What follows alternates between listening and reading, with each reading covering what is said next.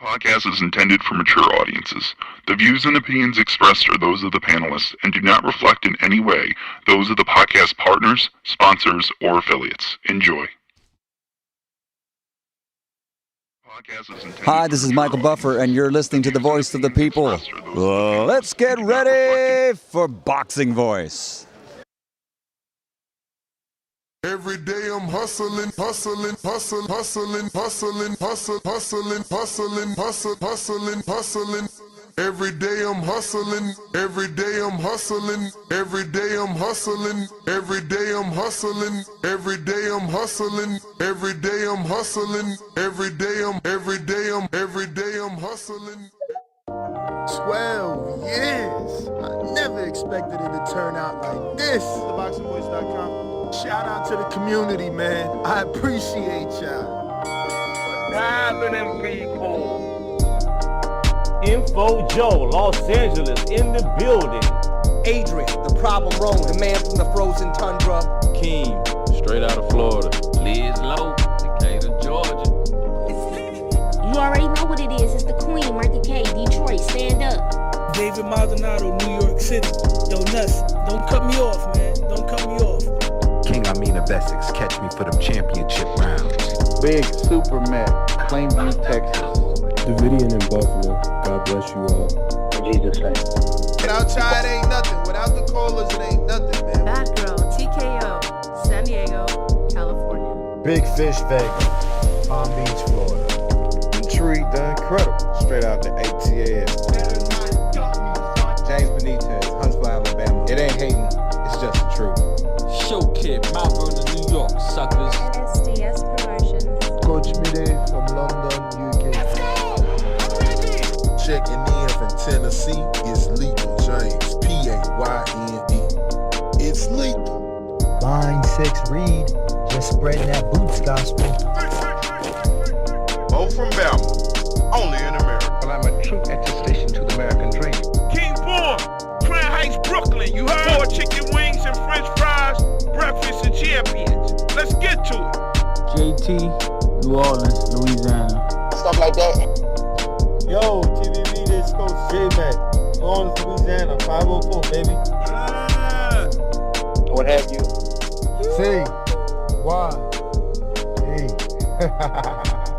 California. Like the video, subscribe to the channel, join YouTube members and Patreon for some.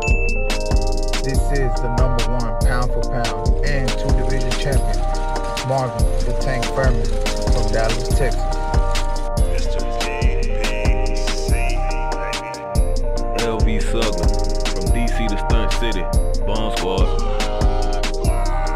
Brandon Maurice, a.k.a. the AJ Trucking, straight out of Cincinnati, baby. Madbat 100, U.S. Virgin Islands. Chickarelli, Hollywood, California. Louis Reyes, Boston, Mass. Yo, drop that SDS shit, This son. message was brought to you by SDS Promotions. The voice of the people, there is no equal. You can add Nestor Gibbs on Skype to be part of the conversation. TheBoxingVoice.com. As I always say, please make sure you push the thumbs up. Share this in every episode of the Boxing Voice podcast. This is TBV for life. If you ain't on Patreon, that's because you're stupid.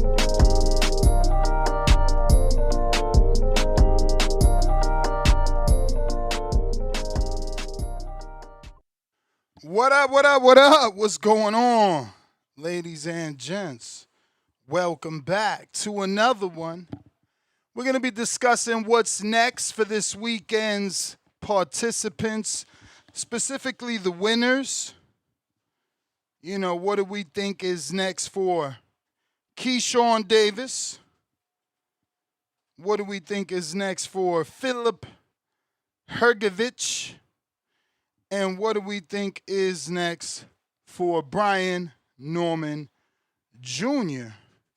So this is what we will be discussing. I'll give you who I would like each of these guys to face next.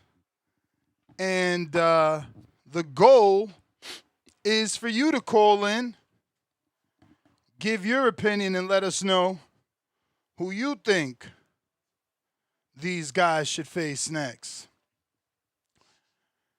Because essentially that's what we do here on Mondays. We recap the weekend on Sundays, come back on Monday, and decide what's next for the winners. This weekend, obviously Keyshawn Davis got the win over Nahir Albright. Brian Norman Jr. put himself back in the knockout winning ways. And Filip Hrgovic got a third round stoppage over David Allen. For Hrgovic, I want what Frank has already teased to us. The Moses Atama fight. That's exactly what I want for Filip Hrgovic. Essentially, I'm serving him up. I don't think he can beat Atama. I seen him hit Dave Allen with everything he had, and Allen sit there and try to be UK version's James Toney. So, I would like to see what happens versus Moses, who is a pretty good puncher, technically very good at what he does. Both are sized pretty evenly. Moses at 6'4". Filip Hrgovic, no little man whatsoever. So I think that's a solid next step for Moses and a necessary cash out for Hrgovic. If he beats Moses, Frank Warren is forced to throw him in a title shot. If he beats Atama, well, then he put the world on notice, and the hype surrounding Atama now becomes the hype of Hrgovic.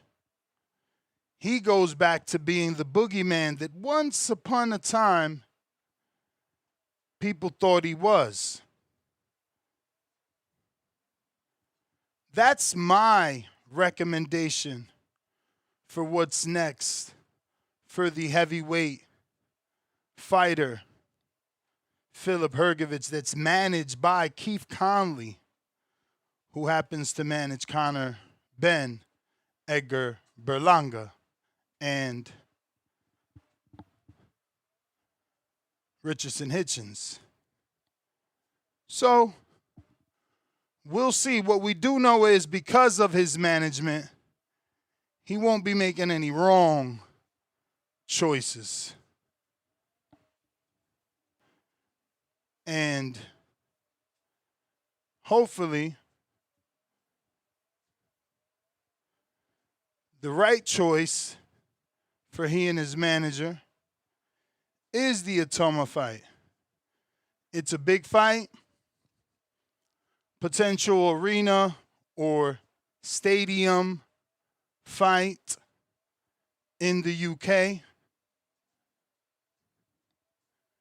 And again, in my opinion, an open invitation at a world title shot if you can get the win. Because Moses, to many, is considered next up. If you derail him, not only do you get his hype, but you probably get the rematch and offers at potentially a title shot with some of these other champions, even if that means a secondary champion like Murat Gaziev, the WBA regular champ. But I like that fight. For Keyshawn, well, we all know what fight we want. The Devin Haney fight. That's the fight. Now, I don't want to rush Keyshawn, but that's the fight that I want. Next. Keyshawn has been talking about Duarte. That could potentially be next for him.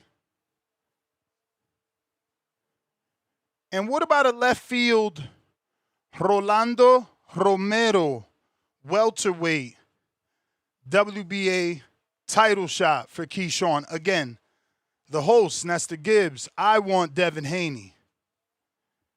But we got to give Keyshawn some options, even though we didn't give Hrgovich any. Just he gets only a Tacoma. Keyshawn, on the other hand, he has options. He can spin the block, per se. If he doesn't fight Devin and decides to seek down that Oscar Duarte fight.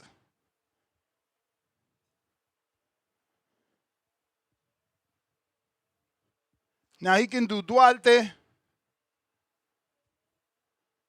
I wouldn't mind it. There's talk of the IBF vacant. Maybe he gets a shot versus Lindolfo. Not what I want. I will watch it. Prefer the Rolly fight.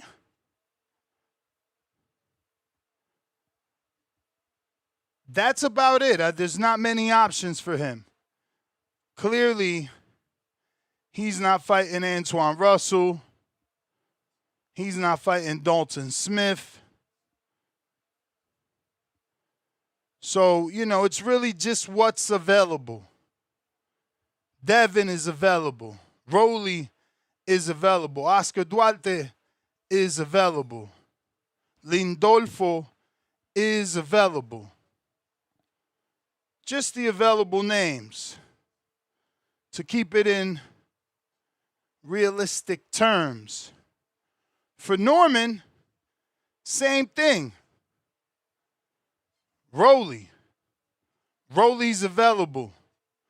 Norman is the number 2 welterweight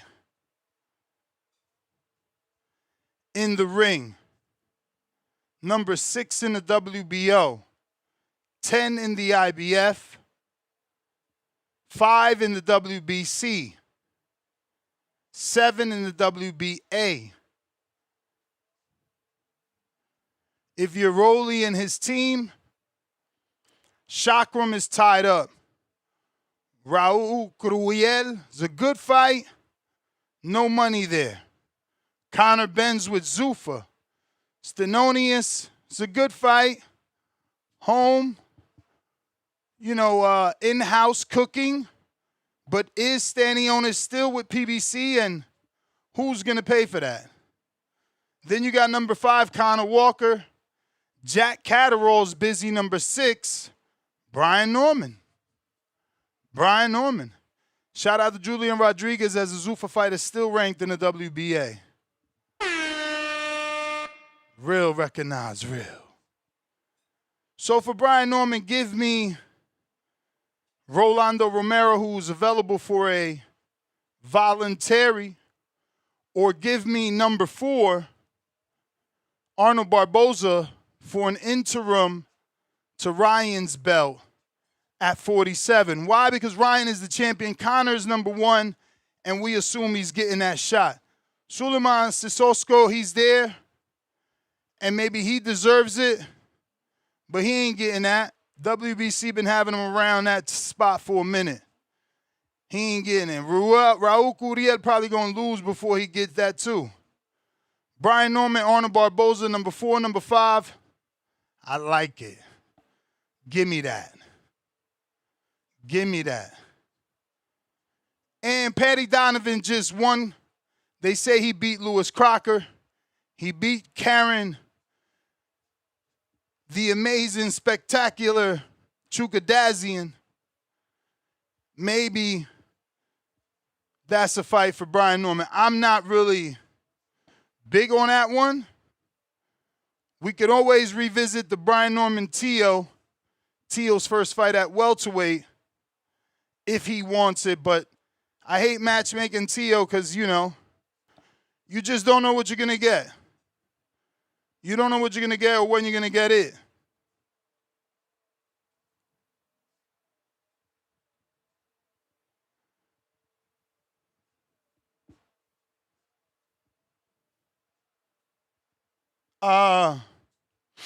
Use my code the Boxing Voice 5 to save 5% if you want to buy the Usyk and Rico Kickboxer pay-per-view.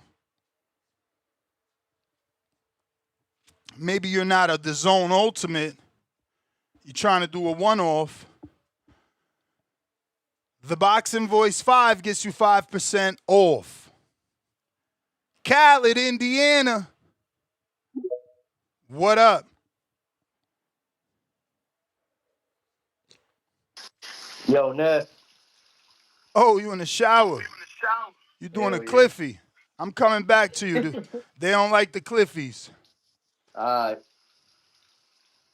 They ain't like the Cliffy, man. Do the Cliffy. Who else doing the Cliffy this week, man? Nah, they need to jump off the Cliffy doing that shit. That shit is very weird on the top of a Monday morning. How is it a coincidence? This is 3 different calls in the last 14 days. I'm disgusted. They RuPauling them. But anyway, everybody need to like the video, subscribe to the channel, join YouTube members and Patreon for something. Hrgovich, they've been saving that dude for the longest. I remember watching his sparring videos with David Hay at 19, and he was actually looking good before he got all of that heavyweight weight. You know, he had some hands and everything, but somewhere in between, his promoters and everybody knew he wasn't about to beat the top dog. So they've been holding him together so he won't be completely obliterated to serve him up. So they might as well feed him Itama. And as far as Keyshawn go, I'm looking at this shit one way and one way only. I feel like him and Brian Norman need to get it on, because with all of the noise within the last 2 fights that Keyshawn was making about Devin Haney, because technically it been like 2 years of him talking shit.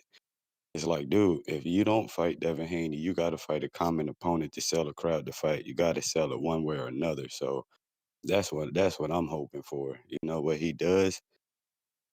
From other people he calling out, I'm not remotely interested, because you can't keep saying a big name and they're getting everybody all happy, and then going and fighting these people that's lesser than by like way like just so much. Like the mile marker of Devin Haney achievement compared to the people he fighting, it's going to be lackluster, and you're going to make people naturally not want to see the fight just because it's like you're blowing smoke.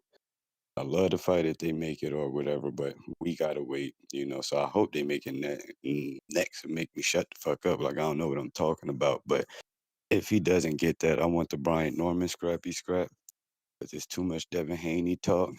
And if he not going to do it, I'm like, this is just clout chasing. So yeah, that's what it is for me or whatever. But I'm gonna sit back and see what these other people say. Everybody that's to bathe themselves, don't fucking raise your hand.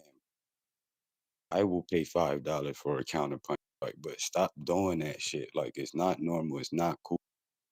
And Nah, you gotta honestly, think, we be having long lines, so they probably like, he ain't gonna get to me. I could keep listening. But you're right, I guess don't raise your hand till you out the shower. Yeah, Ness, I got almost 10 years on this show and not once. You know what I'm saying? So they make it a new 2026 trend that we gotta kill. But that's all I got, man. Shout out to you, yo. Hey, man, until the Cliffy happened, I used to think water meant you from Seattle because of Dom. Shout out to Mr. PBC, but I don't know. Listen, man, bro, I don't get freaked out. Feel me? So, I get it. I used to be a truck driver. You got to hit that truck spot, take a shower. listen to your favorite show. I get it. I just don't get I guess I don't get to raise your hand because you know if I come to you while you in there, all you could do is listen. So, H-Town, what up? Yo, what up, Ness? Can you hear me? You know it. H-Town, baby. Hey, nah, man. We all know what's next. What's Your next? boy said he wanted. Your boy said he wants the ring belt. How do you get the ring belt, Ness? Fighting Norman. But we Let's can't do it. fight Norman right now. That's why he called out Keyshawn. It's good for Norman to go do something. Norman off a Who tune-up needs like Keyshawn? that ain't gonna, you know what I'm saying? That I ain't don't gonna know. do Keyshawn shit. out of here, bro. I don't need no Keyshawn. Keyshawn is a liability, man. Last thing I need is for him slamming Haney and getting disqualified in the 4th round. Yeah, that dude needs to. I don't know, man. Something's going on with him. He acting like Montana Love, but he's talented. I just don't know, man. He can't keep rewarding people doing stupid shit. You know what I'm saying? And Who's doing stupid shit? now him slamming Albright Oh, like yeah, that, bro. yeah. And he slammed him. It wasn't no. Yeah, he kinda, don't got no composure yet. He's still crazy because he's about to be 30. He's still young. Oh, him and Devin are the exact same damn age. He ain't that young. Nah, everybody move different, B. But I don't know, man. I don't want to see him and Devin right now, man. He ain't ready. He ain't ready. I'm not saying he can't knock out Devin or beat Devin, but if Devin frustrates him, he gonna do something stupid and disqualify himself. You know what I mean? Yeah. And Devin could be very frustrated and be in the ring with. So I mean, what's he gonna do? Slam Devin? Devin's a protected fighter, man. They ain't gonna let him slam Devin. He slams Devin, his ass is gonna be out of there, disqualified. And Hrgovich, man, that dude's food for Tacoma, man. Allen looked like he didn't even train. He looked like he just got in there to get the check. And this guy was just swinging away, missing still, and he looked slow as hell. Tacoma gonna wreck that, man. That's gonna be spectacular knockout. And oh hey, all y'all Bumgarner groupies trying to act like she's a small. Oh, there's a bully. Nah, you run your mouth. Consequences. Hey, Clarissa 5'8". Alicia 5'6", and we all know Clarissa could drop pounds if she wanted to. So they could make that fight. Now you got the Bumgarner protection plan. Ness, thanks to Two Tone. You got all these guys protecting Bumgarner, talking about nah, she can't too small, she a bully. Oh nah, poor Bumgarner. Man, these are fighters. Treat them like fighters.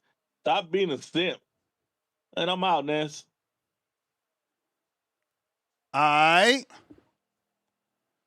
H-Town in the building. Suleiman the Scholar, what up?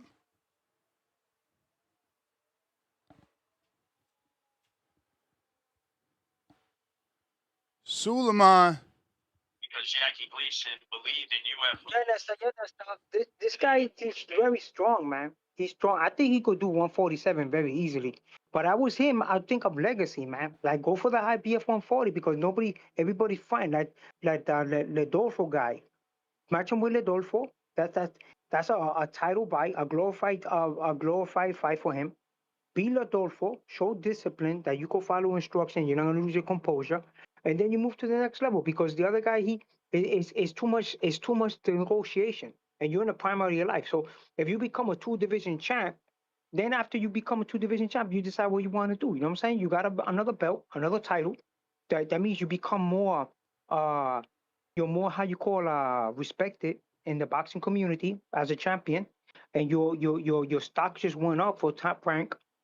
So you got a big another bargaining chip, And then like he's a businessman. He calls himself the businessman, right? So that's the best thing for business. If you can't get the Haney fight right away, then right away you start calling out Haney. As soon as you win that title, start calling out Haney and see if Haney wants to mix it up.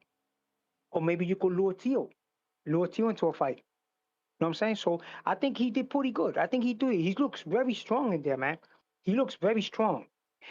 His brother is okay. You know, he needs a little more work, but he looked very strong. You know what I'm saying? And that was a stay busy fight for Hrgovich. I think Hrgovich. I think Moses Tuma. They think like, look, he beat guys that were C and D class fighters, and people was acting like he's a world beater. I mean, Jermaine Frank is not in the same class as a Hrgovich.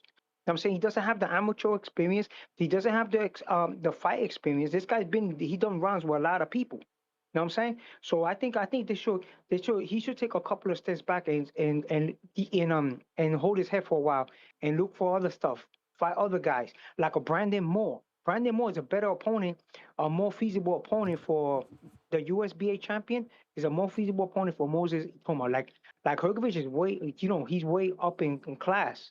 Maybe it could be too what's the rush? You know what I'm saying?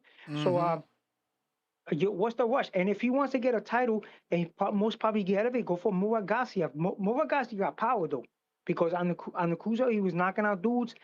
He only got a loss to Otis that guy Wallin, and he got another loss to Usyk. And he's got a champion. Most probably he's going to be elevated. So if I was him, I take the easy route, the WBA, and forget about Hrgovich. Stay away from Hrgovich right now. Is that feasible for him? Now, I don't see how much he's going to get for the fight. He's not going to get a lot of money, and he's too much risk. I don't know about that. I think they'll pay him well for that fight because it's not like everyone is signing up to fight Moses, right? Yeah, but see if he could get into negotiation, get the WBA, and then push for the Usyk fight. And if Usyk don't want to fight him, see if he could get stripped and they elevate him to champion. So he's champion, could defend. He could do a nice training camp as a champion. Like, as a champion, he could do a better training camp, get better sparring partners, everything. And then he could fight a guy like Hrgovich as a champion, you know what I'm saying? And a title defense, because Hrgovich is no joke, you know what I'm saying? And this professional boxing, like, Hrgovich did rounds with a lot of people, you know what I'm saying? So, like, he did rounds, he survived Zhang. He did a lot of rounds. So, even this guy, Dave Allen is no joke, he's no pushover. People think, like, because he put out Dave Allen in 3 rounds, like, David Allen's no pusher. He knocked out Johnny Fisher and took his belt, his regional belt. And he got a couple of regional belts too, Hrgovich. So if I was him, try. Dave Allen is durable, but he's not that much of a test outside of a guy you can't knock out. Okay, he knocked up the Johnny Fisher. Yeah, but Johnny was a prospect. Okay. So what do you think? Okay, well, he's not a prospect because he's been an interim champion. It's true. He's not. I just want like to see like Moses, like stay in his lane a little more. Do much more development. You know what I'm saying? Because look at this guy. Wally went right into a title, got elevated to champion, and now he's trying to get the rematch. And people saying that he's not going to perform better. I think he does much better in the rematch. I don't want them to do the same mistake they did with Wally. You know what I'm saying? Because they put him with Danny DuBois, and Danny DuBois. Like after the knockdowns, the coach is the one that got him that win, man, because he was on the way out, man. If he would have been a little more stationary, Wally would have knocked him out. The thing that he kept throwing the jab, he was using more head movement, moving around more, right? But it was the trainer that got him to win that fight. Because if he would have been more stationary, Wally would have he would have been easy work for Wally. You know what I'm saying? So the experience and the trainer. See, that's why I tell people all the time, you need a world-class trainer. Like Berlanga, he needs a world-class trainer. He hasn't hired a world-class trainer yet. You know what I'm saying? He needs to hire a world-class trainer. Mark Farrat is a world-class trainer. What you saying?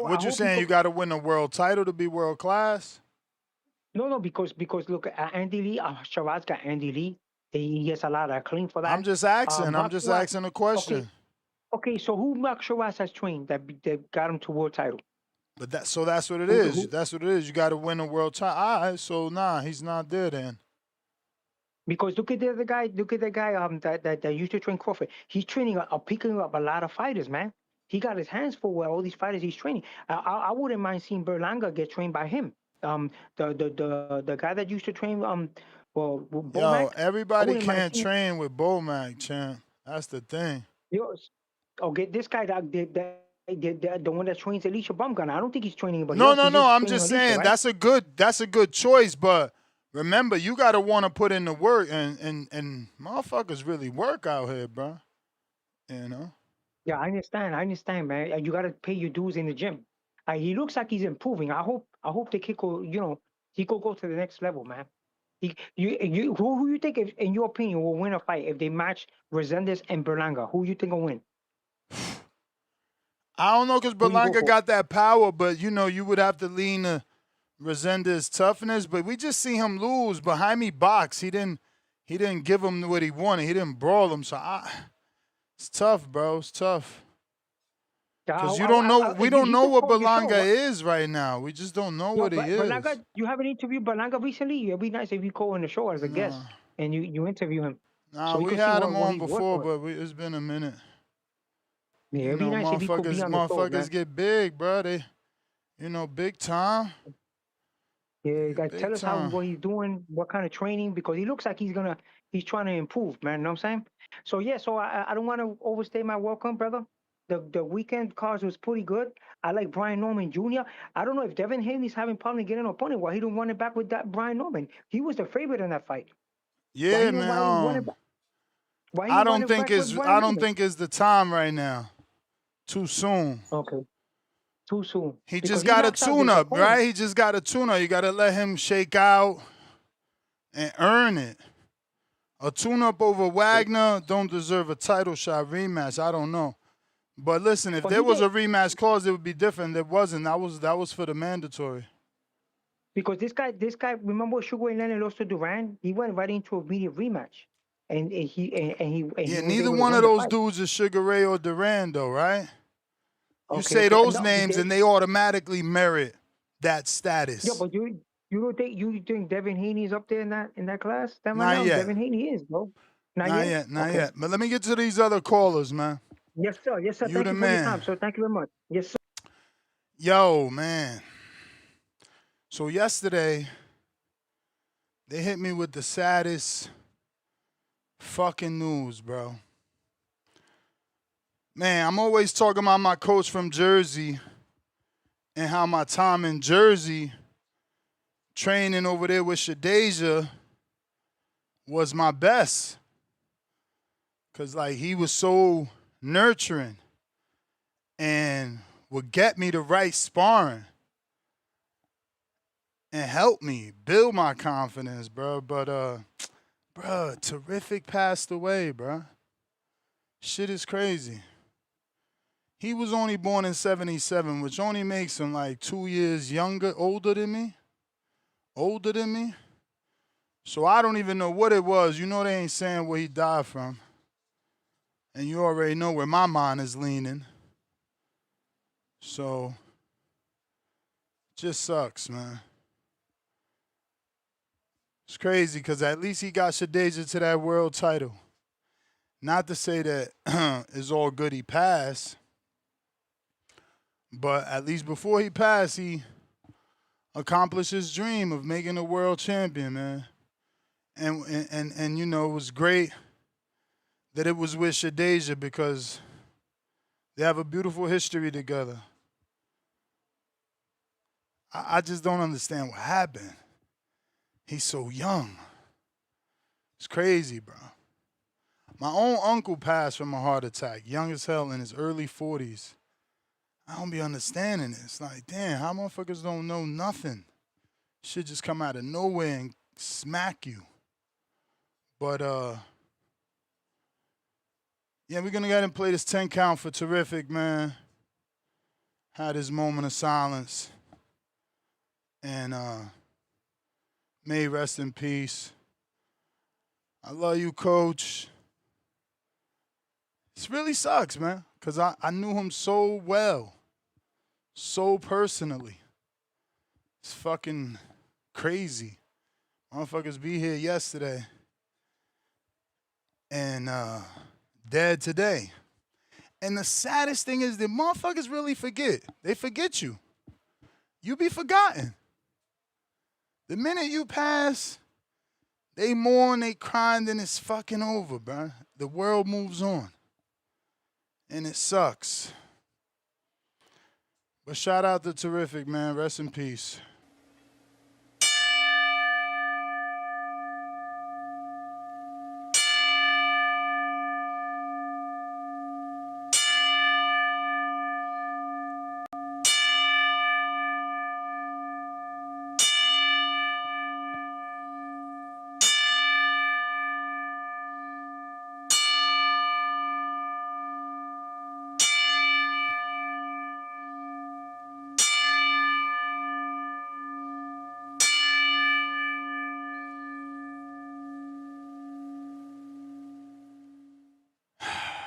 Such a great dude. Fucking life is short, people. Gotta cherish it and appreciate those you love. Vega.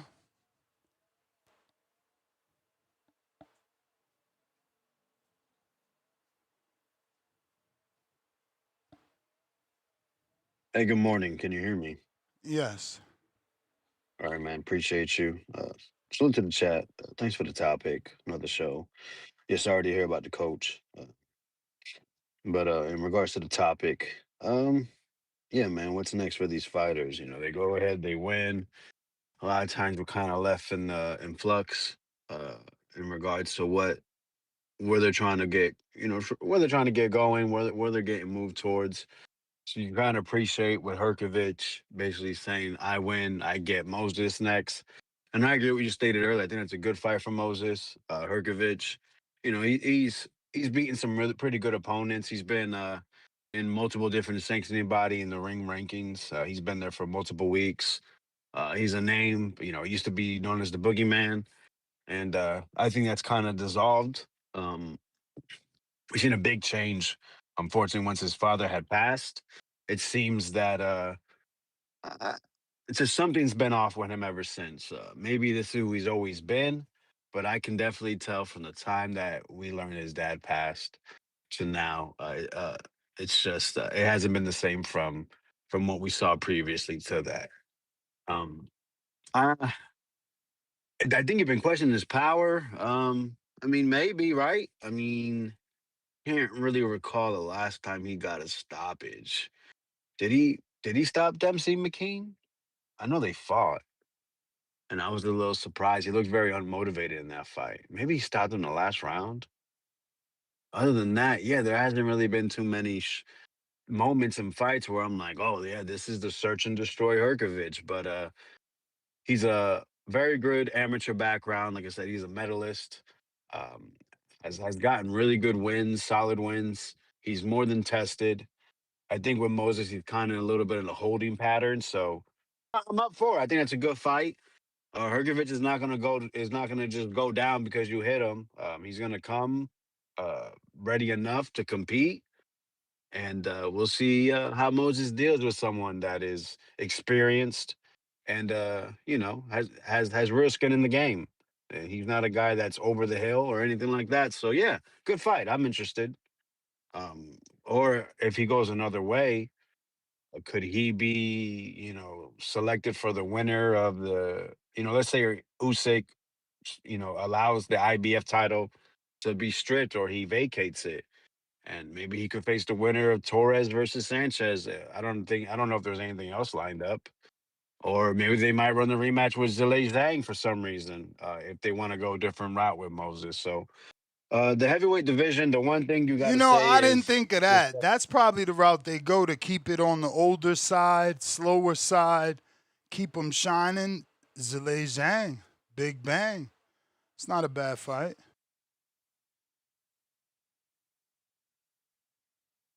Right? What do you think? injury we just don't see. You I said mean, it's what? okay. It's okay. Maybe I was gonna say maybe sorry. Maybe Hrgovich is gonna say, hey, I had an injury in camp. Maybe he doesn't really want the Moses fight. You never know with these guys. You just don't. I don't think he's like that. but maybe they do push him another way. Like, yo, let's get one more in. Let's work on something that I kind of saw in that fight, their last fight. I didn't like it. It's not gonna work. We still need a little more rematch. Who knows? You just never know in this in pro boxing. But I'm totally for the Moses fight. I think that's a good fight. Uh, will he win? Probably not, right? Zhilei Zhang, more of a chance that he win because he's won on the scorecards already. Um, I called in yesterday in regards to Brian Norman. I want him to help us boxing supporters get rid of Kelvin Davis as an A side on main cards. That's my main focus as someone that follows boxing. And it's a great fight for Brian Norman. Get another full camp on the Ronnie Shields, another guy that's taller. You just never know. The fighters are getting built differently these days. They're getting really tall for the Yeah, weight but class. Kelvin is 6'1", 6'2". you Hey man, realize Keyshawn ain't allowing that to happen. Why would hey Keyshawn man, put his brother in there with a former world champ right now?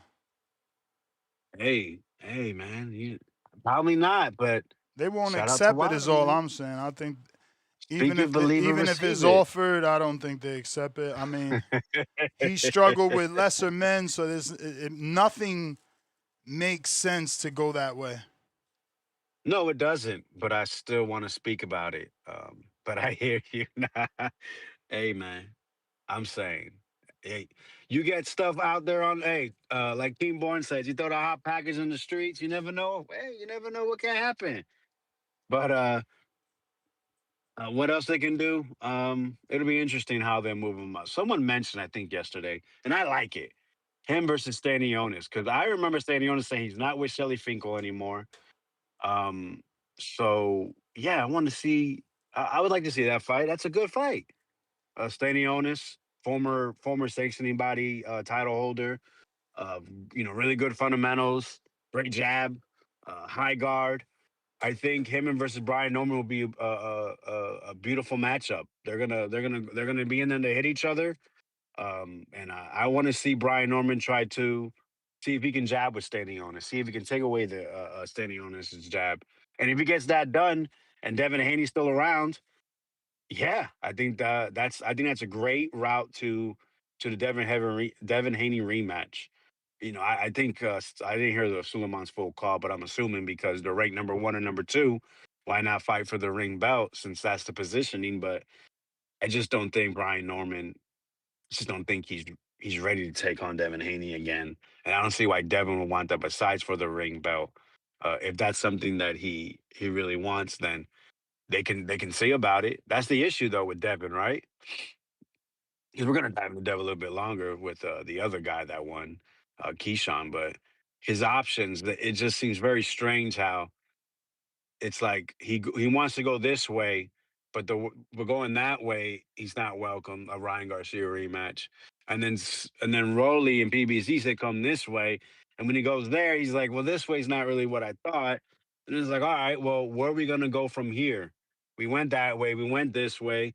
You tried seeing if you go that way. It's no answer, right? Keyshawn says your name down the alley, and then when you go down the alley, it's just an empty voice. So we'll see. We'll see if this time is different when it comes to Keyshawn.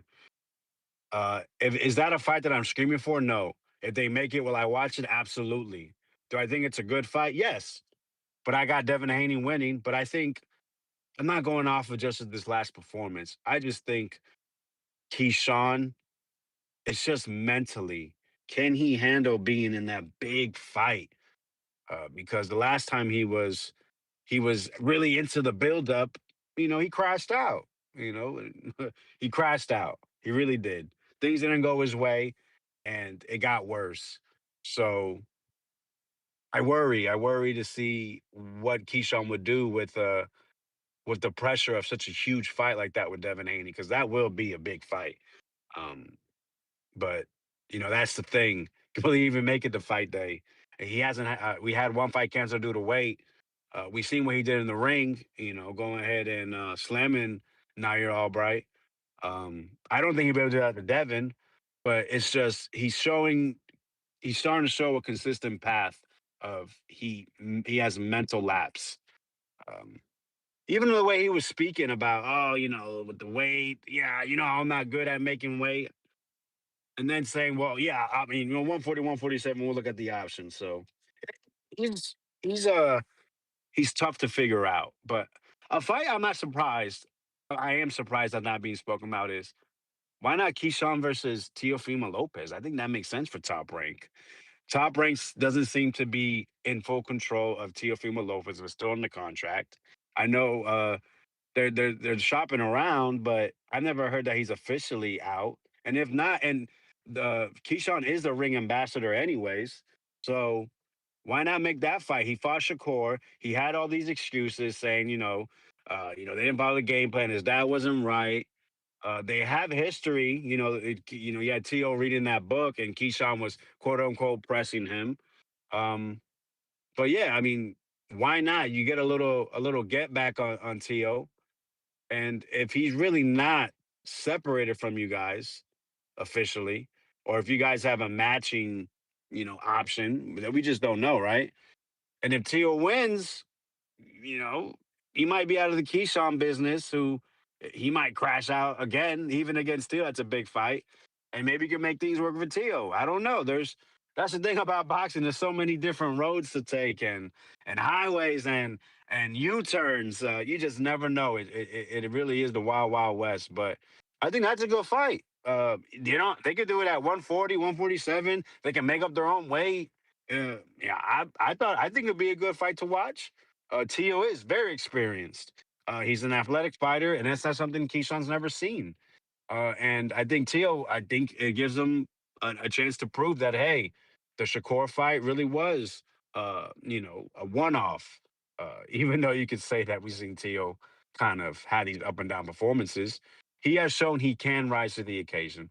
I'm just surprised no one suggested that, but I guess it's because of the Zupa rumors and him being with Keith Connolly. Keith Connolly's kind of pushing all his guys there, but it can be on the ring card still. So yeah, why not that? And why not the Brian Norman Jr. fight? Yeah, why not? They're both, but that's the thing. Top Rank, I'm just confused. I'm just confused on what they're doing with their welterweights. Brad Goodman here saying he's got 3 welterweights, and they're all on different paths. Uh, but again, one fight can change that trajectory. And I love the Duarte fight, mainly because I just love seeing American boxing prove how much better it is than Mexican boxing. Diego Pacheco said it best, man. It's just different here in America compared to Mexico. And it's just true on all levels.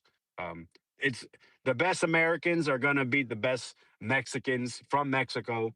I'm going to put a number on it 75% of the time, 80% of the time.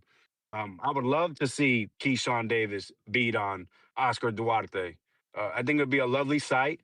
Duarte's going to come to fight, and he's gonna pay the consequences, get stopped by Keyshawn. So that's exciting.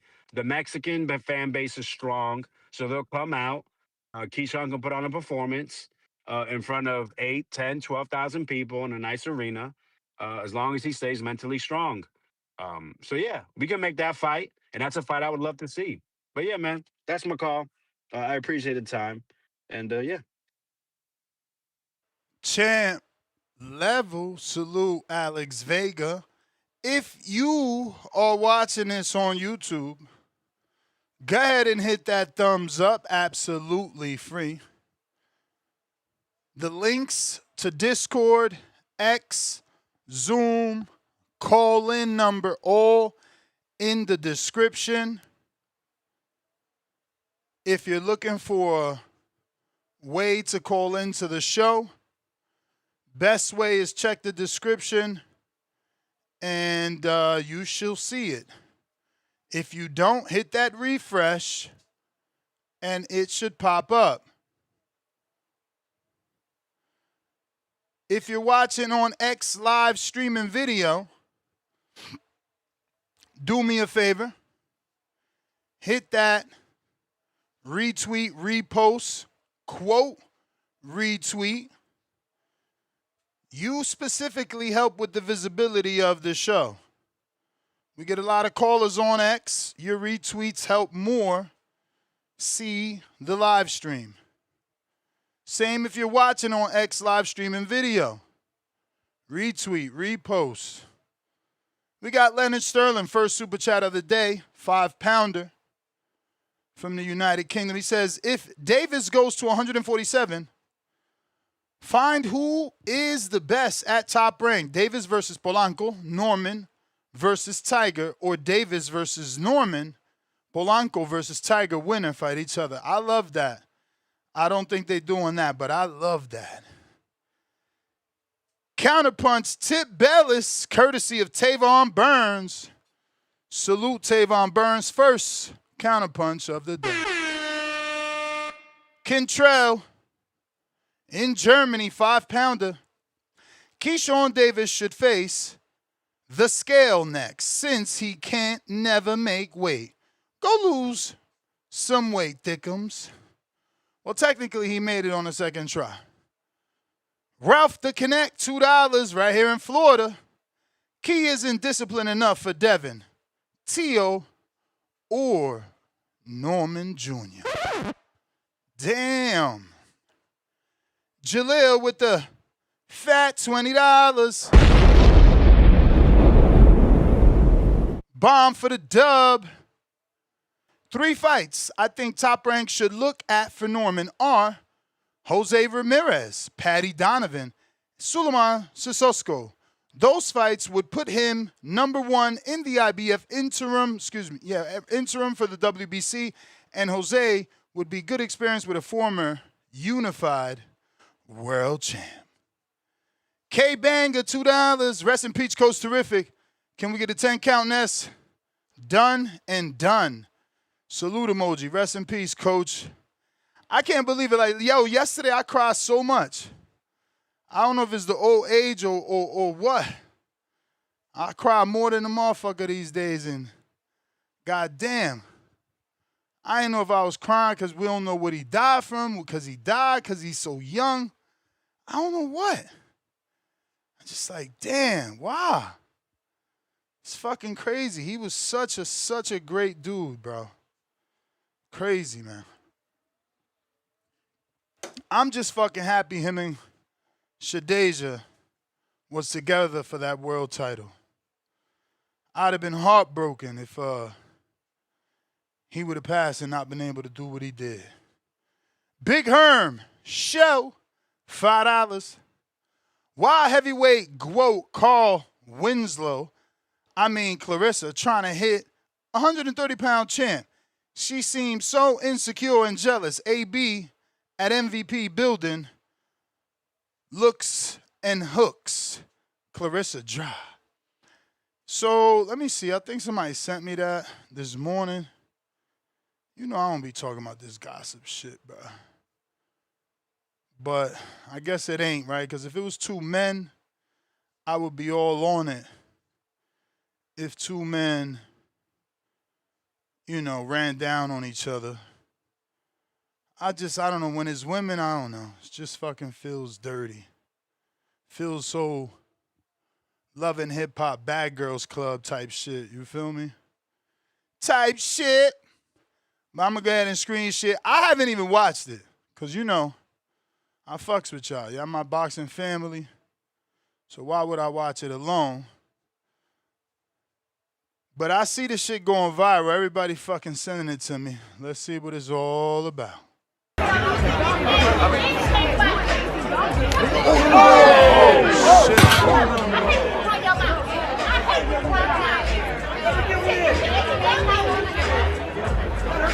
Hey, so where that slap landed, was it an arm slap or did she really get to land that slap on her face? Because we can't see it. It's blocked. It's clearly blocked. But their reactions sound like, look at his lips right there. Let me zoom in. Homie with the dead ass, oh, so he seen it land. Based off the O's, I got to go with maybe she got smacked in the face. But we can't see.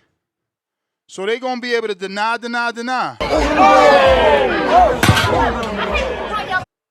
Run your mouth. Run your mouth. Is that Pap right there next to her? That is Pap.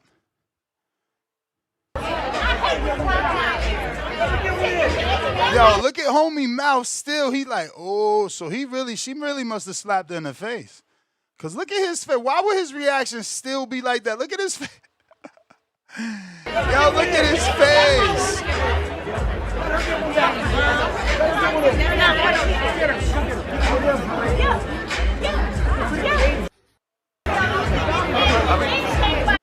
Hey, man, stop popping that shit. This would be happening. Motherfuckers think shit sweet. And I ain't saying Bumgardner. I'm just saying in general, dude. Motherfuckers will say anything in real life, too. Thinking that, like, words don't get you in trouble. There's people out here that do not give a fuck and will pop you right upside your head for the wrong word. And it's 7-1-3. What up? Gotta unmute.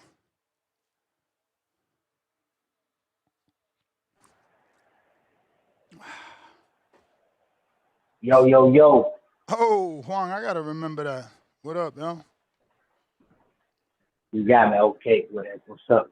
Well, I want to say, you know what, man, shout out to Vega, man. I don't know why he don't be getting callers here, man. He always got a good call. If we can figure out a way to get this guy to have a full-time co-host job, we need to, man, because that boy knows boxing, man. And he get in there and do his thing. So shout out to Vega. But I want to talk about the white Devin Haney, man, because according to Boots, Karen was the baddest world beater around, right? And Dalton Smith just well, that was Dalton Smith. I forget that white woman name. Patty Make Donovan. sure I'm not confused. Patty Donovan. I knew I was getting the wrong name. Dalton Smith, small guy. Yeah, that Patty Donovan, man. Patty Donovan is the white Devin Haney because he just boxed the shit out of a world beater, man. You know what I'm saying? The greatest thing since sliced bread just got outboxed and handled, right? So shout out to Patty Donovan. My bad, baby. You know what I'm saying? And that was horrible, dude. Like, come on, man. I don't. If he told me the sky was blue, I wouldn't believe it. You know what I'm saying? I'd say it's pink and gray or something, man, because that boy full of it. But anyway, I do like this. I did vote for the Duarte because I think that'll be a nice fight, right? But man, I think Keyshawn just needs to go to 147, man. He can't make that weight, you know. And shout out to Nair Albright. Like, you know what? He I think is gonna be like what you call a gatekeeper later, because you're gonna have to go through him.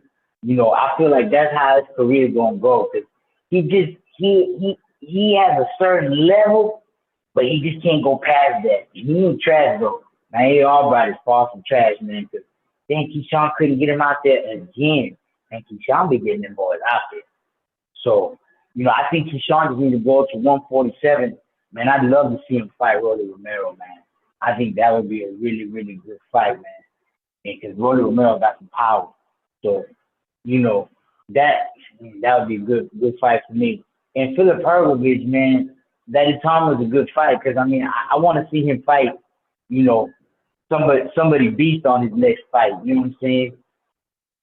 What else? Oh, man, who was that guy that fought Johan Santana?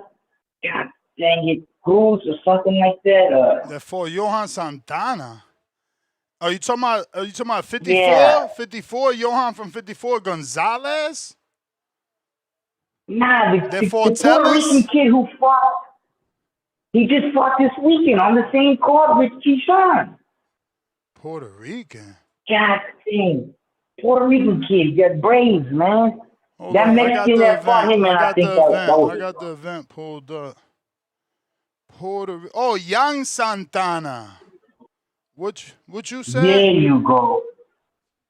Johan, maybe I was wrong. Yeah, that threw me off. Young Santana. He lost, man. Young That shit was Santana. ugly. Yeah. Yeah, and even the crowd booed him. They know who won. Man, they need to bring that guy back. What is his name? Cruz or something like that? But Cristo Cruz or some weird stuff. Yeah. But anyway, yeah, man, they need to bring that guy back, man. And another good fight was Pete Dobson did his thing, man. Pete Dobson did his thing. So I want to see him again. I hate that he said that if he loses this fight to Keyshawn brother, he's done, right? that he shouldn't lose. But man, one card had it him winning by a landslide. Well, one judge had him winning by a landslide. Another judge had Keyshawn brother winning by a landslide. That was crazy, man. So I want to see Pete Dobson again, man. He showed some real grit in that fight, man. I like what he was doing. I like to see him again, man. And shout out to Pete Dobson. But yeah, man, they robbed that one battle, man. I didn't like that. And what was that other? What was another fight? Is it Johan? What was the other one? Damn, man, I'm brain farting, man. But anyway, yeah, man. Good week in the boxing. What do you think Patty Donovan got coming up next, man, at 47? Shit, he with Eddie, bro. Who knows, bro? He with Eddie. Okay. Yeah, I'd like to see Patty Donovan, man. He looks real nice. Look at Josh Kelly. Let me just say that to you and everybody listening so they don't be like, oh, why he dismissed him, right? Think about Josh Kelly. He won the biggest fight of his career. Late bloomer. Biggest fight.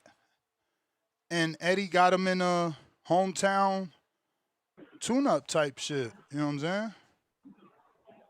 Yeah, they like to be careful with their fighters over there. Yeah, oh, that's the one this is what I wanted to talk about, man. Man, that was horrible, that Brian Norman Jr. fight, man. That white boy from Canada, man, come on, man. What did he do, break his shoulder bone and go out of socket or something? I don't know, man, because that didn't look real, man. That looked fake. He just went in there for the payday after he did all that woofing at the weigh-in and the press conference, man. Boy, you better not ever come to the boxing boy to do an interview, because, man, I'm gonna pay you. I'm gonna send this. Matter of fact, I hope you have them, so I can send you a $50 for a long-ass question. You know, where you do the questions for the caller, and where we can ask them some real questions. Like, man, that was sad, man. That was sad. And you know what, Suleiman, I didn't agree with that, what he said about him and Devin Haney. Tell you why. The only way Brian Norman deserves a shot at Devin Haney again is if he come up in the rankings where it's like a sanctioned body is forcing them to the fight. Like, nah, man, that's your mandatory. You got to earn that. You know what I'm saying? Because Dev got dead on his behind, man. So, nah, I just don't be just dry giving him something like, you know, he deserves it, especially after fighting that clown. Man, you know what, Chad?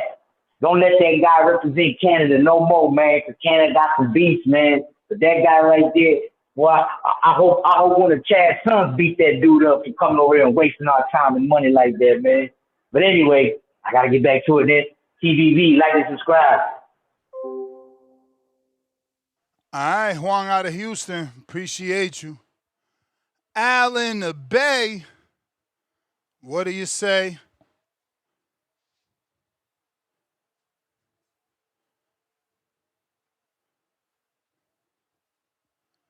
Al in the Bay.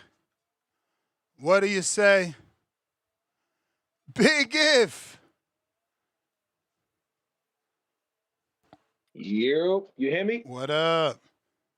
Yo, salute, man. Salute, Ness, man. Top of the morning to you, man. RIP the guy, terrific, man. RIP son, man. Biggest killers of Hispanic and black men is hypertension, man. So we got to take care of ourselves. And it's happening mad young, too. It's happening dumb young, son. So we got to definitely take care of ourselves, man. I remember AB. Hopefully, Shadaza is good, man, because I saw a clip with, I don't know if you familiar with AB, Adrian Broner, man. He's going viral with a kid called Ding the Great. And AB was talking about how when he lost his coach Mike at 6, who had him since he was 6, that when he lost the coach Mike, that's when he spiraled out of control and he couldn't really, he started losing Yeah, I seen something similar to that, like another video that said, oh, AB tells Dean he only used to listen to his coach. But, bro, I lived through AB's career, bro. Mike Stafford couldn't keep him in line, and he left Mike and was training with Barry and even with Kevin. Like, he was always a hothead. So, yeah, Mike was always in the corner, but Mike would send him. Like, all right, leave Ohio, man. Go over there to D.C. with Barry. Let's go over there, whole camp over there. Now Barry's kind of the lead. Barry's the lead even in the fight. I lived through his career. That shit ain't go down like that.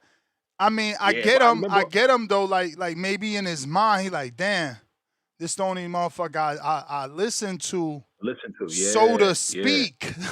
You know what I mean? Like, in theory, I listened to him, but Broner was still doing what the fuck he wanted. If he'd have really listened to Mike Stafford, he'd have truly been the next Floyd. He'd have kept his weight discipline and never moved out of 35. He'd have finished his career at 40, 47, way older. Not at the time that he moved to 47 with killers. He would have moved up strategically. Like, he, you know, 35 was where he could have been an animal. Nah, that's a fact. That's a fact. I remember that time too. I remember on Barry too.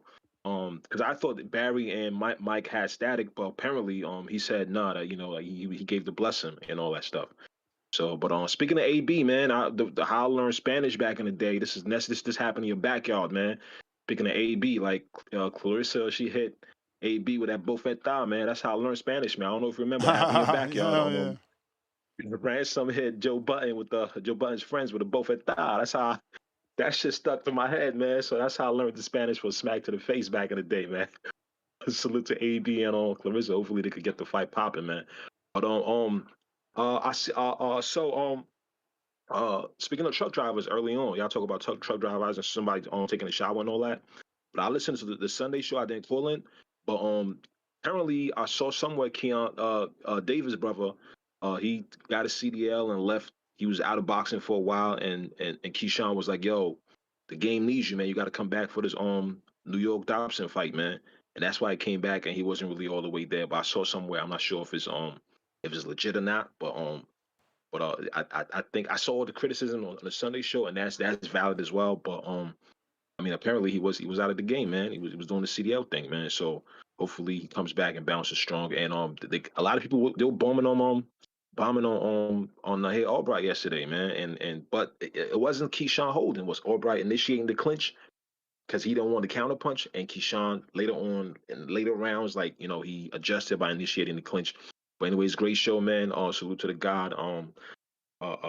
Terrific, and I'm out, man. Peace. All right. Yeah, man. Coach, man. Shit crazy. Phone lines. All the methods to call in are in the description. Sean in the UK. What up?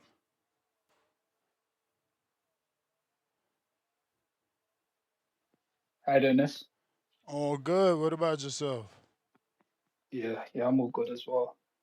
I don't think that was a smart move for Clarissa to slap Alicia in that environment, because let's not forget that's the MVP promotion. So I think they'll probably ban her next time unless she signs over to them. And it's like, yeah, I know Netflix is part of the establishment as well, but that's Nikisha and Jake Paul's thing, and you're kind of like a guest as well, and this is our fighters, but yeah, I never get excited by those type of activities, but I just think they might tell her not to come to the next event. What do you think? Or do you think they'll just put it down to promotion? I mean, I'm sure they're gonna not let her in the next event, but all publicity is good publicity. Yeah, because she likes to turn up. And yeah, so with Moses and the Tacoma, Moses and Hrgovich, we still haven't seen Moses like get punched fully on the chin, so that's why it's a good test. And Hrgovich has got a good right hand. He throws it straight. He loops it. He's got a good right hand, and you know that Moses is a southpaw, so that's a good punch against Moses' style.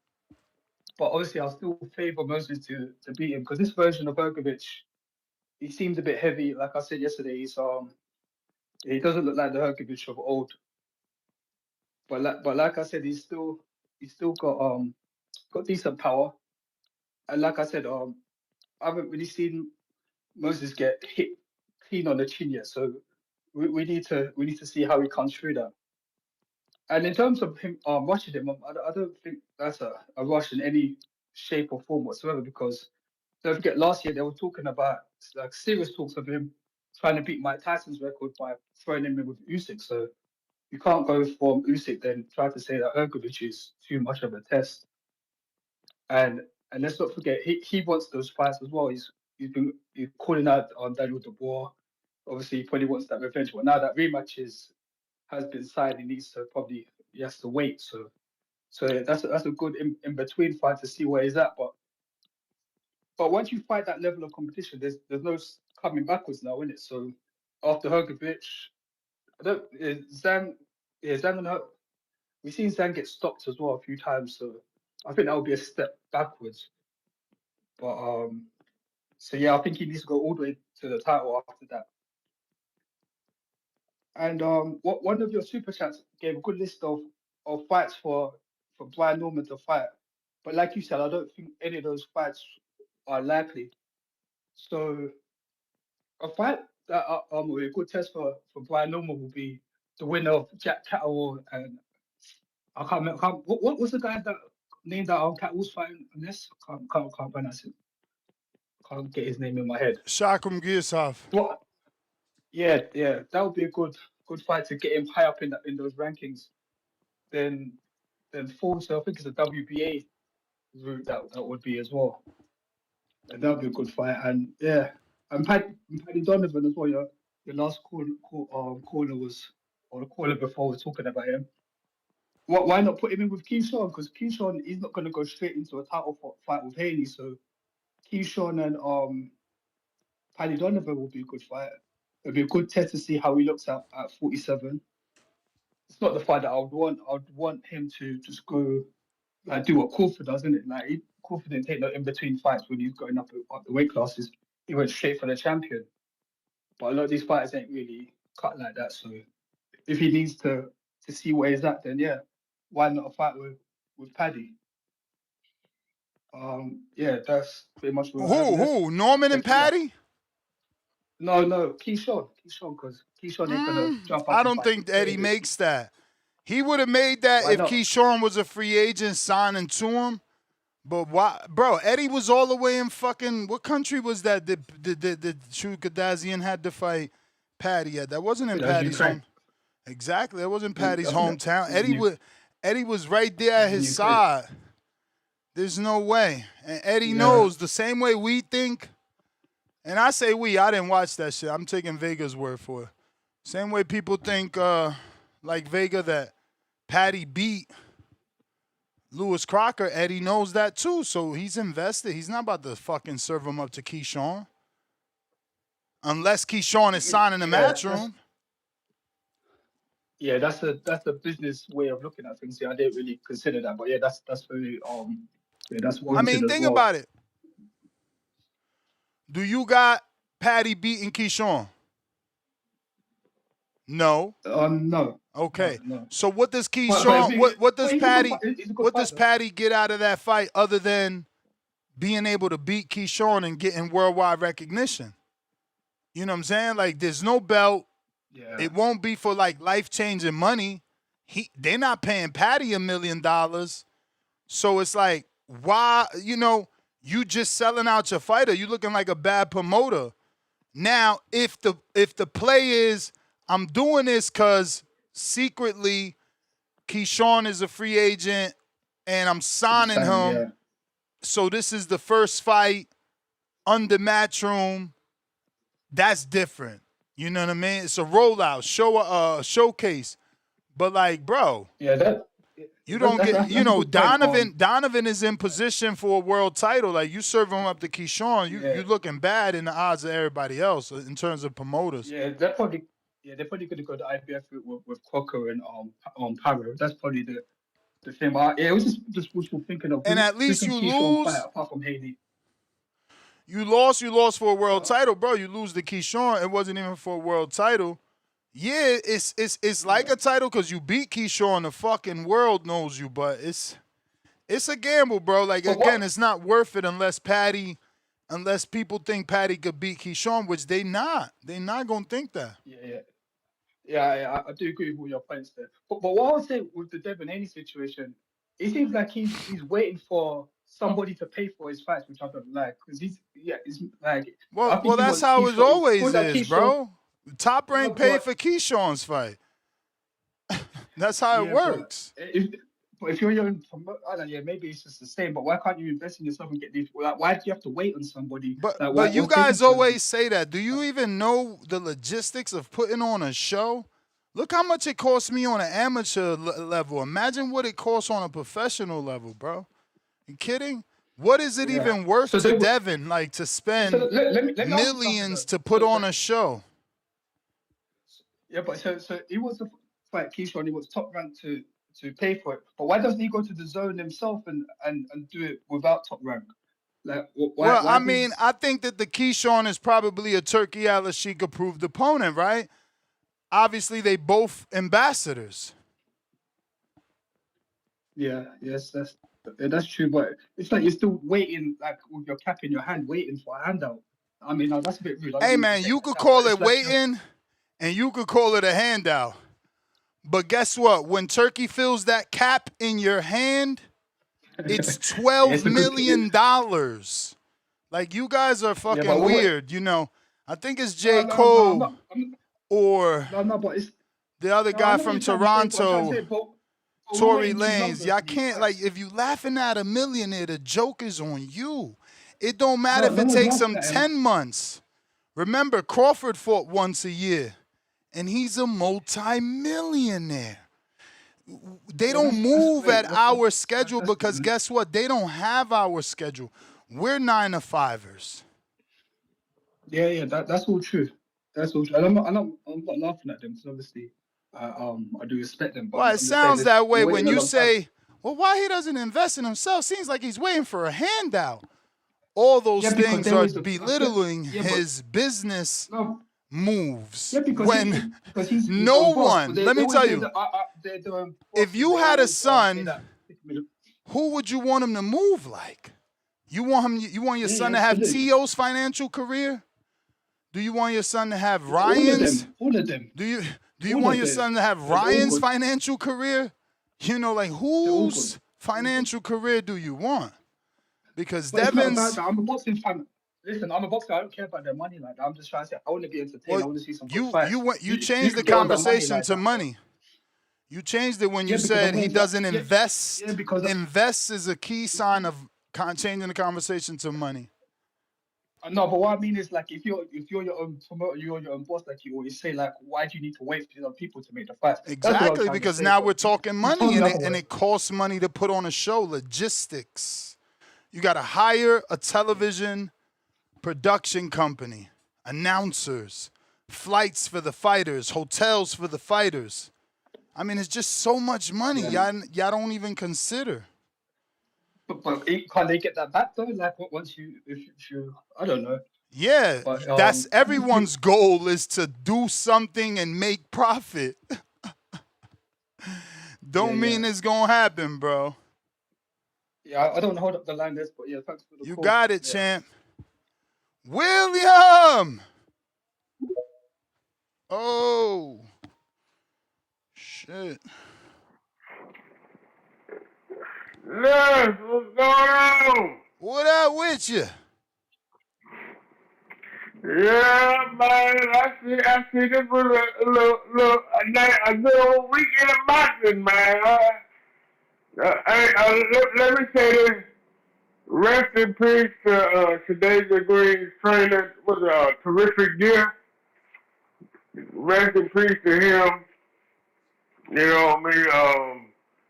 They said, well, he died from what, hypertension?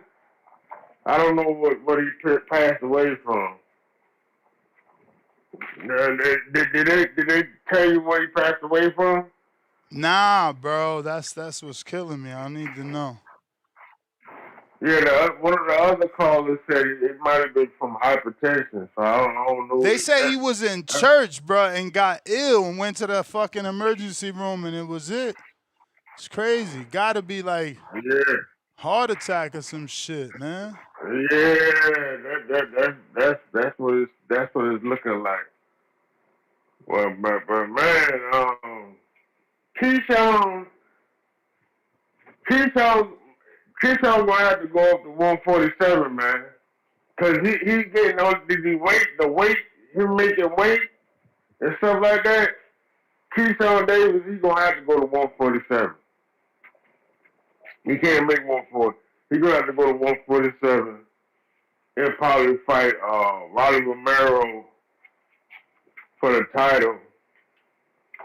That'll actually be an action-packed fight. Yeah, I said that too. I like that fight. Yeah, that'll be an action-packed fight because you got two guys who come forward and at the punch.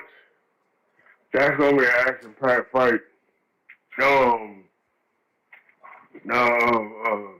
Brian Norman Jr. I think he should stay at 147. And get another title shot. I think he deserves another title shot. People try to write him off because he lost to Devin Haney. I hate it when you get one loss and then they write you off like that. I can't stand that bull crap. That's that new generation boxing shit. You know it. Back in the day, they never used to be like that. You know what I'm saying? And what's his name? Filip Hrgovic. Hrgovich. Hrgovich. I call him I say Hrgovich. I can't pronounce his last name. But Hrgovich. I mean, you know what? If he say that he believes he can beat Moses Tacoma, go ahead and give him the fight then. You know what I mean? He did what he's supposed to do contractually. Contractually. Who? Philip. But if if he win this fight, then he might get the Moses. Yeah, I mean, he got a third round knockout. You ain't like that. Damn, he stopped the man. Third round. Yeah, so he probably get the Moses fight. He probably get the Moses fight next. If he wants that fight. Unless he want another tune-up. Yeah, that's what we got to see. Does he really want it, man? Because post-fight, he hit us with I got to talk to my manager, but I never scared of anyone. Never scared. Oh, God, that's that bullshit. That's that bullshit.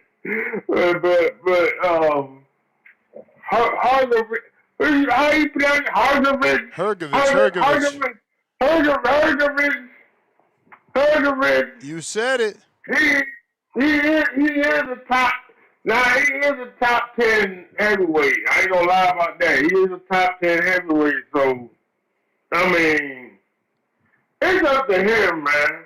It's up to him if he want to fight Moses on the 8th of August, because that's the next fight that Moses Tacoma. That's what Frank Warren said about Moses Tacoma, that he wanted his next fight to be on August the 8th of August. So I mean, that's up to him, man. And what else? Hey, dog, on some real shit. Devin Haney, dog. He need to fight somebody, dog. He gotta stay busy. I don't like when he go these long periods without a fight. That rush is gonna kick in, bro. And he ain't no young chicken spring like he used to be from before. He gotta fight somebody. He gotta fight somebody. I don't know who he's gonna fight, but he gotta fight somebody, bro. You know what I'm saying? I heard that he was in talks with Zuffa. But he gotta fight somebody, bro. He can't go a whole year. He called out Keyshawn after Keyshawn won. He said, "Debo coming, Keyshawn." Yeah. But then get that. Then go ahead and get that smoke, cause you can't, dog. You can't. Ness, I don't know if you noticed this. it's not good for a pro boxer to go a whole year without fighting. That rush is gonna kick in, Crawford bro. do it all the time. Crawford do it all the time. Yeah, I got Crawford's situation was different because he was moving up in the weight class. Nah. I got you. Don't try to change it. Talking about he always fought once a year. That's how he do. Yeah, but I don't know, man. I don't. Devin got it. I think Devin got to fight. He got to fight to get that rest up. But hey, I don't want to hold up the callers. I don't want to hold the callers up or anything like that. I got some more. But Devin, Bill Haney, we need that interview on Boxing Voice, man. Bill Haney need to come on, man, and give us the scoop. Let me get 3 Bill Haney's, Will. Let me get 3. Bill Haney. Let's go. JP. What up, JP? Talk to me. Vegas. Good morning, you hear me? JP, I see you posting big ass calves, man. Still walking or you quit already? No, I'm still getting about 13 a day. Nice. Sometimes more, sometimes a little less. Working though, man. It's working. I'm in the 260s. I ain't seen that in a long time, so it's working. Gotta lock that diet in. For sure. But look though, bro, I'm calling to complain as usual. You know, I've gone from a middle 30-year-old in my mid 30s to my mid 40s here on this show. And I notice as the older I get, the less I'm willing to accept from boxing as far as bullshit goes. One of the things is, I feel like Turkey and Zuffa, they sent out a memo to the boxing world and said, you motherfuckers better start beating up shit. This is entertainment also, by the way. And a few times now, I want to say it was maybe one of Dev's fights, possibly one of Shakur's. But one thing I definitely noticed in the corner of Keyshawn Davis was his corner telling him, pull back, just jab. You already got the fight in the bag. And I think that is fundamentally a problem. The margin that Keyshawn was better than Albright was considerable. That said, when you are that much better than a fighter, dog, step on his ass. I ain't saying you got to get the knockout, but put fucking hands on him because he was that much better than Albright. And by all means, 30 seconds more, he would have gotten him out of there. But my thing is, if the corner hadn't have been telling him, pull back, we would have gotten a knockout. And these guys got to understand, bruh, this is entertainment. Don't nobody want to see that shit no more. I don't know if they think that's the green print, but it's not.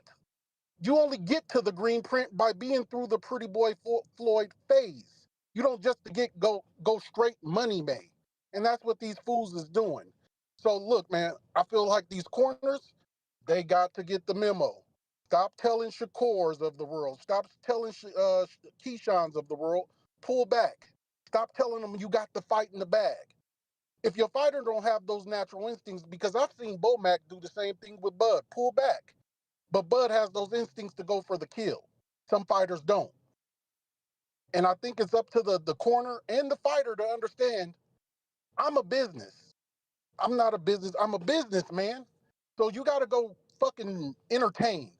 And so that's what really kind of pissed me off about that Keyshawn fight over the weekend.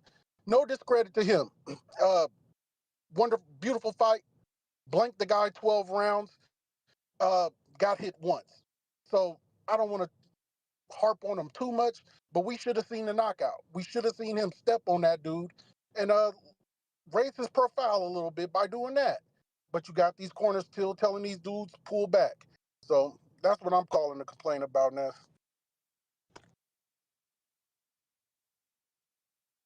All right, champ. Appreciate you. Khaled. Hey, man, that's what it's for, man. You call in, celebrate when you got the pick right. Hey, yo, Ness. What up? Let me check you out the Bluetooth. Yeah. Yo, we good? Straight. I bet. First, let me comment on the weekend before I get to what I want to see next. Hrgovich got him out of there. You know what I'm saying? He looked good. Beat on Dave Allen. Dave Allen looked kind of washed and shot. His legs looked a little done in there and shit like that, but he got him a little check.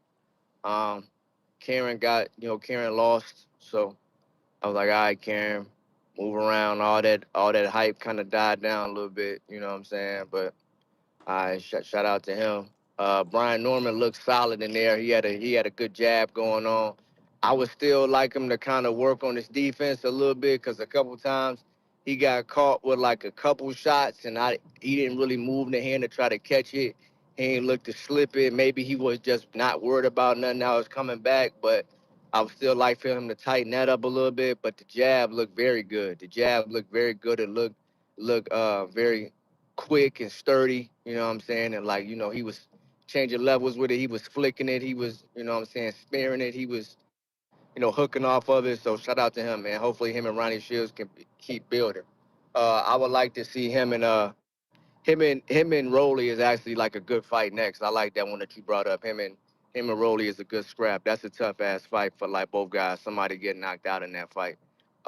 Then I wouldn't mind the Keyshawn Davis fight as far as for Brian Norman. Like Brian Norman beat a Rolly or he beat a Keyshawn that like put him in, line for like a rematch with Dev. You know what I'm saying? As far as Keyshawn Davis is concerned, I think it was things about that fight with him that I liked and didn't like. Like I liked his jab. I like how he was up and down with it. I thought that he countered well in spots and things like that. Like he was very sharp in there. He showed good speed and things like that. It's just the things I didn't like. So that was good. But the part I didn't like, man, I mean, some of these guys, they don't be wanting to, like, they just kind of clinch their way out of getting some of that inside work. You know what I'm saying? We ain't got to clinch all the time. Sometimes you can tie up for sure to, like, like break a guy's rhythm. But sometimes, you know what I'm saying, we got to work in there, like in these different ranges and just have some fundamental defense for that range and then, like, work on the inside. We ain't got to just clinch up and tie up all the time. Same thing with Albright. Albright was doing that shit too. But I sent Albright the DM of, like, that Mike Callum. Like I sent him that fight. I was like, bro, if you fight like Mike McCollum, man, you ain't gonna lose no more fights. Long range guy, you gotta have that jab a little sharper out there. And he hit me back and said thank you. You know what I'm saying? Hopefully he like heed the words. You know what I'm saying? But Albright looked a little flat in there and all that. But but he could still be a good pro. Still have some decent little scraps for him and all that.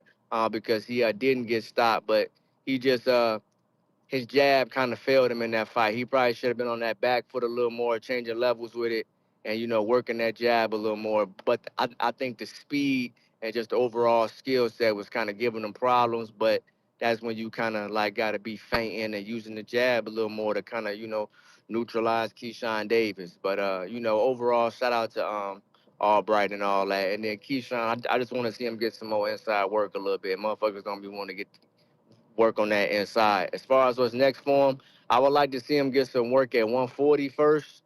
You know what I'm saying? Fight some Dalton Smith work. Uh, even though I'm not screaming for that IBF fight, you know what I'm saying? He already got trouble making weight. You know what I'm saying? You want to at least fight have a belt at the weight class so you can kind of go to 147 with some leverage and shit like that.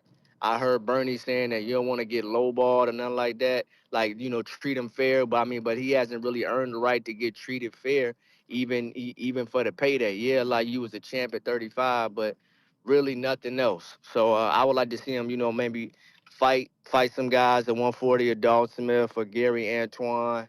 You know what I'm saying? A Puello. He should really fight Puello before he even get up there fucking with Devin Haney because he probably need another boxer on his resume. You know what I'm saying? I wouldn't if he fight Devin Haney now, he not the favorite. You know what I'm saying? He probably loses to Devin Haney because, you know what I'm saying, motherfuckers think it's something when they get up in there, then he get in there and box your ears off and it's just something different. Like, I respect the silver medal. I respect the guys that he used to be around and things like that because he be with Shakur, but he kind of got a different group of guys now. He ain't with Bomac and them no more. And they kind of had him doing some different shit. So, You know what I'm saying? So I don't know. Like, maybe not yet for that Devin Haney. If it happened, I'll watch it. It'd be cool.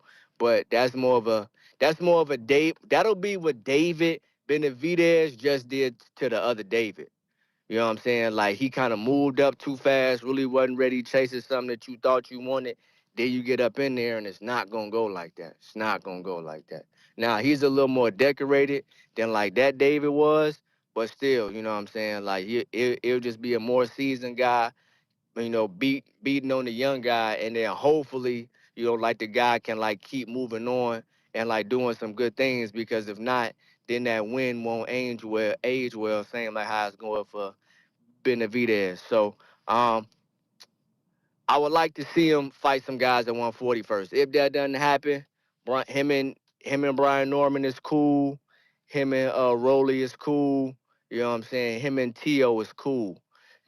At 47, if you just gotta move up. But guys be talking that belts not important, shit like that. Nah, belts, that's cap, bro. Niggas gotta stop saying that shit, man. I understand that it's some there's some scamming going on with the sanctioning fees, but that's a part of the business of boxing. That's just the country we live in. America equals scam. America equals not treated fairly. So it's just one of those type of things. But once you have that belt, there's a certain level of status come with it, legacy, and your pay automatically goes up and things like that. So, you know what I'm saying? You haven't gotten to that point where you can just dismiss the title and all that. I understand the fees, but that's just the cost of doing business. So, Keyshawn, I'd like to see you get some work at 140. Work on that inside work. Brian Norman, shout out to you. I want to see you fight Rolly. Want to see you fight that fight next, or have another tune-up from like a decent guy, but I don't really know who else is decent for you like that. So probably go straight into Rolly. That'll be a good fight. And Keyshawn, chill off that Devin Haney work right now. You know what I'm saying? Not yet. You know what I'm saying? Not yet. Devin Haney is a lot to deal with. You know what I'm saying? Like, that's a lot. You think you know what you got going on up in there. Then they just get to getting funny and shit like that. And just, it's you just quickly neutralized and you didn't even know it yet. So, all right, Ness, that's my call, bro. Appreciate you.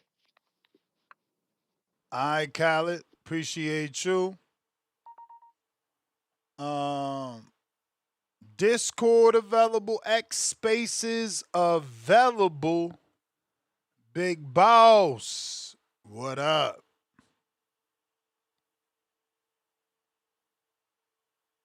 Hey, I'm over here laughing right now. I'm listening to listening to JP call. He talking about they were telling him to pull back and all that, and he was like, that's what we don't like. He was like, you got to win, you get it. Because I remember you had a topic. You always say Keith Thurman phrase, it's a race to seven. I Yep. remember it was like a few months ago, and they was talking to Robert Garcia about that. He was like, Robert, how you feel if they implement live scoring in the fight? He was like, I fucking love it. He was like, if we get around seven and this 7-0, he like, fuck it, bam, run. He was like, I ain't telling them to take no risk. He was like, cause shit, that's the MO. Shit, you get in and you get out with the win. He was like, the hell with what the fans say. So I was laughing hearing JP saying that, but I don't know, cause I had tweeted, man. I said I was curious. So I said I wanted to see what the stats and stuff was. I get it. I know it is CompuBox, so you got to take a little deeper dive. But man, CompuBox shit. And I was watching that one live, and it was different. I ain't seen it in person. I did see it in person versus like when you go online and watch the highlights. I think CompuBox said Keyshawn landed 40% of his punches, and Wu only had one single round where he landed at least 9 punches, and that was the highest he landed on Keyshawn. So Nah, I get Wu was it. flat this weekend. That shit was weird. He ain't really throw You know what's punches. crazy? How you said that right now? So I said I wonder if the turnaround got both of them. Because remember when everybody kept calling in and you kept saying you like y'all got to realize January 31st is really February 1st because they fighting on the East Coast. It's essentially like midnight. Remember everybody kept saying why Shakur ain't came back yet. So I said that too with Keyshawn, but also who remember he just fought February. Now he was supposed to have a tune-up in May, like another 2 weeks away from now, like May 20th or something. I remember, I think you actually said it on your show. So I'm like, even though Wu said he make that weight real quick, I think that turnaround might have got him too, because he definitely looked it flat. And then Keyshawn in that first round, he came out kind of hot. He threw like a quick little 4 or 5 punch combo. So I know Wu probably like, oh shit. Like, you're like, let me take a step back and then get it together. But, I'm like, it don't matter if you can make that weight. I think them turnarounds, they do catch you a lot. Even with Dalton Smith, how he was supposed to fight Cuello, but he got hurt. I said a lot of them fighters, when they try to make them turnarounds and they say no, I said, see, that's why I understand why. You know, I'm like, even with Devin, I'm like, see, because Devin, he probably knows. Benavidez, remember you were just talking about it last week. Benavidez said he need, what he said, he need 5 months to make weight. It is what it is. He know his body. Man said I have to start cutting right now. We was to fight in what he said November or something to get down to 75. Like shit, he know his body. And then like you said, even with Bud, you know, Bud said for Canelo, Bud had a fucking 9-month camp or something. Shakur said for Tio, he had a 5-month camp. Like it is what it is. If they know their bodies, you know, I'm like I can't trip on them. Because with Xander said this was always my date, you know, June 27th. And Boots was like, no, we supposed to fight on this. And Xander like, no, I don't. That's what they told you. But it's because Xander, he said he pushed it back. Because he just fought January 31st. He said he told him straight up, shit, he couldn't have made that way. He had to push it back. Because I even asked Keyshawn that. I said, bro, why you ain't just push it back?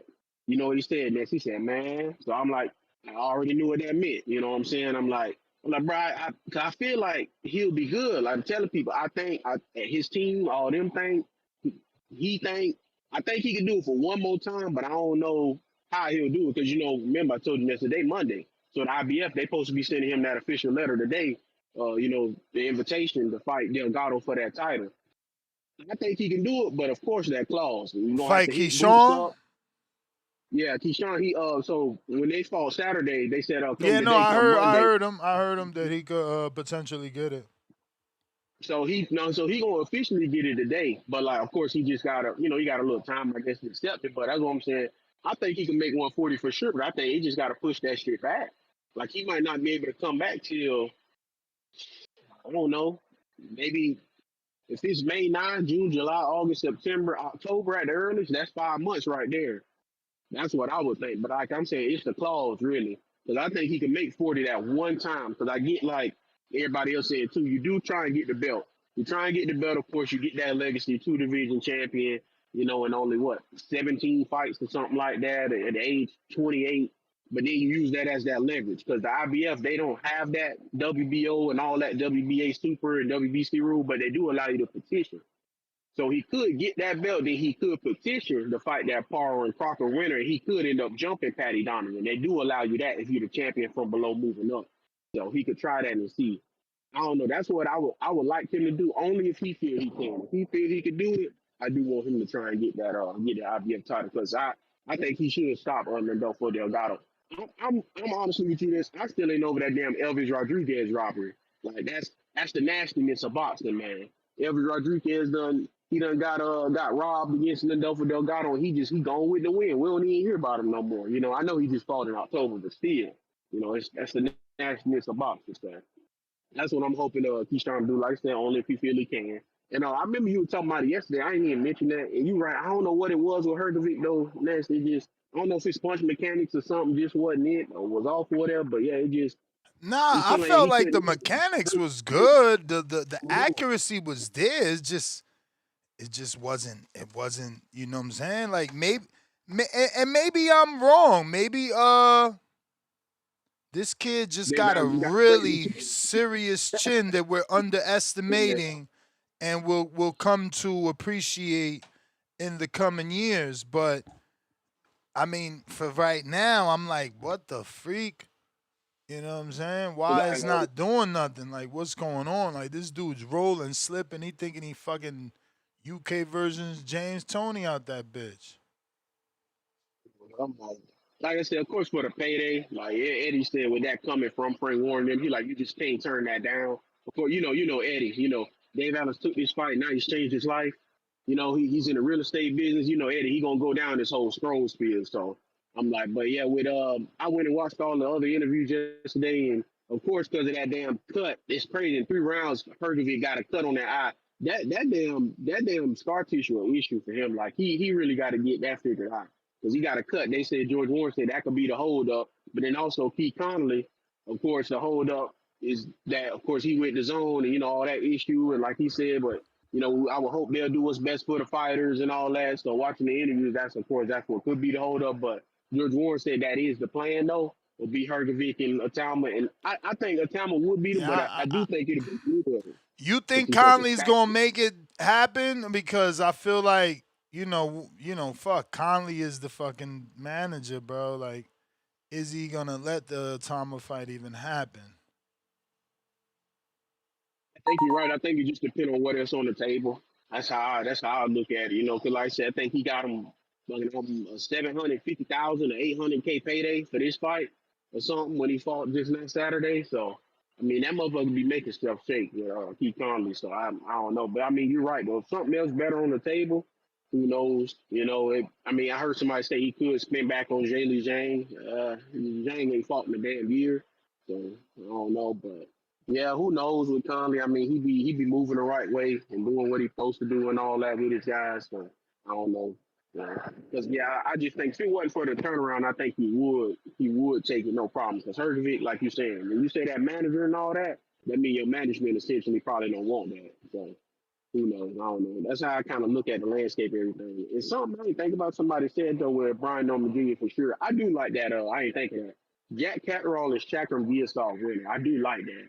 I don't know if that can happen for sure next, but I ain't gonna lie, I like that though. So we'll see though. Essentially, aside from that though, that's all I had. That's all I had. I want to call and chime in on that. But so appreciate you, Miss. I'll holler at you, man.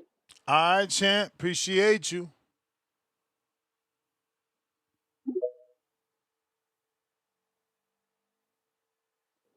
You got me, Ness. What up, man? Do. Dula. Scooter.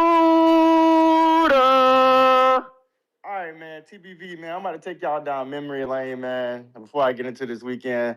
First off, the most recent fight we had with Devin Haney was Devin Haney versus Brian Norman. I was just watching a few fights, man. This dude clinched for his life, man. And I mean, we can just tell, right? We just seen what Brian Norman did, right? Devin Haney had to clinch the whole time to survive that fight. That's not boxing. That's not fighting. That's not what fight fans want to see. Then after that, we had the Ramirez fight when he was running around, death scared of a guy that doesn't have any power. No one wants to see that bullshit. And then before that, we have the Ryan Garcia no contest. We all know what happened in that. It wasn't a contest. Devin didn't stand a fucking chance in that fight. And then after that, we got the Regis Pro Grace. Devin Haney, piss poor performance, you know what I'm saying? Just jabbing the guy that he could have got out of there. And Conor Ben even beat this guy better than fucking Devin Haney, a C-plus fighter, you know what I'm saying? So it's kind of crazy. And then prior to that, after the Regis Pro Grace, I think we have the Lomachenko fight, right? This fight that, everyone is like saying that he could have won or he didn't win, you know what I'm saying? That it could have been a draw, you know what I'm saying? And then prior to that, we have the Kambosos fight. George Kambosos ×2, he went overseas and did his thing, I guess, you know what I'm saying? But it's funny to me because Lomachenko even stopped George Kambosos. What are we even excited about? Why do we want to see these guys fight Devin Haney? You know what I'm saying? I feel like, bro, he just used these tactics and people just put him on a high praise like he's that good of a fucking fighter, bro. Like clinching and throwing headshots in the clinch the whole time is not a fucking fight, bro. I watched a lot of fights. Shout out to Shakur Stevenson. I watched that Zepeda. I went back and watched that Zepeda fight. Bro, he literally fought. Yeah, he got clipped in the earlier rounds, right? But he stayed there and he fought, bro. He used magnificent defense. He didn't clinch the entire time. And I appreciate that fight now, Shakur. Like I just watched like a few 4 or 5 different fights, and I appreciate that, bro. But why the fuck are we so hyped around Devin Haney, bro? Like this dude, bro, he couldn't even stop George Kambosos. Lomachenko stopped George Kambosos to the body. Like, what are we even talking about? And now we want to see fucking Devin. Now we want to see Keyshawn Davis versus Brian Norman. Hell no, Top Rank. Don't make that shit happen, bro. Don't make it. These are 2 stars. Brian Norman is a star.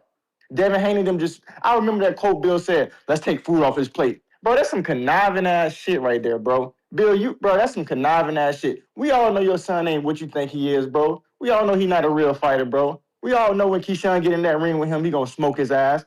And if he try to do all that clinching shit, you know what Keyshawn gonna do? Drop him on his fucking head. We'll take 2 points off, you know what I'm saying? Beat his ass, Keyshawn. He not like that, bro. But look, back into the fights, man, this weekend. Shout out to Keyshawn Davis, man. That's what I like to see, man. It was a fight, bro. He fought this guy, bro. Combinations, defense. Even when he got clipped, when he got hit on the chin, he stuck his tongue out. You know what I'm saying? It was a nice right hand from Wu. You know what I'm saying? That was a nice Nice little punch that landed on Keyshawn. He stuck his tongue out, and he was excited to fucking fight, bro. That's what we like to see. That's what I like to see. That's what fight fans should want to see. All this Devin Haney bullshit, man, get that shit out of here, bro. I don't want to see that the same jab, no combination, a 1-2. He ain't throwing no 4-5 combination punches, bro. That shit weak as fuck, man. But yeah, man, shout out to Keyshawn Davis. I don't want to see Keyshawn Davis versus Brian Norman. I definitely don't want to see that. I mean, it's a good stylistic matchup, right? But these guys have their own trajectories, bro. Brian Norman can be he could be a bigger star than Devin Haney because the fighting style, bro. The people in Norfolk, just how they did Abdullah Mason, bro, they stood up for this guy, bro. They was cheering for this dude, man, because he's a fighter, bro. They like to see that shit. Yeah, he probably need a better opponent. He could have went up a few classes and still could have stopped somebody like in the later round, 6-8 round. But yeah, man, Brian Norman's gonna be a star, bro. The way he fights, bro. Top rank, move this guy accordingly. Keep him away from Devin Haney, because Devin Haney's just gonna clinch his ass and try to just, bro. This is bullshit, bro. It's bullshit. One of my favorite fighters, Sugar Ray Leonard. He clinched sometimes, right? But not the way that Devin Haney was doing that shit. You know what I'm saying? That's ridiculous, bro. We got to get this narrative out that Devin Haney is this fucking great, you know what I'm saying, that he's Debo Haney. Right, he's talking about some Debo coming for Keyshawn. Bro, you ain't coming for shit. You've been out for 6 months. When Keyshawn was looking for a fight, your ass wasn't doing nothing. You weren't trying to make no damn fight. This some bullshit. I'm tired of this shit, bro. Like, that's why I like the fighters that I like, bro. I like the fighters that I like because guess what? They gonna step on shit. You ain't gotta have that aggressive mindset. Abdullah is not aggressive. His personality is not aggressive, but when he get in that ring, he gonna step on shit. You know what I'm saying? So shout out to those guys, man. Also, I lost money because fucking Keyshawn motherfucking Davis. Keyshawn, you was playing with your food. You're not taking any chances. Learn from your big brother, not the biggest. Learn from your big brother, Keyshawn. Have a more aggressive mentality because, dude, you got all the attributes to motherfucking do it, bro. If you just work to the body a little bit more, bro, you got all that. So I had him on a KO. He didn't get the KO. I had Keyshawn on the decision. Obviously, he got the decision. I had Brian Norman on the knockout. I knew all that shit was going to work out, but Keyshawn let me down, man. But, Keyshawn, you got the goods, bro. You definitely better than Kelvin. Bro, you just gotta, bro, bring some tenacity, bro. I need to see more, bro. You could have got that guy out of there, bro. You had him hurt the whole time. You just sitting back. Maybe you wanted your rounds, and I get that. You at 147 because shit can get dangerous in the next 3 or 4 years for you, according to who moves up. You know what I'm saying? I don't know if you're gonna be in that division too long. So if you go with 154, it's gonna get even more dangerous because most of these guys are moving up. But yeah, man. To one of the callers, I would like to see Brian Norman versus Rolly, since Devin Haney doesn't want to fight Rolly. I mean, what's the difference between Brian Norman and Devin Haney? You think Brian Norman and Rolly gonna sell more than Devin Haney and Rolly? That's some bullshit, man. That shit is crazy, man. Devin Haney, bro, you really acting like a bitch. Bill, your son, Bill Haney. You ain't been on this fucking show in months, bro. But you everywhere else talking about, and the only reason I knew about Devin Haney was because this fucking show, and you begging in the crowds to try to get a fight off of Teofimo Lopez. So show your homage, show your just dues to TBV, bro, because this is one of the shows that hype up Devin Haney. This got most of his fans here, most of his haters here. And people just, I'm not a hater of him. I just don't like his fighting style. You know what I'm saying? So, bro, that's some bullshit, Bill. Show your ass up. Come talk. Yeah, we know y'all scared. We know what y'all gonna do. We know how y'all act. Bro, and look, hey, TBV, man, I watched the ring walk with Devin Haney and Bill Haney coming out at Riyadh season, bro. And then Bill Haney try to come down like he all this aggressive and, you know what I'm saying, like this motherfucking Debo. Man, get that shit out of here, Bill. We ain't falling for that shit, man. We ain't falling for that shit. If you was really like that, you would teach your son how to really fight in the ring and get these niggas out of here to make him a more glorified fighter. You know what I'm saying? Someone that we eager to see. We don't want to see that. I'm more eager to see when Brian Norman gonna get back in the ring. I'm ready to see when Keyshawn Davis gonna get back in the ring. I gotta get to some other Yeah, you good, man. All right, yeah, I know you don't like that Bill Haney shit. Yeah, man, get that shit out of here. I'm out, man. I gave you like 30 minutes. I'm just fucking with you. I'm fucking with you. Appreciate the call, Ness. You got it. Brandon.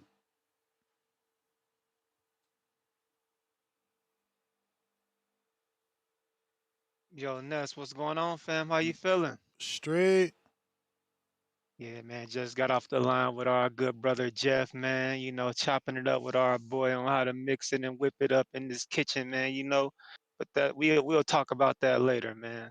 we got pairs. We don't want to give out confidential information to the pairs that may be listening, man. This is peptide shark business I'm talking. But on to the topic though. I don't know where Brian Norman goes from here and Keyshawn. If they want to keep it in-house top rank only, they have some options. You know, they got 4 solid names at welterweight. You got Norman Davis, Polanco, Rohan Polanco, and Tiger Johnson. If they want to keep it in-house, they can do a little in-house tournament amongst those 4. If they want to keep it, you know, inner network with everybody being on the zone, maybe they can do some top rank Golden Boy collaborations. I like a Brian Norman versus Alexis Rocha, Keyshawn versus Cordial. Get that green print going, man. That Mexican versus black green print going. I like the way that sounds if they want to do some Golden Boy top rank collaborations on the zone. So there's a few options, not very many big names in the welterweight division.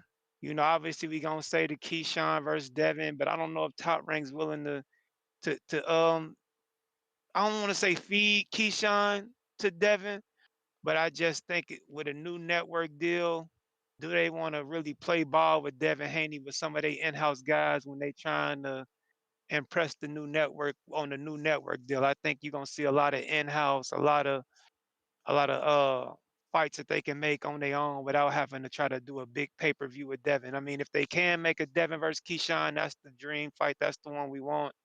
But I think you'll see some more of the latter. Maybe Keyshawn versus a Coriel, or Keyshawn versus a Lewis Crocker, maybe, or Keyshawn versus, hell, we can get Keyshawn versus B Norm the Storm. I don't give a fuck. But those are the type of fights, or Tiger Johnson and Rohan Palenka in the mix. But I don't they think got they're some gonna options. give us Norman and Keyshawn. Yeah, probably not. I'm just saying, as far as in-house goes, those are what we can expect. And as far as Hrgovic, I think they kind of told us what it was, and that's one thing I like about um what Queensberry did. They kind of told us before this fight, if he wins, he's the front runner for Moses Atama fight. We ain't got to be guessing like with everybody else. We ain't got to wonder what he's doing next. We knew if he beats the White Rhino, he's gonna probably be Moses Atama's next opponent. And that's the reason why I like when boxing has some structure to it, and we ain't got to speculate. All right, our favorite fighter fought one time, now it's 7-8 months later. What is he gonna do? We just rumor and speculate. Nah, they told us if he beats the White Rhino, he's fighting Moses Atama. So looks like that's what's next, because that's what they told us was going to be next, and that's what I like when boxing does that. Yeah, You but you know, know it's up to Moses' team to say, yeah, they just got Hrgovich prepared, like, yo, we could get you that fight. But Moses' team, they the ones get the pick, and they had went with Franklin. They had wanted that fight for a long time, you know what I'm saying? yeah, yeah, but I just think, I mean, Hrgovic is gonna be a tougher fight just because he's a big, durable motherfucker. But I don't think that's a fight they looking at and thinking Moses can't beat Hrgovic. You feel me? So if they really look at that fight and say Moses ain't ready, then shit, they really got to start scaling it back. Then they really got to start scaling it back. He can't be the I guy we think mean, he bruh, is. I mean, I might not think Hrgovich did great, but there's people that are impressed because, you know, Ortiz did it in 6, Yoka did it in 10, Frazier Clark did it in 6, David Price did it in 10, Dylan White didn't stop him, you know. Nuts, So I'm not Hrgovich did it denying in that. 3. So Atama's team might be like, not right now. And I get that, but if he's the prospect we think he is, he just fought Franklin. Hrgovich is a level or 2 up. If they want to keep the trajectory they on going, this ain't a level or caliber of guy they need to be looking at saying, I don't think you're ready for him yet. This is a level up from the last fight, maybe 2 levels up. Maybe he's a level or 2 up from Franklin, but this ain't a fight where it's like, all right, we putting you in there with Dubois or AJ. This is the level. If you the prospect we think you are, we gonna put you in there with Hrgovic. We gonna put I you in there mean, with Jalal Zhang. That's all I'm saying. I don't know. Hrgovich ain't no prospect though, so I think it's a tough He's a fight. contender. It's a He's tough a fringe fight, you contender. know, and it's early for Tama to take a tough fight like that with a dude that only got one loss. You know what I'm saying? Just But saying. I get what you're saying, but they telling us that this guy's the next big thing. Yeah, but I mean, look who they AJ fought also around said this that time. and didn't rush him, right? They was acting like they was trying to make him this next heavyweight younger than Mike, but they pumped them brakes. That was just marketing. Now everybody's paying attention, and Put look, he this in just perspective, stepped Ness. up. He just fought Jermaine Franklin. I don't know that they on no Let's just fast put it in track. perspective real quick, Ness. Let's just put it Go in ahead. perspective. This will be his 15th fight. I think AJ's 15th fight was Vladimir Klitschko. Nah, AJ's fucking 16th fight was Charles Martin for the world title. Oh, okay, so yeah, so if Atama's that caliber of contender on the AJ level where they think he can be a champion Yeah, in the but next that's two what I'm fights. saying. You better than anybody know that Hrgovich is not Charles Martin when Charles Martin fought AJ. He's Better. You sure over 16 fights? Yeah, When bro. how many 16. fights? How many fights I'm going did to count it he right have now. when he I got fought my hands Klitschko? busy, but Yeah, 16 or 15, believe me, because that was a bragging point for AJ fans. Believe me, bro. Believe me.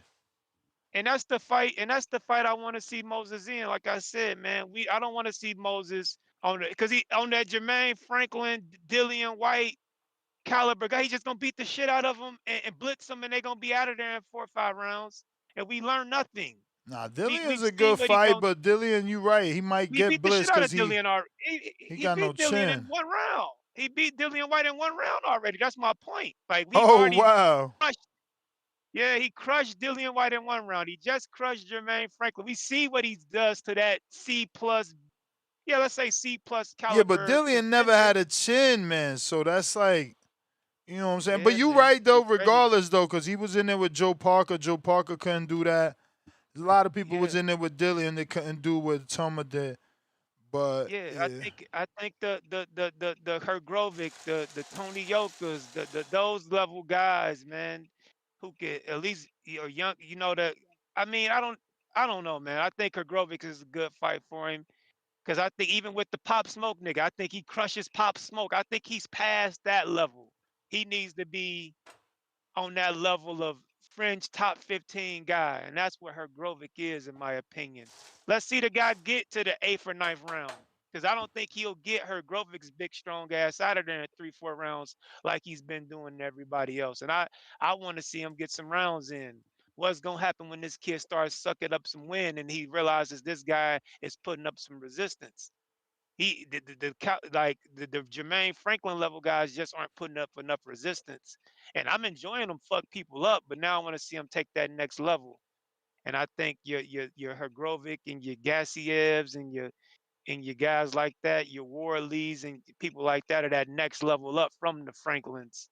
And let's see what he can do. I'm not saying feed him to Usyk or Dubois or even a Fury and AJ just yet, but it's time for a Hrgovic or a Zhang or Andy Ruiz type of guy, man. That's where we need to be at with him right now because he's the real fucking deal. We don't need to play around with it. He's ready. He's ready. And if he looks a little vulnerable against Hrgovic, that's what we want to see. We want to see him face some adversity any fucking way, instead of just being able to blitz a motherfucker with the speed and power and get him out of there in 2, 3 rounds. But other than that, man, like I said, that's my call on it, man. I'll let you get to some other callers, brother. Take your All minute over our right. time. Then I'll Al in the Bay. What up, Al?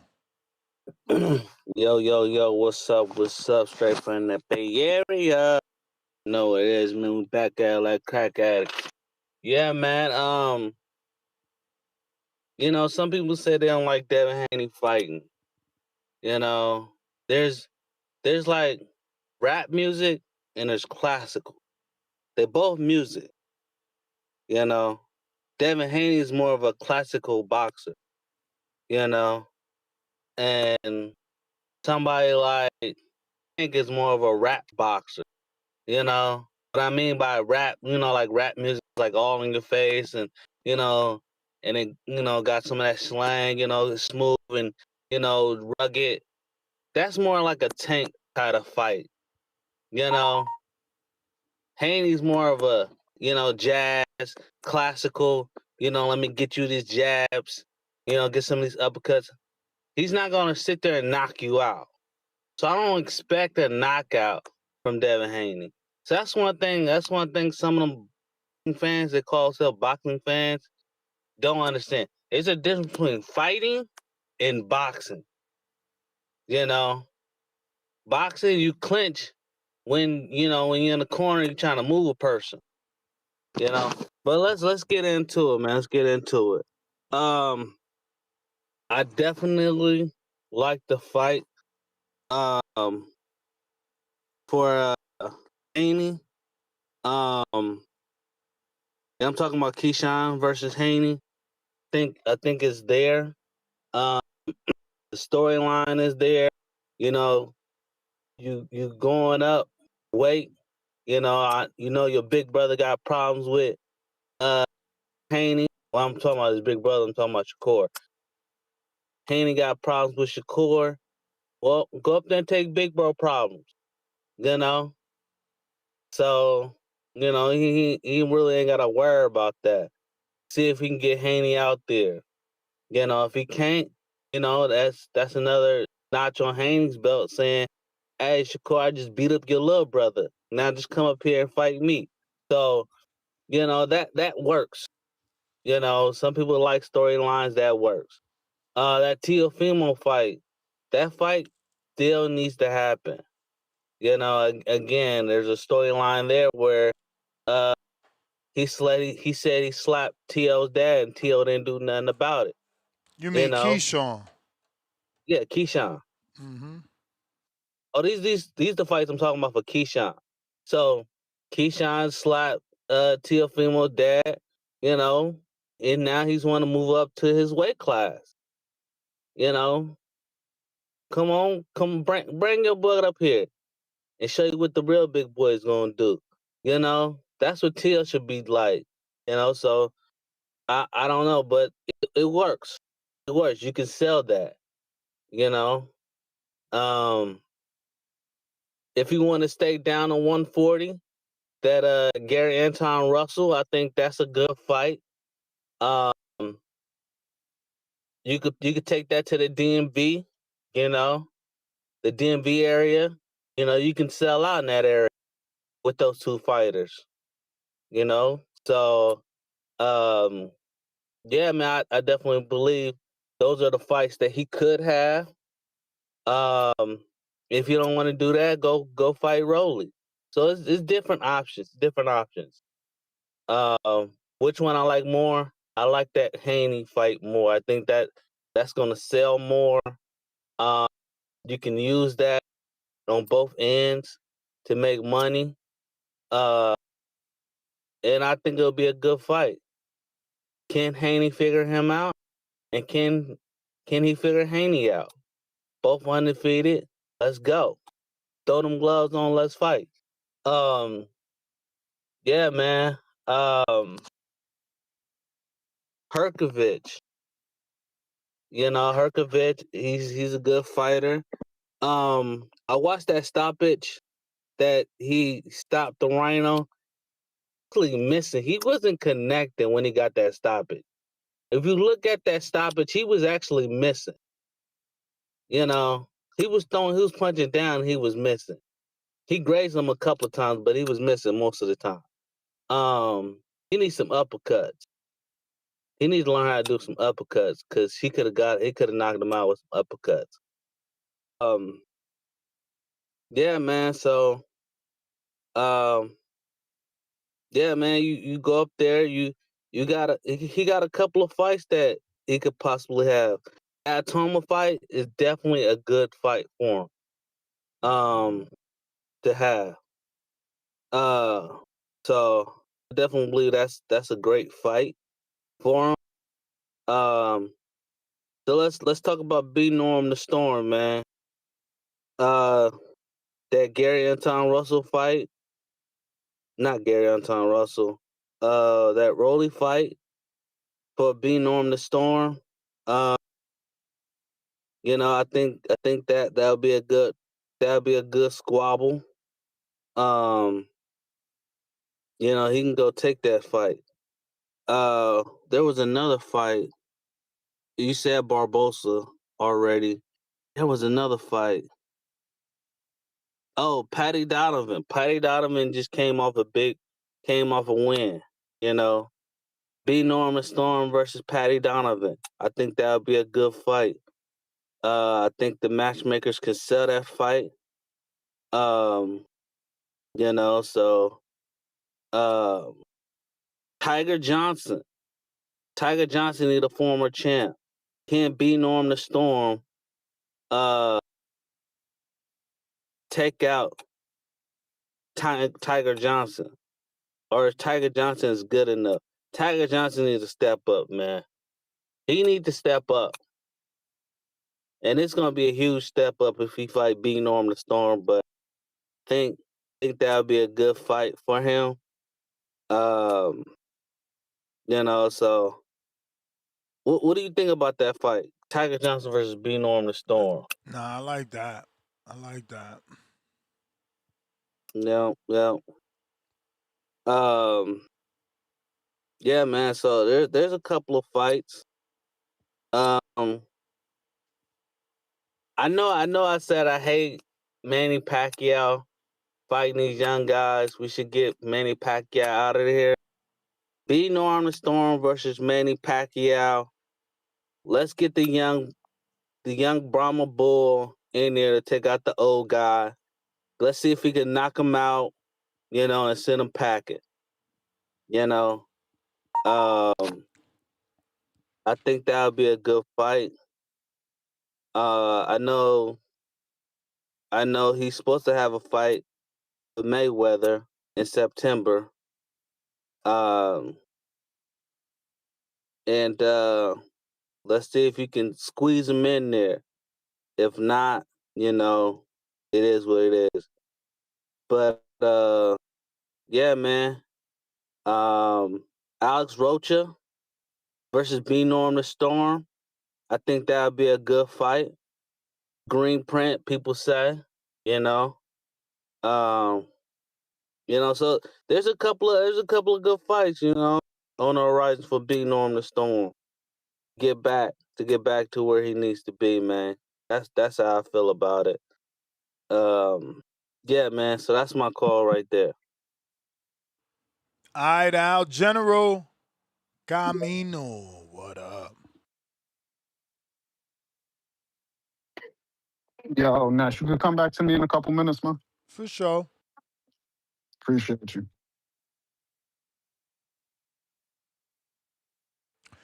If you're watching this on YouTube, don't forget to hit that thumbs up. It's going to help with the visibility. It's going to help put this episode in the eyes of boxing fans that haven't seen us or know that we are live multiple times a day, going all morning to get you through your workday. Breakfast Club of Boxing. All the methods to call in can be found in the description below here on YouTube /The Boxing Voice. We have the link to the Zoom, the call-in number if you want to call in from your landline or your cell phone. And we also have the Discord link, X Spaces link, all available. We got a couple super chats we need to get to. But before we do, I need you to go ahead and hit that retweet and repost on X streaming video and on X Spaces. Timboski, what up?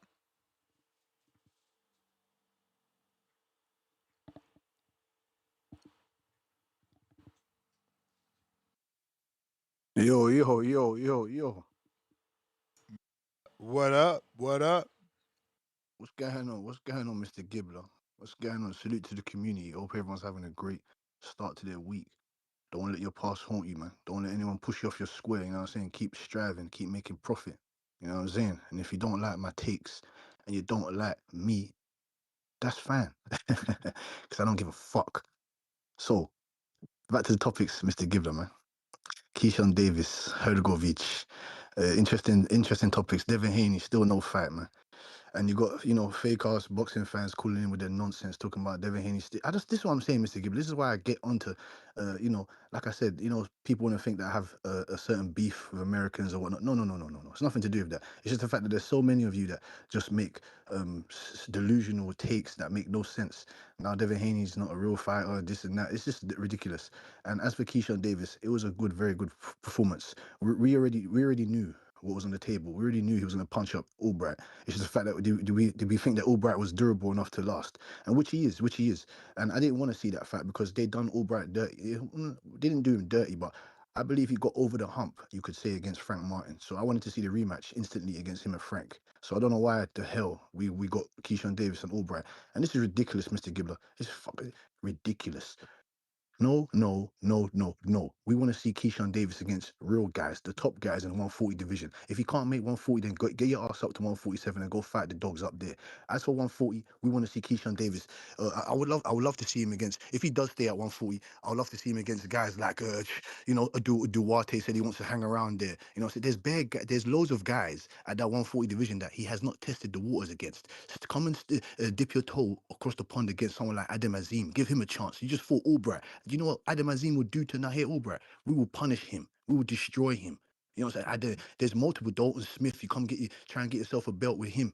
There's multiple fights down there that he hasn't took yet. And then you guys put this man on a pedestal thinking that you can go up there and just take on someone, a future Hall of Famer like Devin Haney.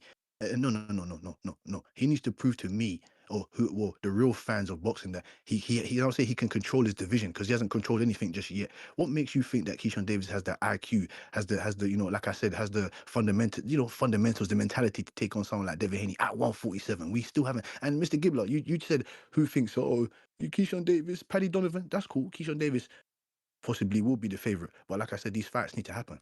You can't just shake your crystal ball and just, I told you, I'm still waiting for these lottery numbers, man. I'm still waiting for the lottery numbers since you guys know what's going to happen. I want to see that fight, Paddy Donovan, Keyshawn Davis, if he does move up to 147. Wouldn't you? Wouldn't you? Look what he did to Kukujan. Didn't I call in Mr. Gibbler and I told you what Paddy Donovan was going to do to Kukujan? Give Paddy Donovan the credit, drop the man twice. We beat the brakes off of him. And Boots did the same thing. So give the same credit you give to Boots that you give to Paddy Donovan. As simple as that. And as for Hrgovich, what do you mean, man? He's a sacrificial lamb for Moses Tamu. We're going to destroy him. He ain't got no mobility. You know what I'm saying to you? He's not athletic enough. He's not explosive enough. He ain't fast enough. His IQ ain't on the same level as a Moses Tamu at this young age of a Moses Tamu. And shout out to Brandon Maurice. He can see what's going on. He can see the future. He can see the future when it comes to Moses. Can't you, Mr. Gibbler? And why do you lot don't prop up you never speak about your heavyweights, man? Not one nigga's cool up in there talking about Jared Anderson. You know what I'm saying? What happened to your boy? Your boy, Brandon Moore, Mr. Moore, man. What happened to him, man? That fought the Skylar Lacey. You don't talk about that brother no more. What happened to your boy Medina? What happened to your real American heavyweights, man? I don't get it. You who are here eyeballing us. Because we're dominating. We're going to take over. Once Usyk gets off that throne, we're coming. We're going to stay there. You understand what I'm saying to you? And Mr. Gibbler, as for Devin Haney, I told you, man. No. He needs to stay at 147 and be active.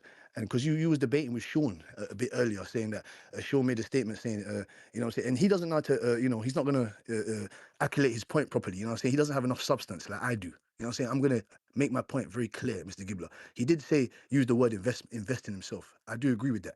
But then again, we want to see Mr. Haney active. Don't you, Mr. Gibbler? Don't you want to see him active? This once a year stuff is ridiculous.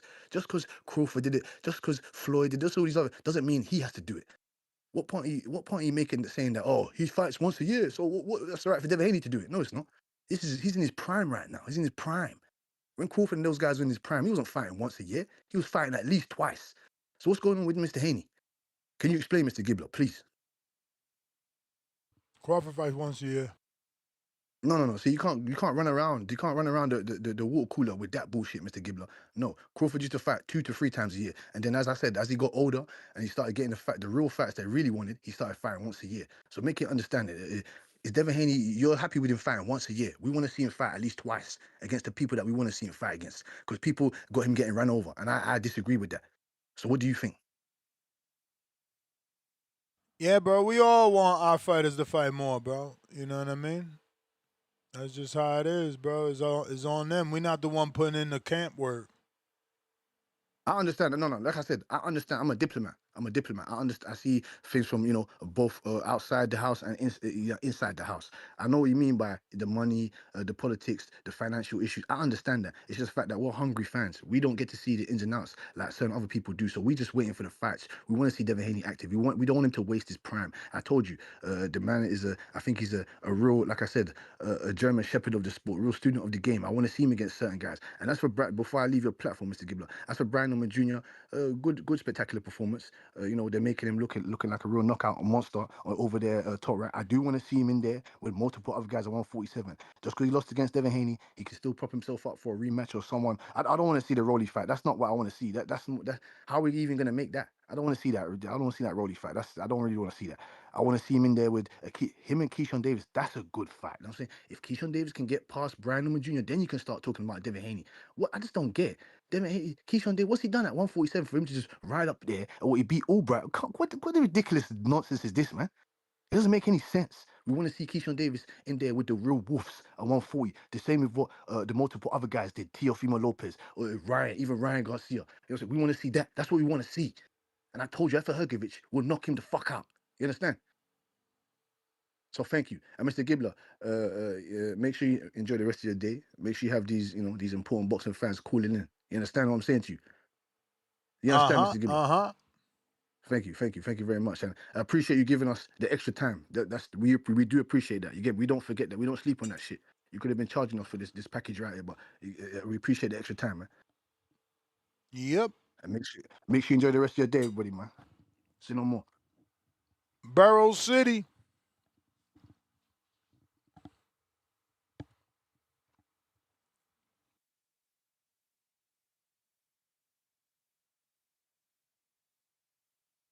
Barrow City E. Barrow City E. Tip, you got a king counter. Or a counter, I think it's a regular counter, courtesy of Trayvon Burns.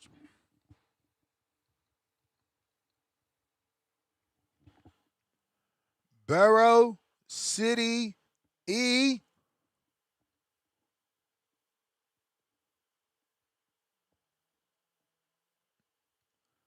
All right, he hasn't connected. If you're trying to connect, all methods could be found in the description below here on YouTube. Whether you want to use the landline, the call-in via Zoom, Discord, X Spaces, we can plug you.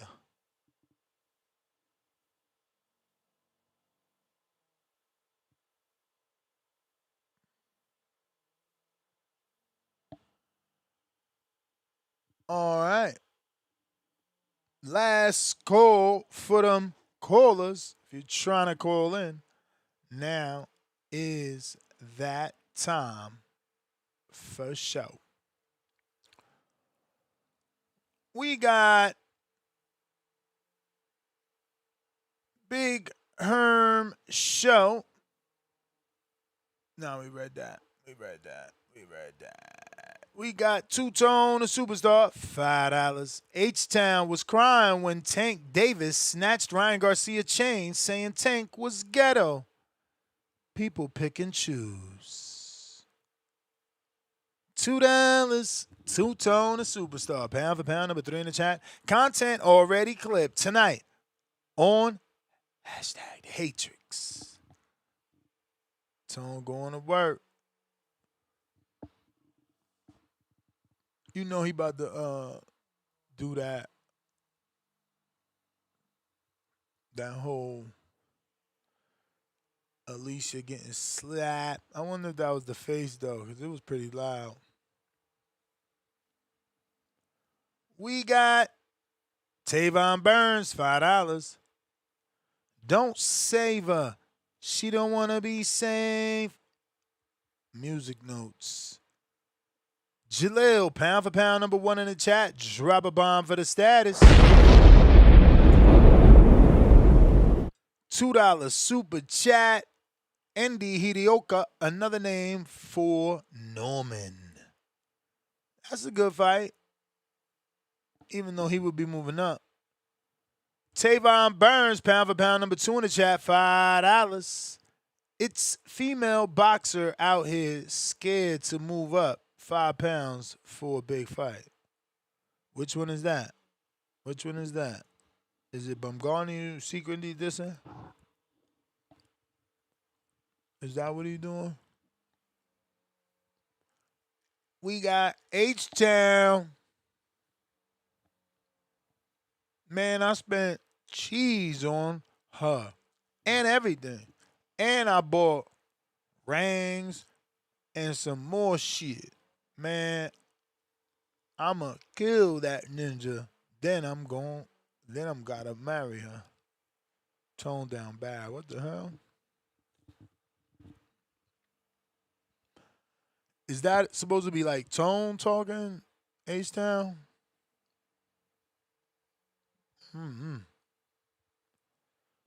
Yeah, I be delusional with that shit. If Tone bag Alicia Bumgarner, he's the GOAT. But she ain't doing that. She know exactly what she be doing. Man is still member for 25 months on a prospect level. She ate that. Look at emoji. Sue her. Do the Devin Haney.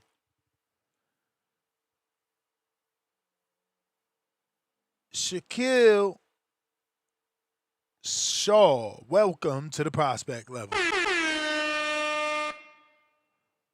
Javier Oliveira's $2. Why is Russell not realistic for Key, but Rolly is? I mean, motherfuckers don't be wanting to fight Russell. They don't be wanting to fight Russell. We see that shit. He had to move up. Now the other one is at 40 and nobody calls him out.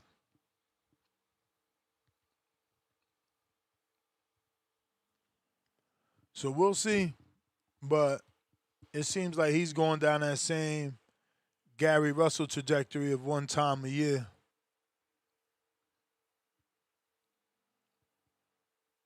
And, man, that's not good. It's not enough. By far.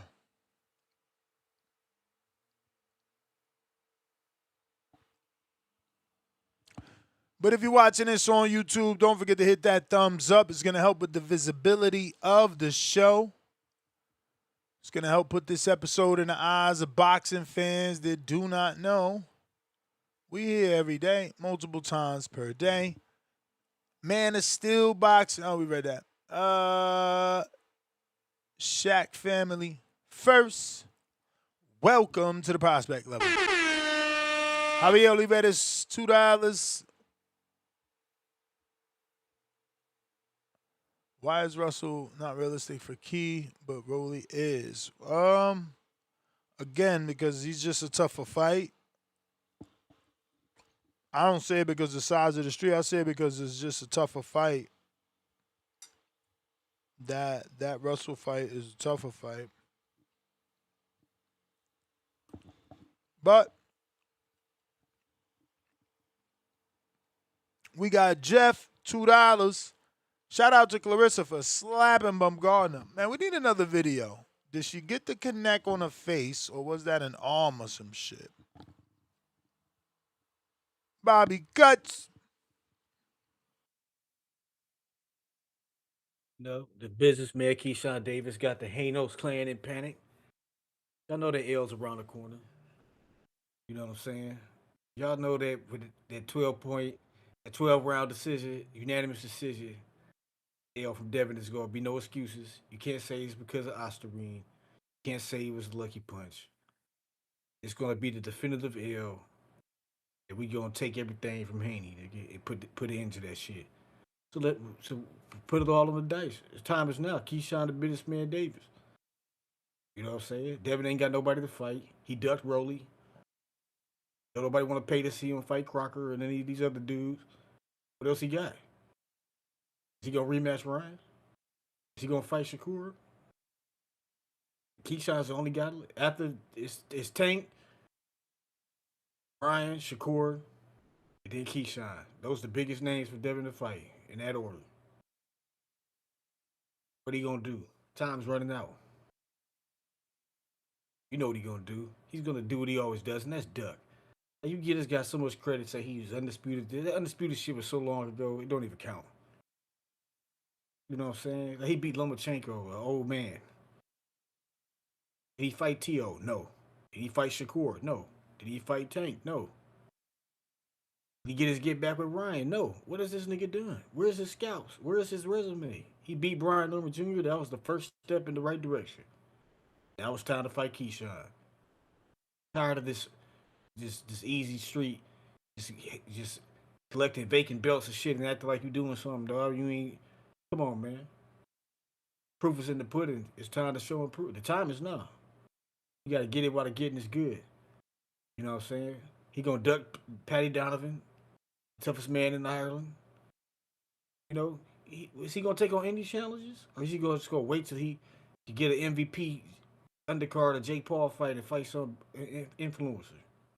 You know what I'm saying? He gonna ask Adrian Broner to train Dean the Great so he can fight him on Jake Paul undercard. Like, what are you waiting on? You know what I'm saying? If he don't fight Keyshawn, his legacy is forever tarnished. You know, Shakur sinking Keyshawn on Devin because Devin is petrified of Shakur. He could never beat Shakur, so he's trying to avoid Shakur. So Shakur's like, we're gonna get Keyshawn on him. You know, hope Devin watched that fight last night with Dabber all right, though he gonna get beat up the same way. Outboxed, shut down, and pummeled in the later rounds. That's exactly how that fight gonna go with Devin. He'll be getting outboxed. Keyshawn gonna slam him and get 2 point deduction. Maybe slam him a couple times. The 10th, 11th round, he gonna be beaming on him, letting off combinations, busting them up. You know what I'm saying? Haney can't fuck with nobody like Shakur. He never even fought a technical. Lomachenko's the only like pure boxer type guy he ever fought, and he was a midget. So it was like now you got to fight Keyshawn. What is he gonna do? You tell me. You tell me, Haney fans. You tell me, Bill Haney, is y'all gonna fight Keyshawn or y'all gonna keep ducking? You had a chance to fight Tank. You ducked him at 35, dropped the belts and ran. Got one belt at 140 and ran from the division. Ain't getting no Gary Antoine Russell smoke. Ain't getting none of that smoke. Ain't getting no T.O. smoke, and T.O. was easy money. Duck Roley, the guy who's supposed to be a C-level fighter, just Duck Roley. You had a belt, you could have become another unified division champion. Duck Roley. Now you talk about Keyshawn ain't even got a belt, but you want to fight Keyshawn. Now they ain't gonna pay me enough money to fight Keyshawn. Keyshawn a bigger name than Brian Norman Jr. You got to make it make sense. When y'all gonna stop capping? When y'all gonna stop defending this shit? When you gonna start giving a damn? I don't think you ever gonna do. Y'all just want to ride the nuts of the Haneys. You had this imaginary hero to look up to. I don't know what's going through your minds, aping for this shit. But it's coming to an end. Keyshawn's gonna outbox Devin, 12-point unanimous decision masterclass. Show the levels in the game. Show that he really believe he should be getting the praise Devin's been getting. He the real deal. Devin is a thing of the past. You gotta go. We gonna send him back to Zuffa with Ryan. They can finish the rivalry on Zuffa. Keshawn Davis is packing Devin Haney up and sending him to Zuffa. What y'all gonna do? Where the Hanos clan at? Y'all gonna come up with excuses for this fight not to be made? Yes or no? You know what I'm saying? Y'all gonna run to England and fight Lewis Crocker, or you gonna get the real smoke? We tired of this shit. You know what I'm saying? Y'all keep talking down on Karen. Motherfucker, guess what? Karen didn't get his ass, but Karen lost a split decision or a majority decision. The fight was close. He didn't get wiped out like every other person Devin Haney beat. Like, what did Regis do after fighting Haney? Nothing. What did Ramirez do after fighting Haney? Nothing. Only person that's doing so is Brian Norman Jr., the first real win of his career. So, congratulations. He took the first path in walking in the footsteps of Tank Davis, the person he idolizes. Has done way more than him in the sport of boxing. Is a real Hall of Famer, not a accolade chaser, a fucking bacon belt chaser, trying to get easy titles and fake accolades without beating nobody. I gotta get to some other callers. Yo, y'all gotta be mindful, bro. Y'all want motherfuckers to hang up on y'all. Like, just fuck, there's other callers, bro. Niggas don't even come up for air.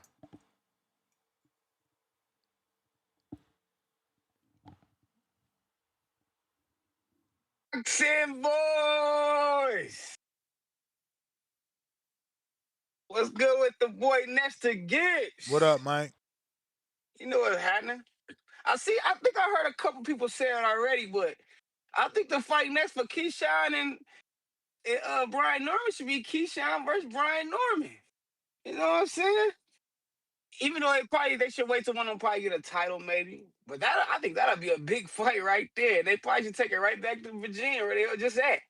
You know what I'm talking about? And Bobby Cups. Come on, bro. I know you don't like Dev Haney, but let's keep it 100. All these niggas is taking the easy fucking route. Every single one of them, nigga. And we ain't skipping out a beat. All of them want the easiest fight to get the biggest bag, and they all say they the best when they ain't fighting the best. Let's keep it real. Dev ain't the only one, and Dev done challenged himself more than all these niggas. What you talking about? Make it make sense, nigga. I don't know if you don't like Dev or you just hating just cuz, but Dev done been undisputed already, my boy. What you talking about? Dev moving up weight classes, nigga. Dropping his nuts, taking titles from heavy hitters. Even though he got them at the right time, perfect timing, it don't fucking matter. He did that. That's a scout for that nigga Dev right there. What you talking about? He just did a big fight. And he about to get back in there. He just fought, what, November? October, November, some shit? Well, like 6 months ago. It's coming. Relax, nigga. You know what the fuck is going on. Another thing about that Alicia Baumgartner and Clarissa Shields shit, Ness.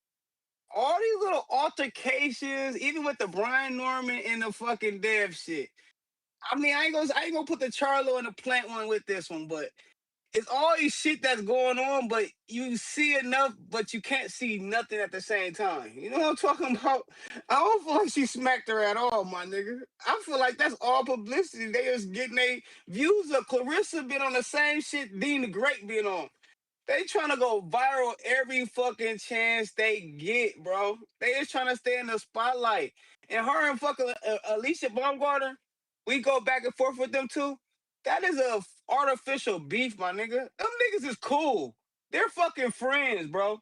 Trust me. They're friends. That's like a little nigga like Dev beefing with a heavyweight. Like they ain't got no fucking reason to beef. Right when they first started beating, they on the same airplane together. She recording her. Or you follow me? Come on, bro. Them niggas is friends. When they was over there fighting Michaela Mary and fucking old girl when they was overseas, they was best of buzz over there, bro. Now all of a sudden they got a little hype off of that. Ever since that fight, really, when they was over there where she fought what's that white girl? Savannah Marshall. Ever since that fight, the girls been popping. Ever since Savannah Marshall and Clarissa Shields, they've been popping. McKellar Murray and Bumgar's on the undercard. They've been popping. They've been trying to go viral and doing that bullshit ever since, bro. They're just keeping their names high, and that's what the women's kind of need because they ain't got really shit. And them the two hottest ones, so you know what I'm saying? But the shit watered down because when they get around each other, you can tell they fucking friends, and that was just a viral moment. They was trying to, you know what they was doing. All those fucking cameras around. Let's get all around. Act like you smack. Lisa Brogard wasn't even that close for her to even hit her like that. Right when she backed up, she was like she was so far away. That shit looked fake as fuck. And if she really got smacked like that, she would have been way more aggressive trying to get her. They would have, you know what I'm saying? Been way more commotion than that. That shit was fake as fuck. And you can see Pat wasn't even trying to even hold her back like that. That shit all publicity, y'all. I don't believe none of that shit. Bud and Earl kind of already exposed y'all. Told them Earl and Bud did it. Oshaki and fucking Raymond Ford just did it before that first press conference, they met up in Phoenix. They do this shit on purpose, bro. I don't believe none of this shit. It's all fake, y'all. I'm telling y'all, it's fake. If that was real smack, they would have been fighting. You would have seen some shit. Shout out to the motherfucking boxing boys, though, man. Believe believe half of what y'all hear. No. Believe nothing what you hear and half of what you see. You know what I'm talking about? That shit is all fake, y'all. We gonna get some real boxing, though. We got a couple more weeks. We got Oshaki Foster and Raymond Ford. Hey, y'all, put your money on the shot. Put your money on the shock. Y'all know what the fuck going on. And shout out to that boy, Jerron Ennis. Tick tock, gun shot. We on your ass, boy. Shout out to that boy. You know what it is. Zaya Zayna's about to go to work on that boy. Next to get, you keep doing your motherfucking thing. It's TBV in this motherfucker. Y'all raise y'all fucking hand. Let's get this shit poppin'. Happy Monday to y'all. It's money making fucking Monday. Y'all know what the fuck going on. Don't forget, if you in trouble, don't forget. Help is on the way. Shout out to the squad. Next to Gibbs, keep doing your motherfucking thing, my dog.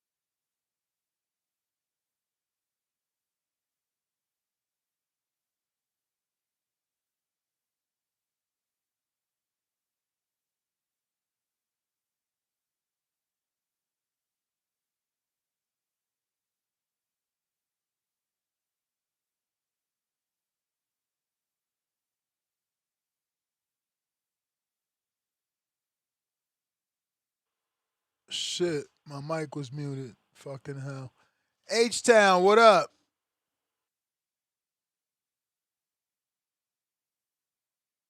Yo, what up next? Can you hear me? Perfect. H-Town, baby. Hey, it's funny how the ventriloquist got no problem with a fighter fighting every 15 months. That's funny. But hey, man, nah, this Baumgartner Clarissa thing, man. She hit her in the arm. But I mean, what's Baumgartner expect, dude? Clarissa let you know she's about that life. She's been telling y'all every other day on her little live. Whenever I see y'all in person, it's on site. To all y'all females that be running y'all mouths, y'all think it's funny. When I see y'all in person, it's on site. Then you got these guys over here, you got the captains. Oh, that shit I wrote from the beginning of Captain Don't Save Her, dog. That's the intro to the song. where the guy goes, I love her, I want to marry her. And he's over there, nah, but she a hoe, this and that. No, I love her. Don't save her. She don't want to be saved. Yeah, that's the intro to the song. Got all these Captain Saver hoes thinking that Baumgartner's some kind of little sweet, nice chick, bro. She a fighter, bro. Treat her like a fighter. Y'all need to chill out, man. She ain't your girl. Y'all worry more about Baumgartner. Y'all worry about your own women. That shit's crazy. That shit's crazy, man. Better get that fight with Clarissa. Clarissa's only 5'8", man. She ain't no 5'10", 5'11". They're like, oh, Clarissa's huge. Nah, man. Clarissa carrying some weight on her too. She could drop down 30 pounds. You know, they could meet at 145. That's a possible fight. That's a super fight. That's the only big fight for Baumgartner to make major money. She's not gonna fight Katie Taylor. They're not gonna give her Katie Taylor. They're gonna give Katie Taylor to Dubois, and then what's her face is gonna retire. Goddamn Amanda. So who's she gonna fight? She don't want to fight Dubois. She's scared of Dubois. Man, might as well go out and be sacrificed to the Guat. Let her go do her thing. Let her put you away. You know, I know Two-Tone riding on the treadmill. Two-Tone on the treadmill talking about, hell nah, not my boo. Not my boo. See, Tone don't even come up here to defend her boo because he can't control the narrative over here. He know what's going to happen. He gonna wait for the hate tricks with the content, spin it. The first guy that was saying David Haney was weak for suing, and now he's talking about, yeah, she should sue. Nah, man, they're fighters. Let the fighters fight.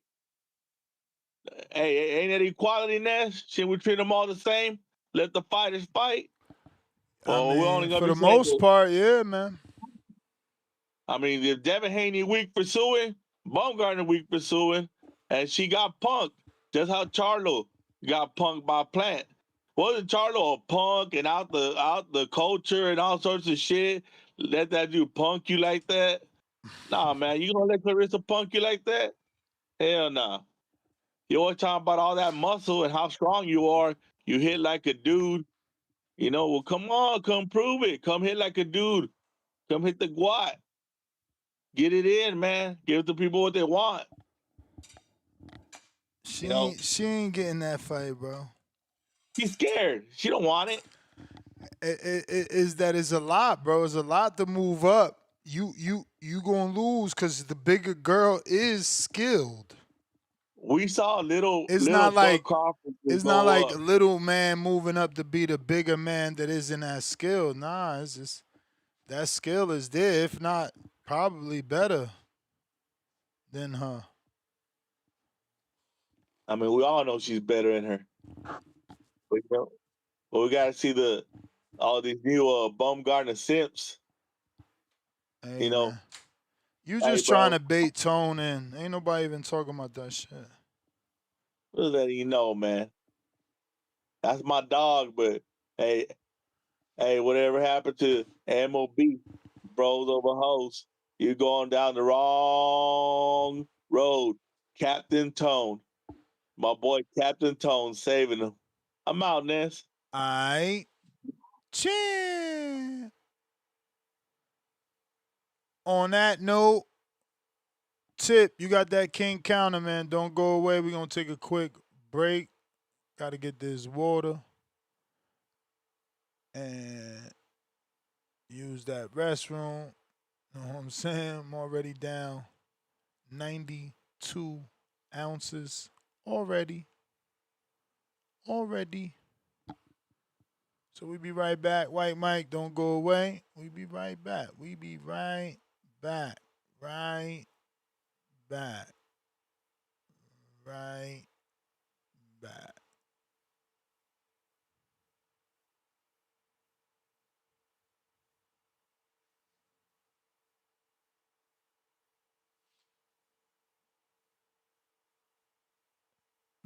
Yeah, cause you know this ain't the show. You could say that on X Spaces or This YouTube, Discord. So, when the ref looking at you, and then he say, are you ready? And then he look at me, and he say, are you ready? Yo, that's when it's real. You seen how a nigga spit, see how a nigga hit. Shots fired, doesn't eat with the extended clip. Kept asking for it, so that's what he finna get. Yeah, got a plan on my punchline, now he wanna quit. Stainless on the apron, the greatest to ever do this shit. Next up, sports. Right now, you on some stupid shit. Your arms too short to box with guard, and Stainless is a boxing guard. Let's make the altar call. Y'all pray is answered. They pray and asking, I pray that man tip. We taking chances, vibrating enhancers, blazing accurate, taping, tapping, his face with jabs. He can't understand it. These A-side tactics, yeah, you next up a Stainless classic. Now we at border wars, towel in the corner for him, full counter shoulder roll. Told you I was gonna show him Stainless versus a little homie. Skateboard and keep it rolling. Hush over the crowd, that's how you know it's over for us. One way in, one way out. That's what happened when you bring your mouth. What was you saying, nigga? One way in, one way out. Stand an 8 count off a flash knockdown. What was you saying, nigga? One way in, one way out. Touch gloves, fight when the bell sound. What was you saying, nigga? One way in, one way out. That's what happened when you run your mouth. What was you saying, nigga? It's the hot one. You will get dropped, this left straight, hit like a shotgun. Body bag him, this that Fury, but it ain't tight, son. I ain't the one to trade with. Pack him up and leave the ring stainless. This overhand to leave his box brainless. He getting stopped, you see his tank fading. Don't call up talking tough if you ain't down to run the fade. Let's make border wars so you can stand on what you saying. Knock him out and celebrate. It's flags everywhere. What's this, the PR Day parade? Super chatter, angel face. Rest in peace to Spider Rico. We is meat till it's day. Whoa, they right hook to his body, hit him like a 4-8. Follow up to the noggin, wobble like Bacole.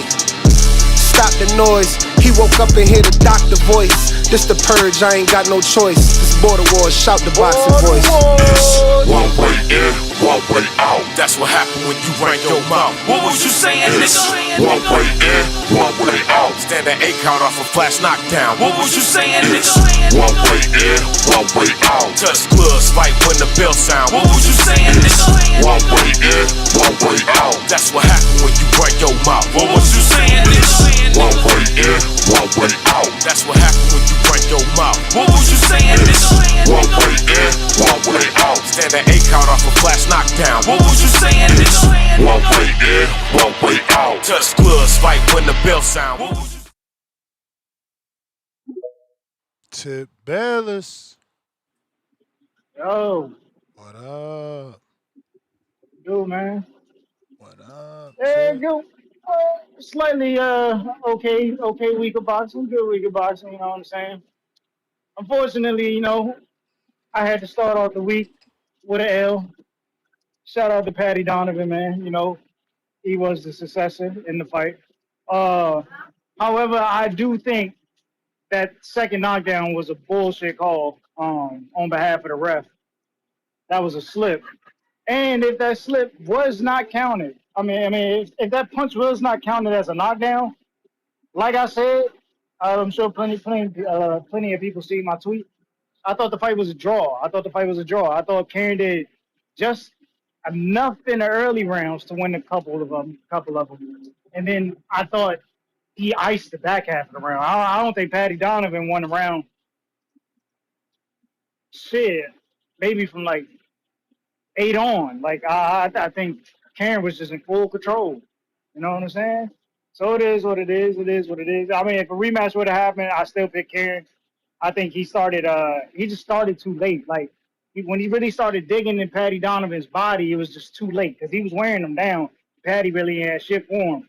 I do think Karen. A fighter like Karen, man. I think he needs to come stateside. You know what I'm saying? Like he got to get that dog in him. Like that European style of fighting.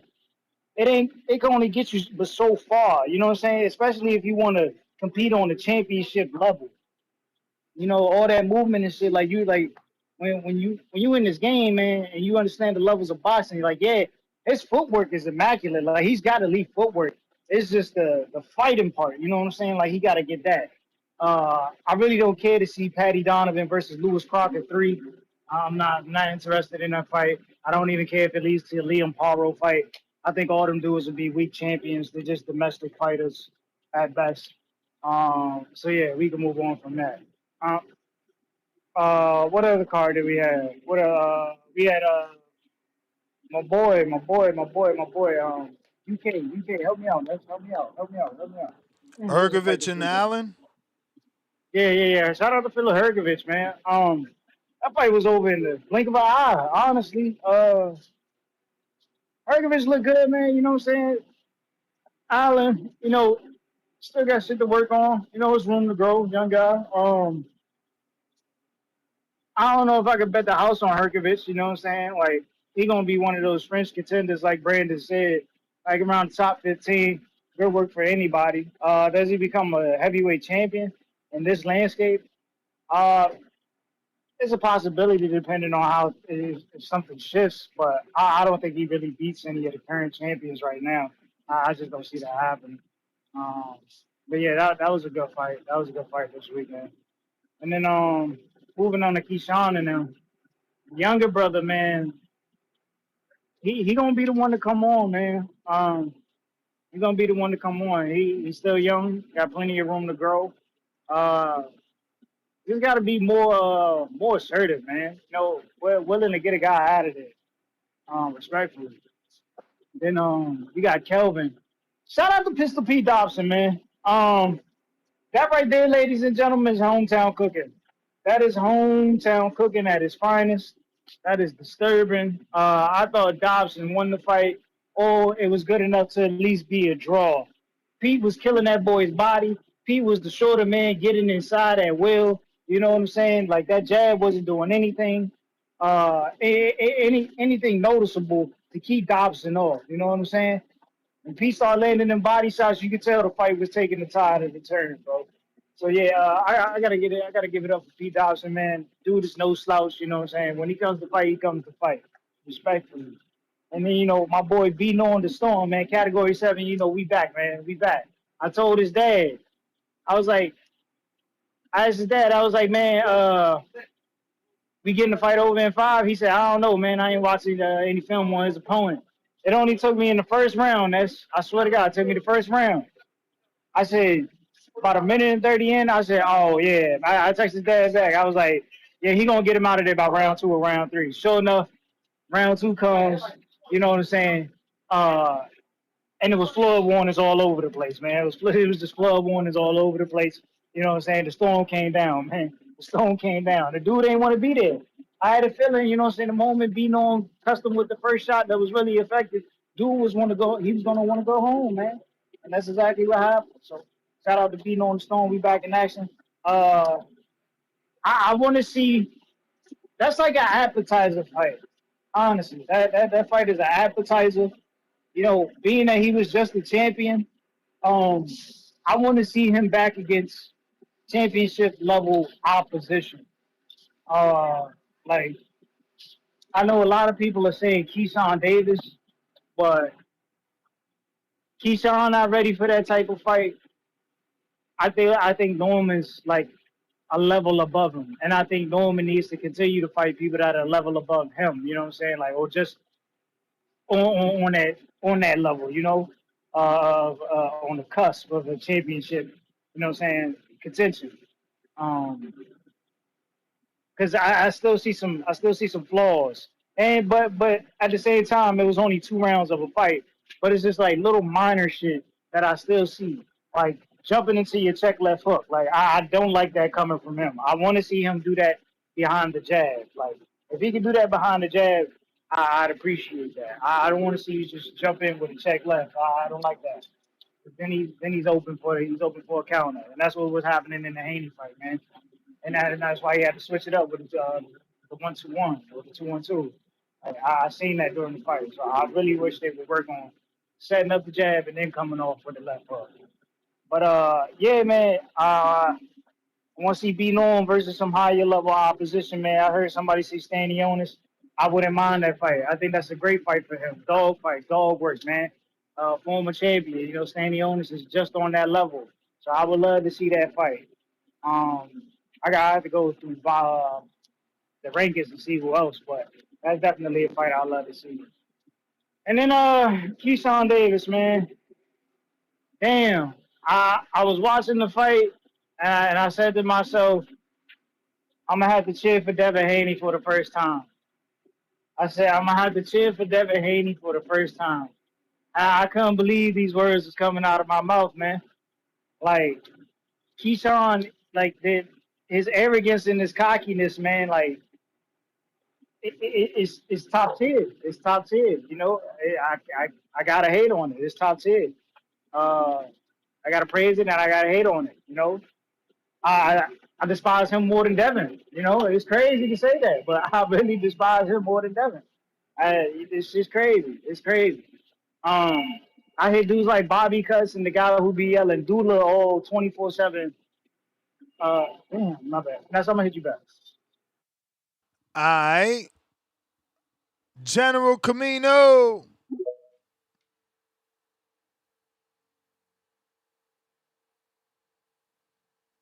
You, now you can hear me? Yes, sir.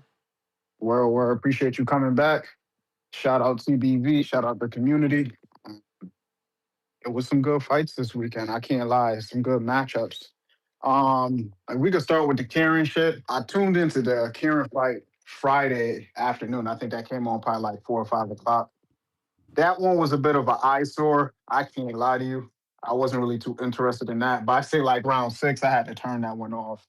For me, it's the skill level. Those two guys, they skill level just not really high enough. So what you get is a lot of dancing around the ring, a couple shots here and there. But outside of that, it's a bit of an eyesore. It's hard to watch full fights like that. I will say Boots definitely sold me with some of his comments. I didn't watch the real Boots video until after the fight. And then when I saw it, I was like, oh, he's trolling. He wasn't saying Karen was really better than these guys. But, fool on me for even thinking of anything like that or thinking that could be the truth. So that was what it was. As far as this weekend, I would say I don't think Top Rank was impressed with Keyshawn after this weekend. I think they left this weekend thinking they still got to work on him. I don't think he's ready. He ain't ready for that next level yet. Um, I'll start with the missing weight. The missing weight is kind of absurd.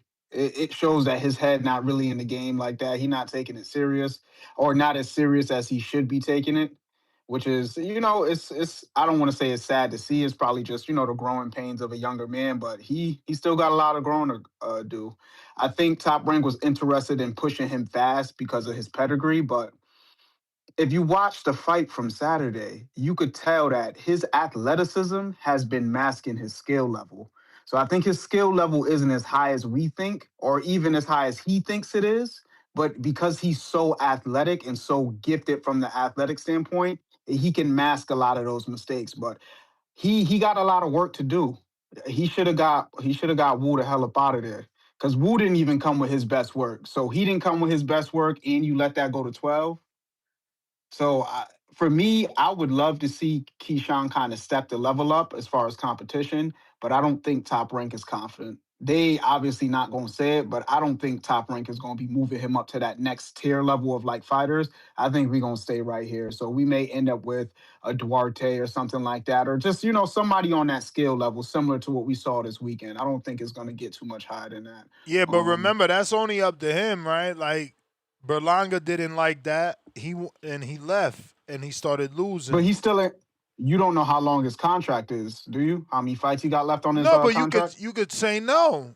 You could say no to the No, fights they but offer I you. don't think he's gonna. I don't think he's gonna be in a position to say no the way Berlanga was in a position to say no. Because what helped Berlanga say no was because he was getting ready to get up out that contract, so he had a little bit more leverage. If he has more than I would say 2 to 3 fights left on that contract, ain't no saying no. You got to go fight. And I think in his heart of Yeah, but hearts, that's not he how it might works. know. They Go ahead. can't just get. This is not Zuffa. They can't just give you a fight and you have to fight. I don't know if you know that. What I'm saying, what they're gonna line up for him is gonna be. I don't. He's saying he wants these high level fights, but I don't actually believe that, and this is what I'm telling you. So I don't think if Top Rank gets him somebody that's on the same skill level as say like a Wu that he just fought this weekend, he's gonna say no. As long as they can make it look decent, I he's mean, gonna he be on might, board bro. with He it. might. I'm just giving you pushback because look at the way he was talking. He's like, I ain't want this. Top Rank wanted this. I ain't even want this. Top Rank wanted this. This ain't what I See, but wanted. then that's the thing. He signed a Top Rank. You could not want a lot of things, but you want to get paid, right?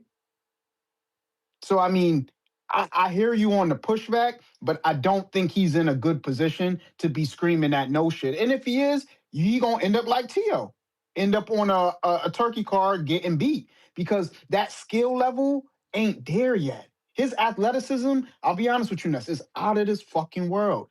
Twitchy kid, but the skill level is just not there. And when he gets to that higher level, I don't think Top Rank is willing to lose their investment like that. I think he's still low enough in fights. They got some time. Grow him a little bit. Put him in there with anybody else. But that creme de la creme, he's just not ready for that yet. It didn't show in the skill level. It didn't show in the composure, and he didn't show by making weight. So I don't know if he's in his right mind, but if I was Top Rank, when I serve him up his next opponent, and it's not at that level that he may want, I'll bring all those things out on the board. Look at what you showed us on your last go around. Just because you didn't want to fight, that doesn't justify missing weight. It doesn't justify the in the ring antics. Stay focused. At one point during the fight, his secondary coach was in his ass about not getting the knockout the prior round, and even his primary trainer was telling him like, "Yo, it's you got to go after that." But that secondary coach emphasized you should have got that shit last round, and that shows me that he not taking this shit that serious. He need to go back to Bomac. I don't know why he left that camp, and I think more fights he has after leaving Bomac, we'll see the regression in skill level.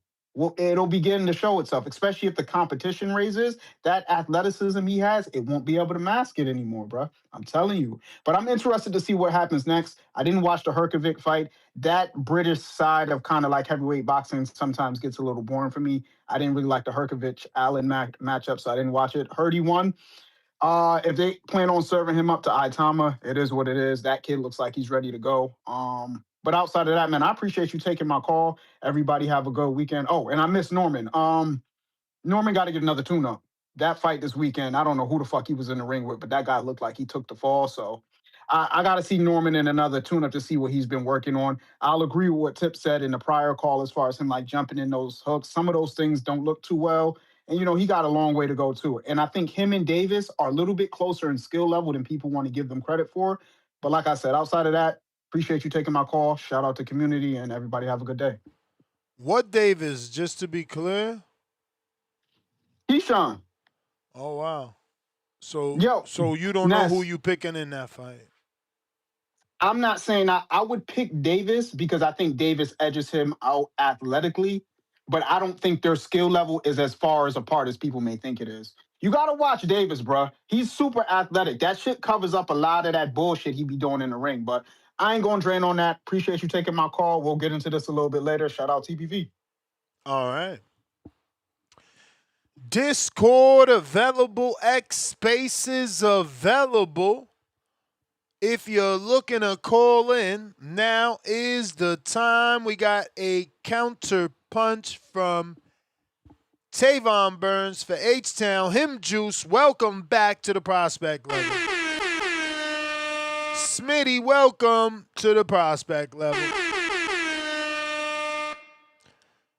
White Mike with the counter.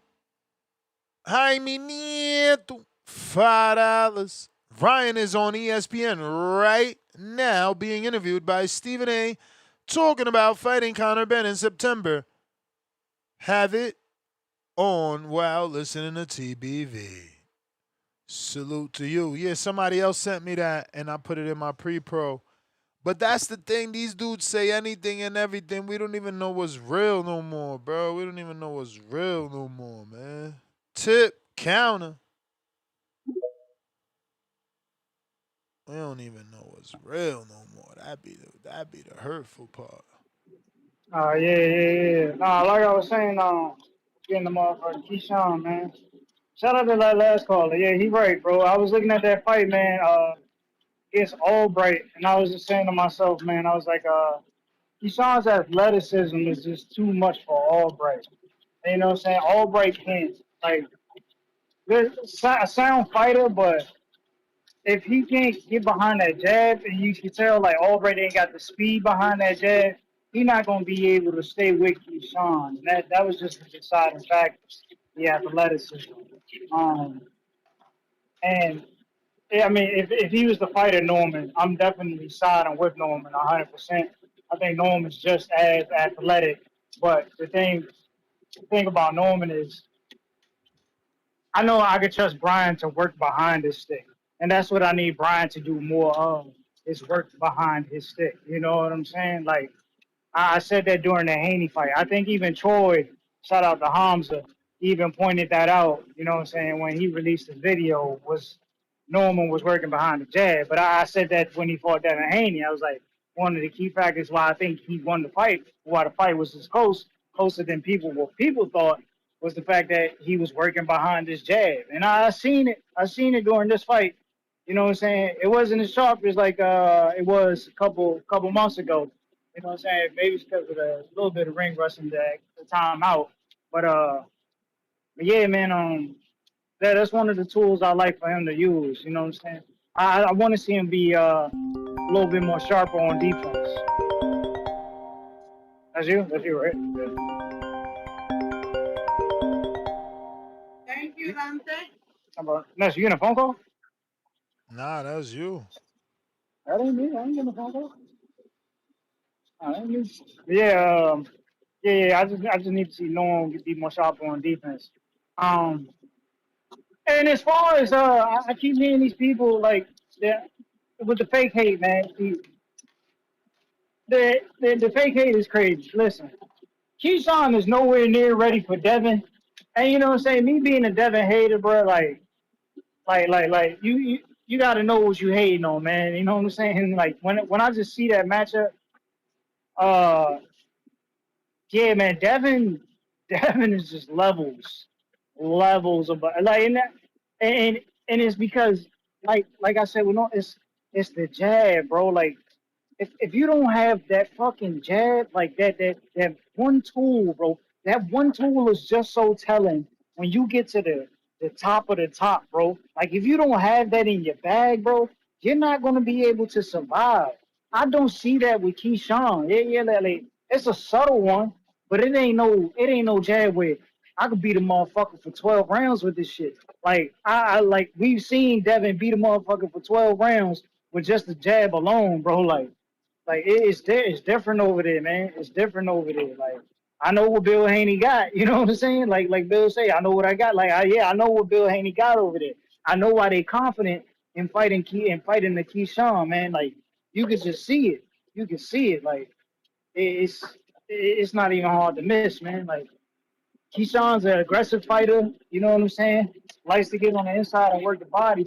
But if you can't break the first line of defense, you know what I'm saying? Like I don't know what's gonna happen because Dad's not gonna let you fight on the inside and wrestle and do all that. You know what I'm saying? He's comfortable, enough to not let that happen, man. So yeah, I don't know. Like I just see Devin walking through with that shit 12 rounds, bro. Like sure it might be a competitive fight in some instance, but that's dead 24/7, man. You know, respectfully. Yeah, I don't know where Keyshawn goes from here. To tell you the truth, you don't want to fight for a title at 140. Uh, I think he gets cooked by any other fighter at 147 that's on that upper echelon. Yeah, man, I just don't know, man. I don't know. He'll be a good name for a title fight. I don't think he wins. You know what I'm saying? As long as Top Rank keeps babysitting him, he may win. But when it's time to like really step up, oh, he's getting cooked. Respectfully, he's getting cooked. But yeah, man, that's all I got, man. And then shout out to Two Tone, the superstar, man. You know what I'm saying? I hope you recover. You had your girl taken this weekend by a streaming nigga, and then you know what I'm saying? A day later, I guess you paid off Clarissa, to handle that. I guess you paid off Clarissa to handle that. Shit nasty out here, man. Tone, get well though, man. Get well though. You know what I'm saying? Get well, Tone. This shit just crazy, man. This shit just crazy. It's a year of milk. Yeah. Yeah, shit just you one, yeah. Yeah, shit just crazy, man. I guess that's karma though, you know what I'm saying? Like You said it on Charlo, you know what I'm saying, for getting slapped. And then, you said it on Clarissa as being the face of boxing. And this is what you wanted. You wanted Alicia to be the face of women's boxing, you know what I'm saying, the superstar. And here it is, bad press happens and it's all, that's like that Kanye song. When it all falls down, when it falls down, who you gonna call now? Like, that shit is bad out here, man. But all right, that's All right, all publicity is good publicity. That shit's gonna go viral now. Once the Shade Room picks it up, then they gonna know who Alicia Baumgartner is.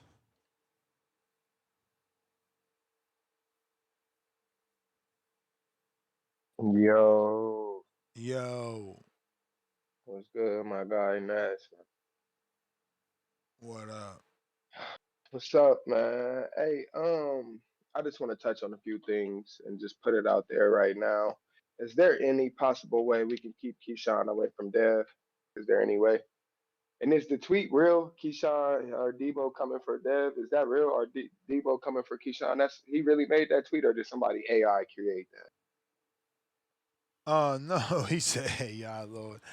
Yeah, No, because no, AI Devin is out said of that. pocket, man. Devin said that. Okay, okay. I just want to make sure because this AI should be out of pocket. So who knows what the fuck is real and what ain't? But okay, yeah, man. I'm going to petition that we keep my boy away for right now. Um, it's just not good business.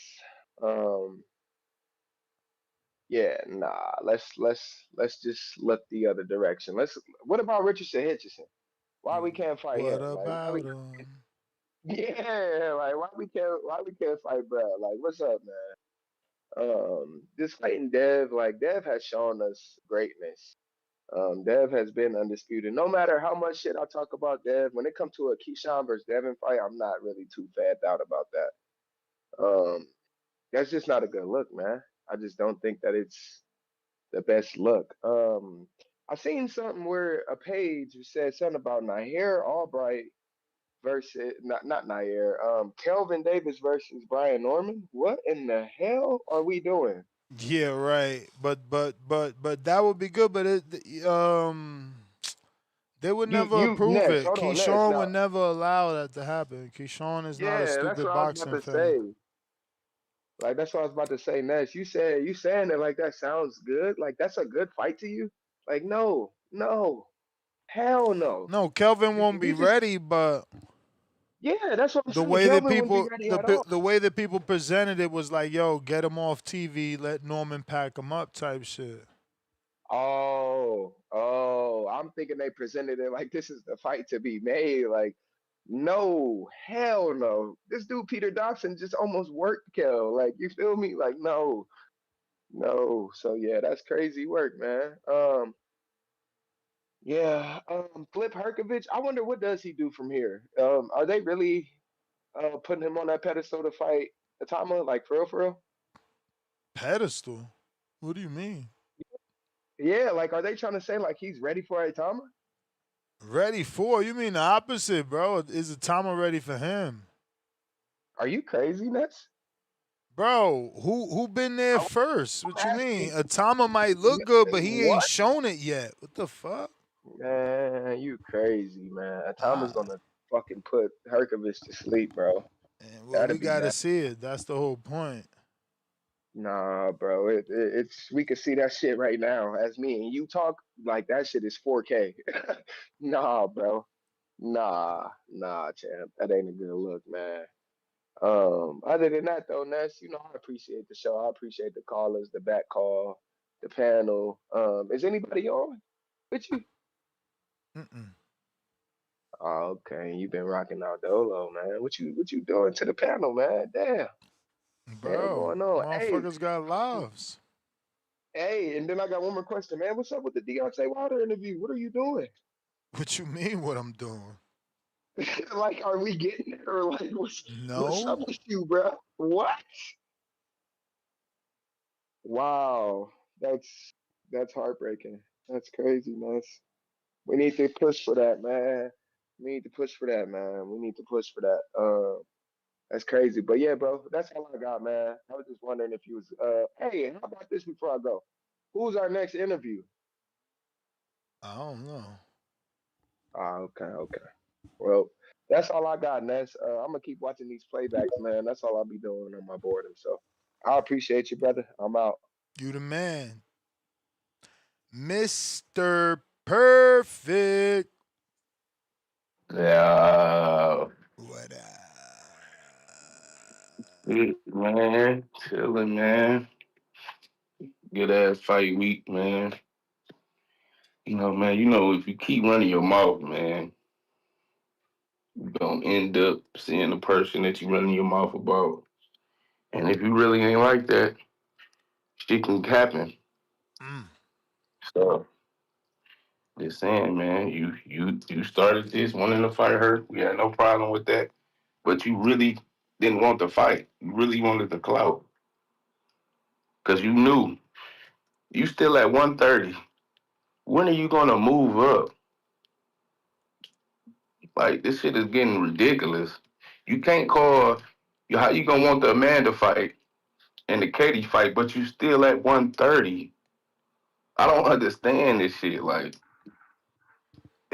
it's just getting if you want to fight, get another fight at another weight. You can't just call for other fights and you still at 130, keep saying you undisputed, you the face and all this, but got one division under your belt with no one in that division. So if you really not like that and you keep talking, man, and you really not making the moves to get the fights made,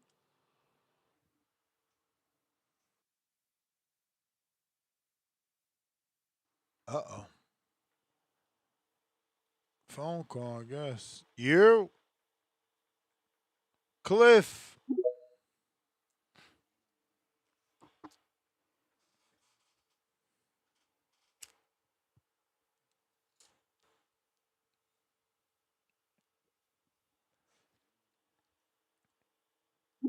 Yo.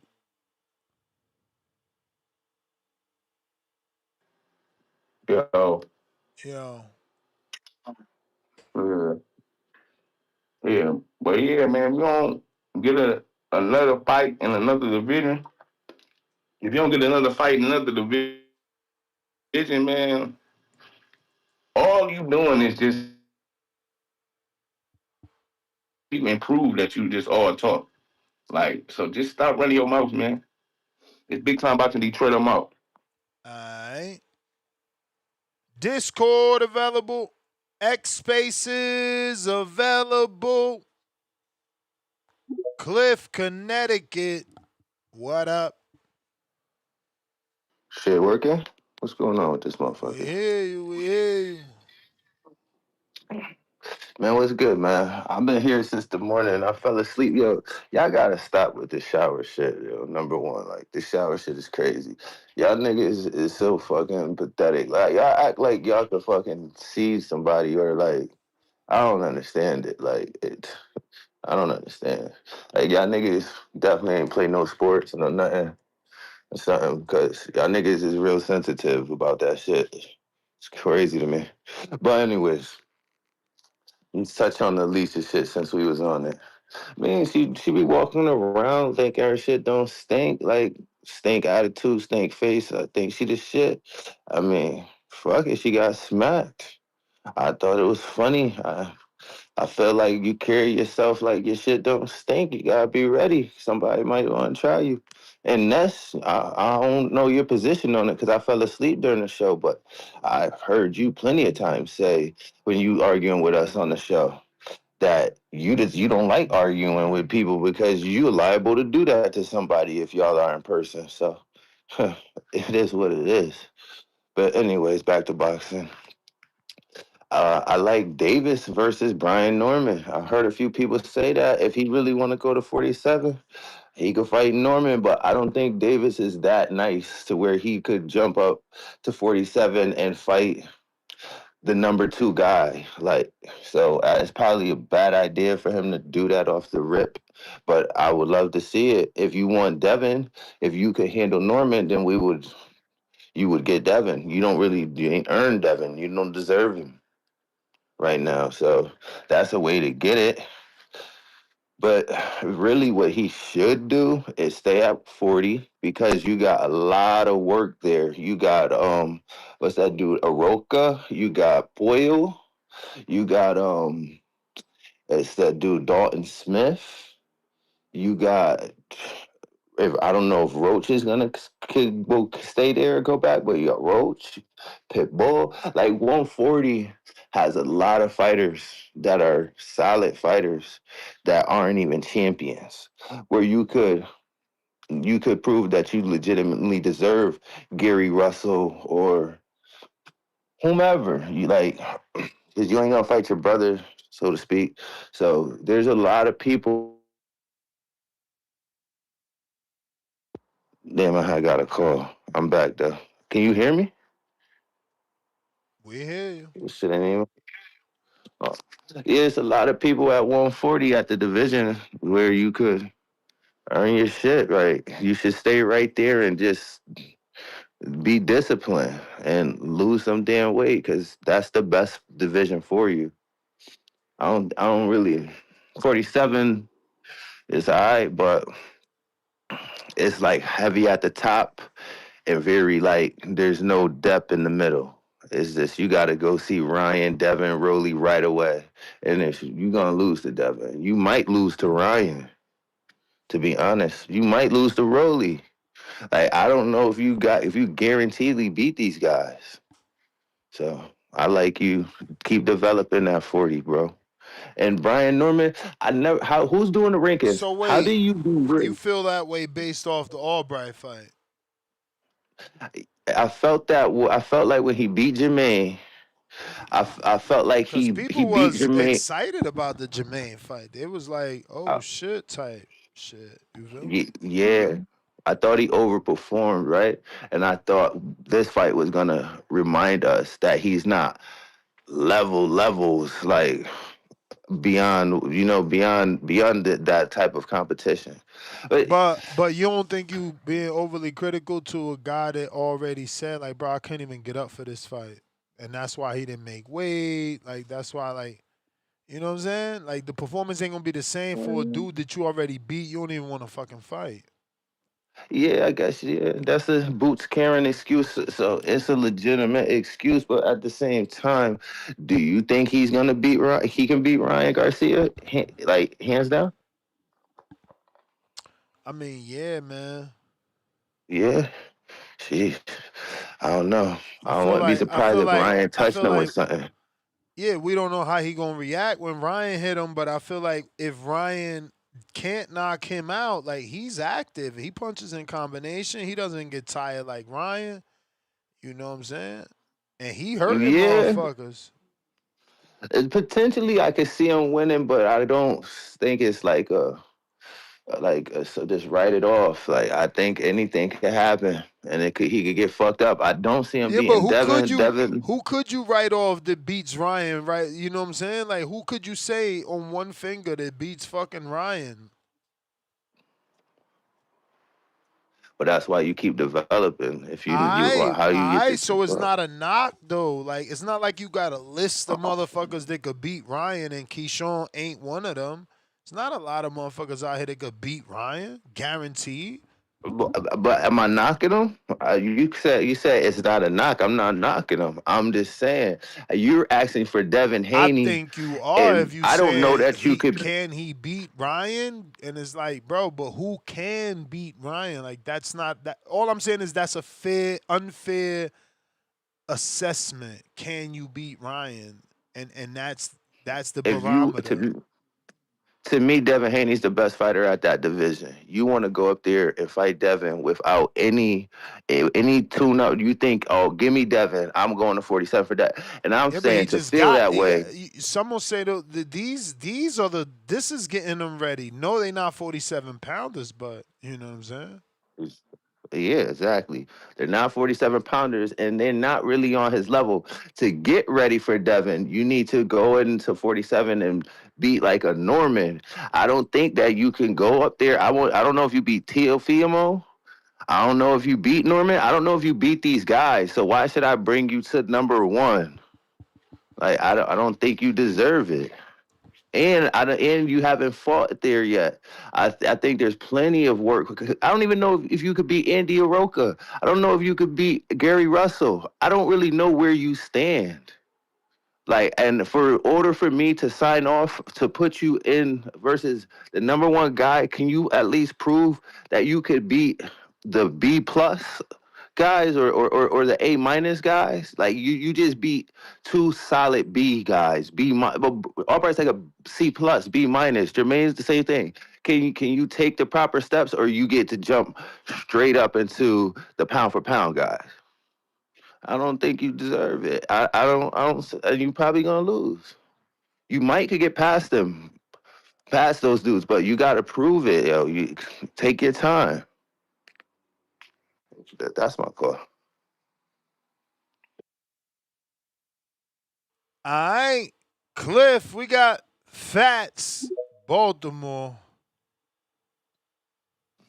Yo, What up? what up? What up, man? Man, I forgot this fight was even on this weekend, man. I Word? forgot this shit was even on. Yeah, you know, I mean, because I wasn't really that, pressed to see it and shit. But, yo, I knew, I missed out on some easy money, though, because I knew Keyshawn wasn't going to knock him out. I called in and said that early in the week. He wasn't stopping no Albright, man. That was easy money. I think that shit was like a plus 150, 125 or something like that.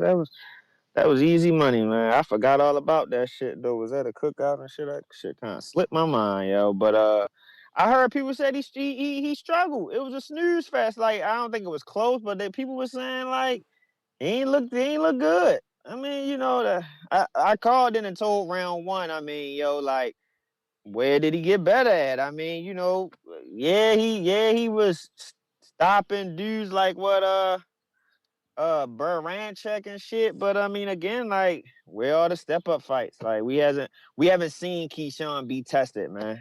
Like, we haven't seen him be tested yet. I agree with the last caller. Like, it's dudes at 140. I think Hiroka give him trouble. You know what I'm saying? I think that's a good fight.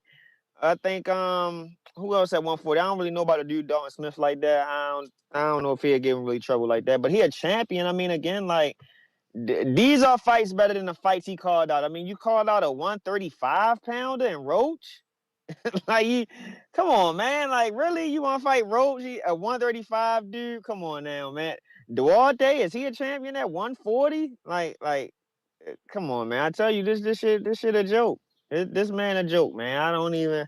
And then if I'm his peoples, just go ahead and cash him out. He wanted Devin Haney fight. Just go ahead and cash him out and let him out the contract. I mean, because I don't think he gonna beat him. But then he said some crazy shit. I did see the post interview. It was all over Twitter. He talking about, oh, the whole making weight thing ain't really my thing. What? That's what you get paid to do. You get paid to make weight. I mean, this shit crazy, bro. I just laughing like, do you think before he speak? I mean, you get what I'm saying? Like, they might as well just go ahead and cash him out before he do some dumb shit again. Just go ahead, cash him out. He not to be trusted. He can't be trusted. He don't even want to make weight. That just go to show he's not a disciplined fighter, man. I mean, part of making weight is part of your job, buddy. I mean, that was just stupid for him to say. But again, yeah, I don't think he's an A-level fighter. I mean, he a B-level fighter. He a B-level fighter. But yeah, I want to see him against somebody. Take a step-up fight, man. All this calling out the wall, taking 135 pounds, that shit ain't it. That shit ain't it. I saw Norman Jr. highlights, though. I like how he was working that jab. He doing a lot of work behind that jab. Even with the lead, he was starting to throw that lead hook out there. Ronnie Shields is a good trainer, man. You can tell when somebody working with him. Like, he a good trainer, dude. I like him. I think he should stay there with him. And just see what he can unlock for real. But I definitely think Norman and Keyshawn a good fight. Norman and Keyshawn a good fight. Devin Haney beat the shit out of Keyshawn. I got that. Maybe Keyshawn could win 2-3 rounds, but I don't see. He gonna be too frustrated. Devin Haney will frustrate you. He not gonna be able to. He all slamming Albright in the ring. I saw that on Twitter. Like, he just dumb. He just stupid, yo. Like, that's just all I can say, bro. But to slap her around the world, man. Hey, you can't be talking shit to somebody's face. That's like me and you, as we face to face, and you disrespect me and say some crazy shit like, yeah, fuck me up right now, or prepare to get hit in your mouth. I mean, that's just what's gonna happen. You just can't talk to people like that and expect nothing to happen, bro. I see people talking about, oh, she's small, and Bunga should have been talking shit, run her mouth. I mean, that's what happened. Ain't no she snuck her. I mean, she knew they was into it. Had your motherfucking dukes up. I mean, I don't know what she thought was gonna happen, but Yeah, I don't know why hey, she let her get that close with all the shit they've been saying. Yeah, like you can't talk shit to I'd have people took a like that. step back. I'd have rather take a step back and let Clarissa say, "Oh, you scared?" Like, yeah, I don't trust you. Yeah. Like, I don't know what she thought was gonna happen. Like, people talking about she picking on none. You don't tell nobody you fuck somebody up right now and then not be ready to squad up. I mean, you said that shit out your mouth. She straight smacked you. That's just that's what you supposed to do. That's what you supposed to do. Don't run your mouth. And I heard a caller say something. So she was undisputed at 130. Yes. Yeah, so why she still sitting right there? That don't make sense to me. You done did everything you could do at a division. That's not a money division. It ain't popular girl fighters down there at that division. She hiding right there at 130. She waiting Just for move up and fight Serrano. Caroline. She waiting for Serrano. Serrano fight at 130? 126. So she's trying to offer Serrano the shot. Yeah, sound good and all, but just go ahead and move up. Go ahead and move up. Ain't no hiding at 130. Just stop hiding. Go ahead fight Caroline. You get what I'm saying? Like, she just trying to hide at 130. Like, bro, you done did everything you could do right there. I don't think Serrano gonna fight her because Serrano done been through all them wars and they made all the money fighting Katie Taylor. Yep. It's not like okay, if Amanda Serrano don't fight you, she's ducking you. She done already fought the best in the world. Like, I mean, it's just like, come on, bum gone. Stop hiding. I appreciate the call though. All right. What up, round one? What up, guys? Great call, man. Great call. I think that the caller is touching on a lot of great points with Keyshawn Davis and what a lot of people are starting to think about the young man. I kind of wrote it off like maybe they were fucking with the young man because Brian Norman Jr. also missed weight and Ronnie Shield hinted to the possibility of the scale being off.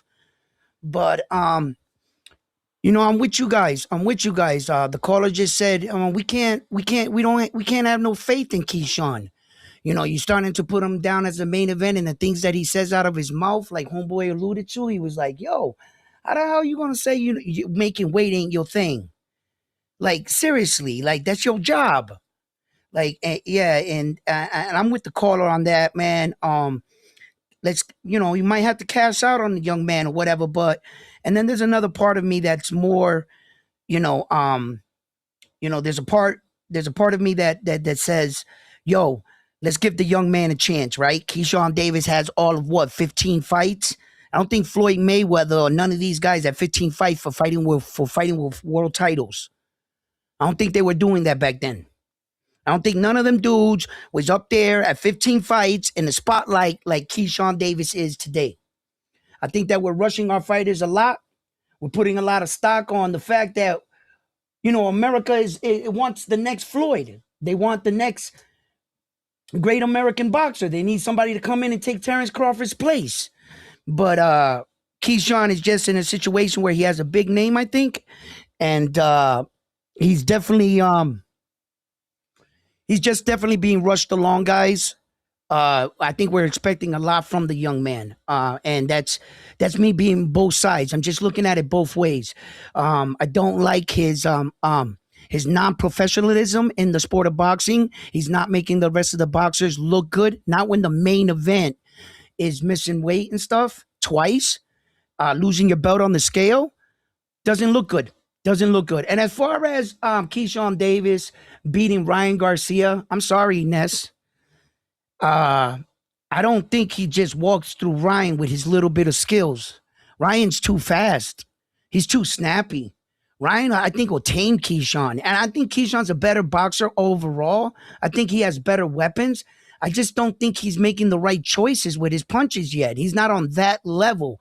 And when you got a speed demon like Ryan, I'm not too sure, Ness. I'm not too sure if he beats Ryan like that. But anyway, that would be something we would have to see. That's opinions.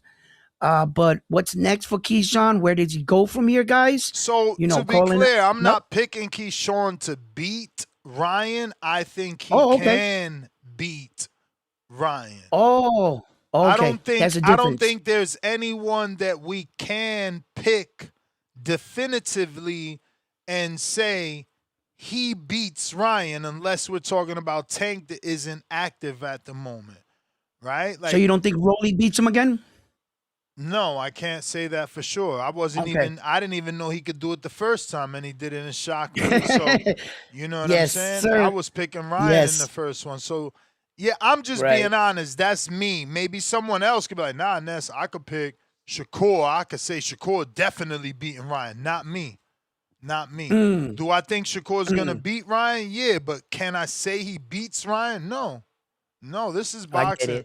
I've watched it too much, and I've seen, like, you know, I've been there, done that. That's where I'm at.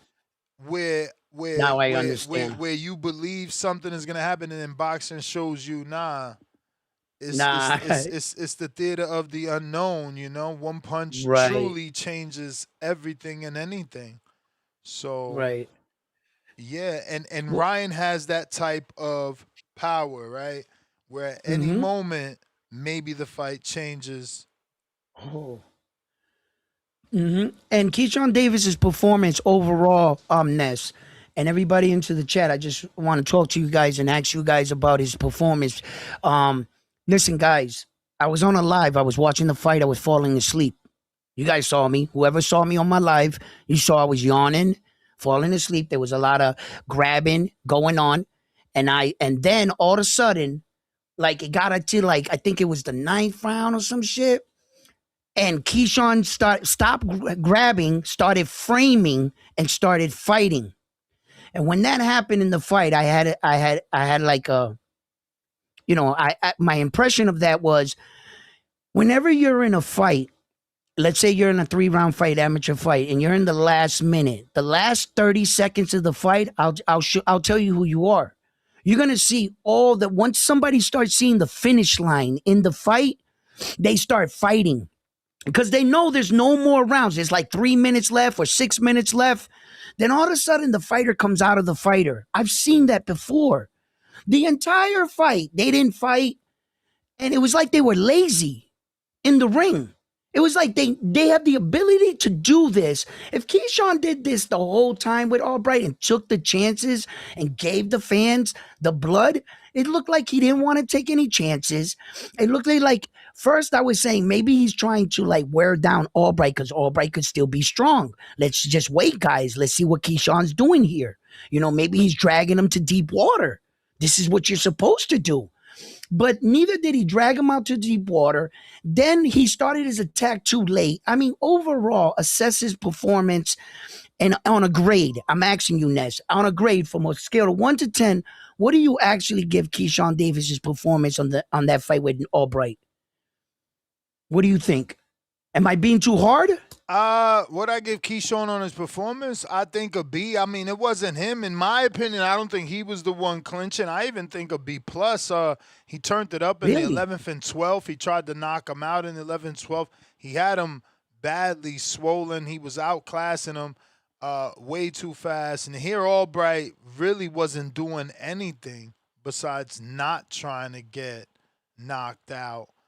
I said maybe he was flat or maybe it was all just Keyshawn, but yeah, we watched 2 different fights. It wasn't the most entertaining, but I get it. You know, guys like you're coming from a new way being your favorite fighter, right? So my favorite fighter is Devin. Before that, it was like Thurman. You know, I've always liked boxers, right? So Keyshawn taking his time, not getting a knockout, me being in the 10th round, that's normal for boxers. Okay. So I'm not yawning or bored. But that's the difference, though. I think Keyshawn doesn't make it boring. I mean, he's always punching in threes, in my opinion. Threes. It was just He's always an aggressive. excessive. Yeah, it was an excessive amount of clinching. A lot of it was initiated by Albright because he was falling into his punches. Albright. It was But you saw in the 10th round when Keshawn Davis made the adjustment, rather than clinching when he clinched in and grabbing him too, when Albright went to clinch, Keyshawn framed. He wouldn't allow him to grab him, and he started framing him off, and he started hitting him on the inside, and he made that adjustment. And I thought that Keyshawn is a smart fighter. I thought he can do that at any point in the fight. I just knew that he looked like he was frustrated, like he didn't want to be in there, like he didn't want this fight. That's what he looked like to me. He looked like he was just giving you the fight just to give it to you. Like his best. He didn't need to bring out his best to beat Albright. And I just felt like, brother, you're a lazy fighter. If Bob Arum wanted you to rewrite the wrong, you and your brothers, he gave you an opportunity at the scene of the crime. He brought you back to Norfolk, Virginia. He didn't want to take another step forward, Bob Arum, and he said, not until you boys correct the night. All three of you did not deliver blood. Good fights, whatever, but it was basically didn't we see this whole fight card before? Oh yeah, that's right, the first time. So I don't know what about was this different? whole fight card, but we've seen the main event before for sure. I mean, on the fight card with Keyshawn's brother, wasn't the three brothers on there when the sisters had the accident and Keyshawn was taken off? And then thank God that a real professional fighter like Abdullah Mason came in and saved the night. Now look where Abdullah is in his career. Thank you, young man. Thank you for being a professional. Thank you. You know, so it's like he's gonna get a lot of shit, and I'm starting to wonder, how many times in Keyshawn's boxing does he get to fuck up and we say, nope, give him another chance. And I'm with you. I don't want to throw Keyshawn away. No, I don't. I believe in Keshawn Davis. Remarkable talent. I think that Keshawn Davis has the potential to sky's the limit. I think we're just rushing him. But I also am not blind. I have to put some part and set some blame at his feet. Yo, Keyshawn, you got to tighten up, my man. You got to tighten up. That's it. Come on, man. The weed, everything, the losing the belt. Look at your career. It's just one mistake after the other, the hallway, the charges. Look at now you're in this situation where you had to take this fight. Come on, Key, baby. Tighten up. Tighten up. What up, Tone? Yeah, man. Tighten up. What up, gang? Ness, I just can you do a screen share of what I just text you? Those are the salute round one. I agree with round one. I made a video about that yesterday in regards to Keyshawn Davis being fast tracked. Those are the opponents of Floyd Mayweather and Terrence Bud Crawford on their 16th fight. Those are their opponents. Thank you, Tone. Somebody else sees this shit. He's being I think we're being a little hard on my man. Well, who's being hard? You the one that was at criticism. I thought he did good. I gotta speak on both sides because my fans say it. So I'm speaking for them, for me. Don't get it confused all the time. You think I'm being all me, but this is what the fans are saying, and I'm reporting it. Yeah, so those are Terrence Bud Crawford and Floyd Money Mayweather's opponents in their 16th fight. And I think Floyd fought some Hispanic dude. Then he fought Manfredi. It looks right on par, man. Ain't no difference there from Andre Gorgas, George, or whatever the fuck, and here Albright. Like, we don't know that dude. But Keyshawn Davis was a world champion first. They both could be tough. Yeah. Keyshawn Davis became a world champion before Floyd, right? Yeah. Does my audio sound clear? Yes. He's in a better. Does. Okay. I'm just saying, and back then we did not have social media to know what type of shit Terrence Bud Crawford was talking or what type of shit Floyd Mayweather was talking. So I know the people in the chat, they're going to say, well, Keyshawn Davis is 27 years old. Well, niggas' path is niggas' path, bro. Let niggas have their path. Is Keyshawn Davis ready for Devin Haney? Absolutely not. Absolutely not. Is he ready for a Lindolfo, a Duarte? Yes. But Yeah. can the nigga make 140? I don't think so. The nigga got to go to 147. Maybe a Patty Donovan fight. Maybe he can get the winner out of Crocker and Liam Paro. But yeah, Keyshawn Davis at his 16th fight, he got a lot. He still got work to do, and most importantly, he got to work on his mental. Brian Norman Jr. Looked amazing. I want him to go directly into the Devin Haney rematch. In America, he looked faster. How you want? Come on, Tone. Off of that. Yes. Hey. Yes. Bro, that was Yes. a bowling pin meant to be Hey, yo, knocked Ness, over. let him cook, Ness. Let him cook, Ness. No,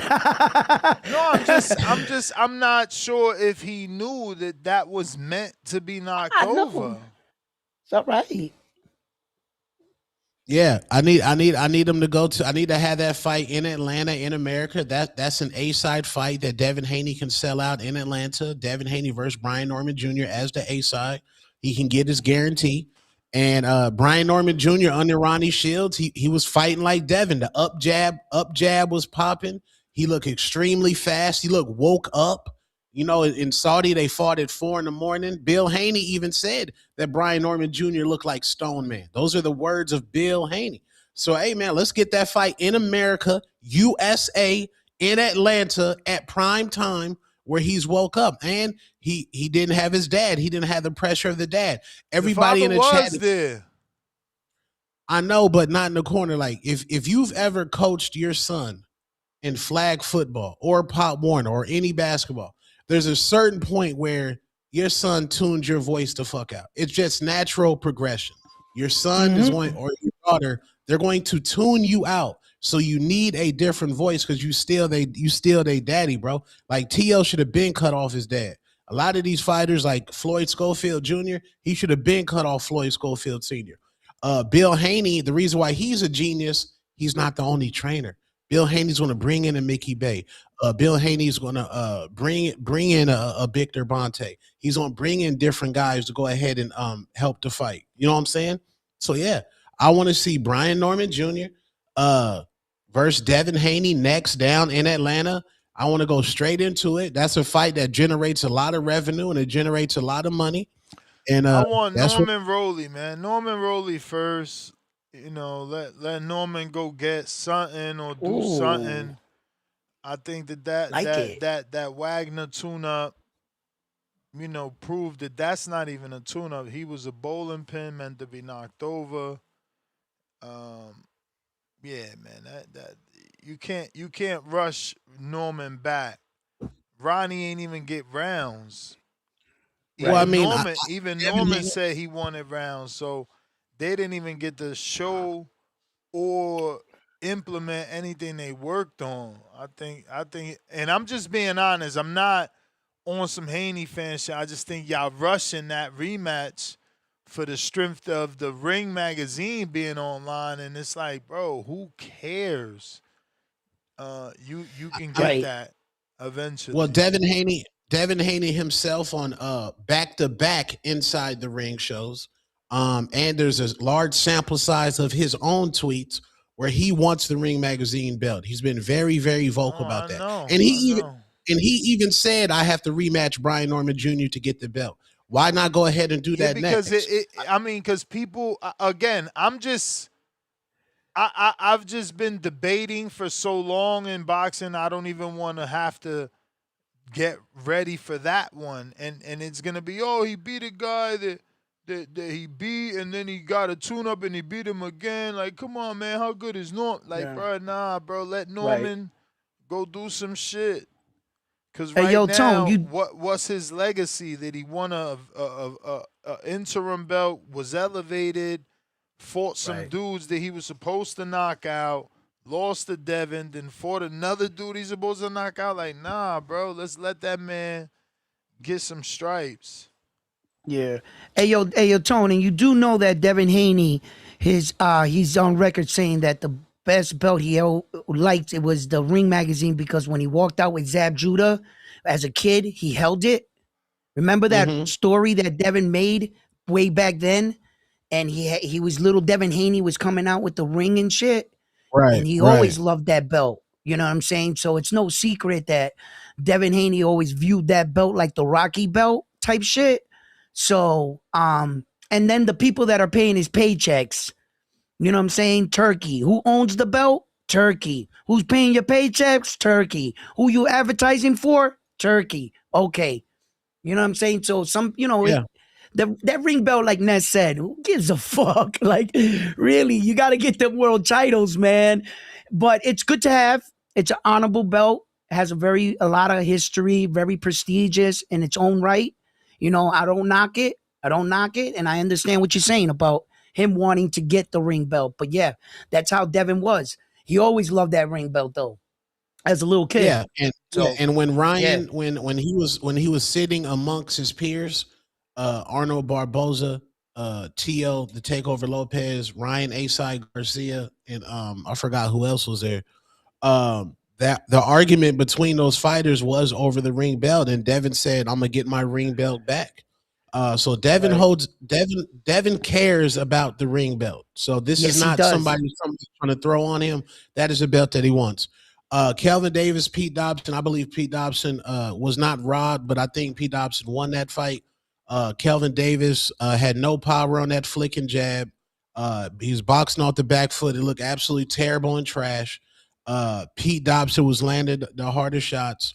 The dude that's supposed to fight Shushu, I never really watched that fight. I don't know what happened with that one. Karen Chukadashian got exposed. He got his ass packed up by Patty Donovan. Jerron Boots in his best win. Looks absolutely crazy right now. Xander Zayas and Boots Ennis is officially a 50-50 fight now. That fight can go either way now, respectfully. Hrgovich, Dave Allen. Bro, you always show up for the fish and fries. One day you show up for the steak, the next day you show up for the fish and fries. Against Hrgovich, you just showed up for the fish and fries. Then you had the nerve to say you got 4 fights left. Absolutely disgusting. Get out of boxing. Also, round 1 and S, did you know there was a fight? What was that shit? I don't know. But Hrgovich and Dave Allen had a fight, and they were the headliner in the UK. That is a UK Saturday night. Just put that in perspective. In America, there's no way. We're at David Buster's getting delicious fabricated wings. Nobody is going to see Hrgovich and Dave Allen. You UK niggas, y'all got to step it up, bro. What the fuck is Hrgovich and Dave Allen popping on a Saturday night? Disgusting. Dave Allen got his market, bro. He got his market. Everybody, That's the beauty of the UK, man. Yeah. They fucking support. Those fuckers support, bro. And just in case, if you guys out there in the chat, TBV community, today was White Tea Mondays. We all got the memo. You know what I'm saying? So we all got white tees on. It's white tea. Who white tea more expensive? Yeah, I'm saying I don't know, man, but I think mine's is a Calvin Klein. Mine's a Calvin Klein white tee. Yeah, I mean, you winning. You winning. What nigga. about you? Winning. What about you? What about you? Me, I got Gildan. I got Gildan. You both winning. Yeah. What you got? Fruit Loops? Timo, baby. Oh, damn! His white tee costs $1.25. That's right. That's right. Save $1. Yeah. Chat, I saw this nigga Ness on his story. Ness quietly flexes on niggas. He be trying to be humble, but all he do is flex on niggas.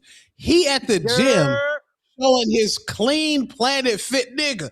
I ain't never seen a Planet Fitness look like that. I said, God damn, nigga, the shit was clean. I told you, Ness knows how to be rich. Creators in my shit, man. They be Ness knows how to be rich, Tone. Episodes in there, bro.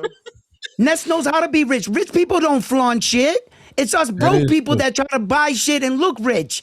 You know what That I'm is saying? true. Yeah. Bro, look at my sneaker. I wear hookahs, bro. Old man shit, bro. Ain't nobody got Oh, time. stop No, it. I no, He live got that the that was life. gators me. in the closet. He got the gators in the closet when he needs to dress Gators. up. Stop it. I got The no gators. gators. No Yer, gators. what's good? Y'all got me? Damn, two Yes, for Stock sir. 10, chases. Dr. Obi. That's too expensive, bro. You get like fucking 7 shirts for $10 on Temu, man. It's hit or Yo, miss though. a white tee is a white tee, man. Y'all need to stop. Nah, bro. A white tee is a white tee. Y'all Nah. gotta cut it out. Y'all gotta Stop cut it it. out. Mine's Calvin Nah, Klein. that So that Gildan the tone guy, he walking that, he gonna be wet for the rest of the day. This one right here, this one right here is a wick shirt, so it's like I sweat, it dries. You smell me? Yo, if it's hot as hell in New York, I can only imagine how it is in Arizona, man. It's definitely Fact. condomless weather out there, bro, right now. Yeah, man. Um, Fact. Yo, real quick, man. Let me just try to recap. There's a lot going on. I'm not even gonna address the callers, bro. I ain't got time for that today, man. Yo, so look, real quick, man. Let's go in order. Real quick on the heavyweight fight. I didn't watch that, bro. Shout outs to Hrgovich though. I seen him beat the shit out of Dave Allen. It looked like he didn't even belong in there. That shit was crazy. I know. Um, so real quick, man. On Friday, man. Shout out to Patty Donovan handled business like I said he would, man. Um, I just feel like he did his thing, man. The only thing is he got to work on his gas tank because he definitely was losing them last couple of rounds. That fight should not have been that close. But shout outs to Kyron, bro. He picked it up towards the end of the fight. It just wasn't enough, man. But I was nervous as hell when the second judge called it a draw. I said, "Oh hell no!" But he ended up winning. So shout outs to him. Um, but real quick, man, y'all gotta stop trying to line up Patty Donovan with all these motherfuckers, bro. He's an IBF eliminator. He gotta fight Paro or Crocker, bro. That he wants that Crocker smoke. So hopefully Crocker do what he need to do. And I feel like Patty Donovan gonna be IBF champ, bro. That's just how I feel, bro. So don't be surprised if y'all see that in the coming months. Eddie Hearn was at the fight. Shout out to Eddie Hearn, man. He made it out to Germany, which means he fucks with Patty Donovan, bro. All right, let me move on to the fights on Saturday, bro. Keon Davis, bro. I think he has the most potential out of the Davises. Not obviously not counting Keyshawn Davis, but Kelvin Davis, bro. Kelvin Davis, bro. He's waiting to lose in a bad manner, bro. Like he fucking around get knocked out one of these days. Fighting the wrong person, bro. But I mean, listen, man. Shout outs to the Davises. They all ended up winning. Um, but man, let me get to John Santana, bro. John Santana, bro. Listen, I'm gonna hold my slander, bro. I just don't really want to slander my Dominican brethren. I don't want to go that in, but he didn't impress, and he needs to stop calling out Shushu, bro. You not ready for that smoke, bro. Shushu gonna give you that work right now.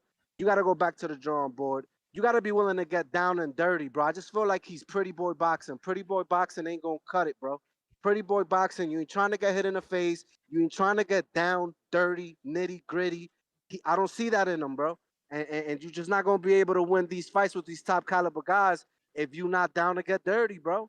I mean, you can see in the fight, bro. He just wasn't willing to get down and dirty, bro. Like that's just how I felt. And I just was watching that fight, just really pissed off. And I'm surprised he won, bro. I think it should have been a draw at best.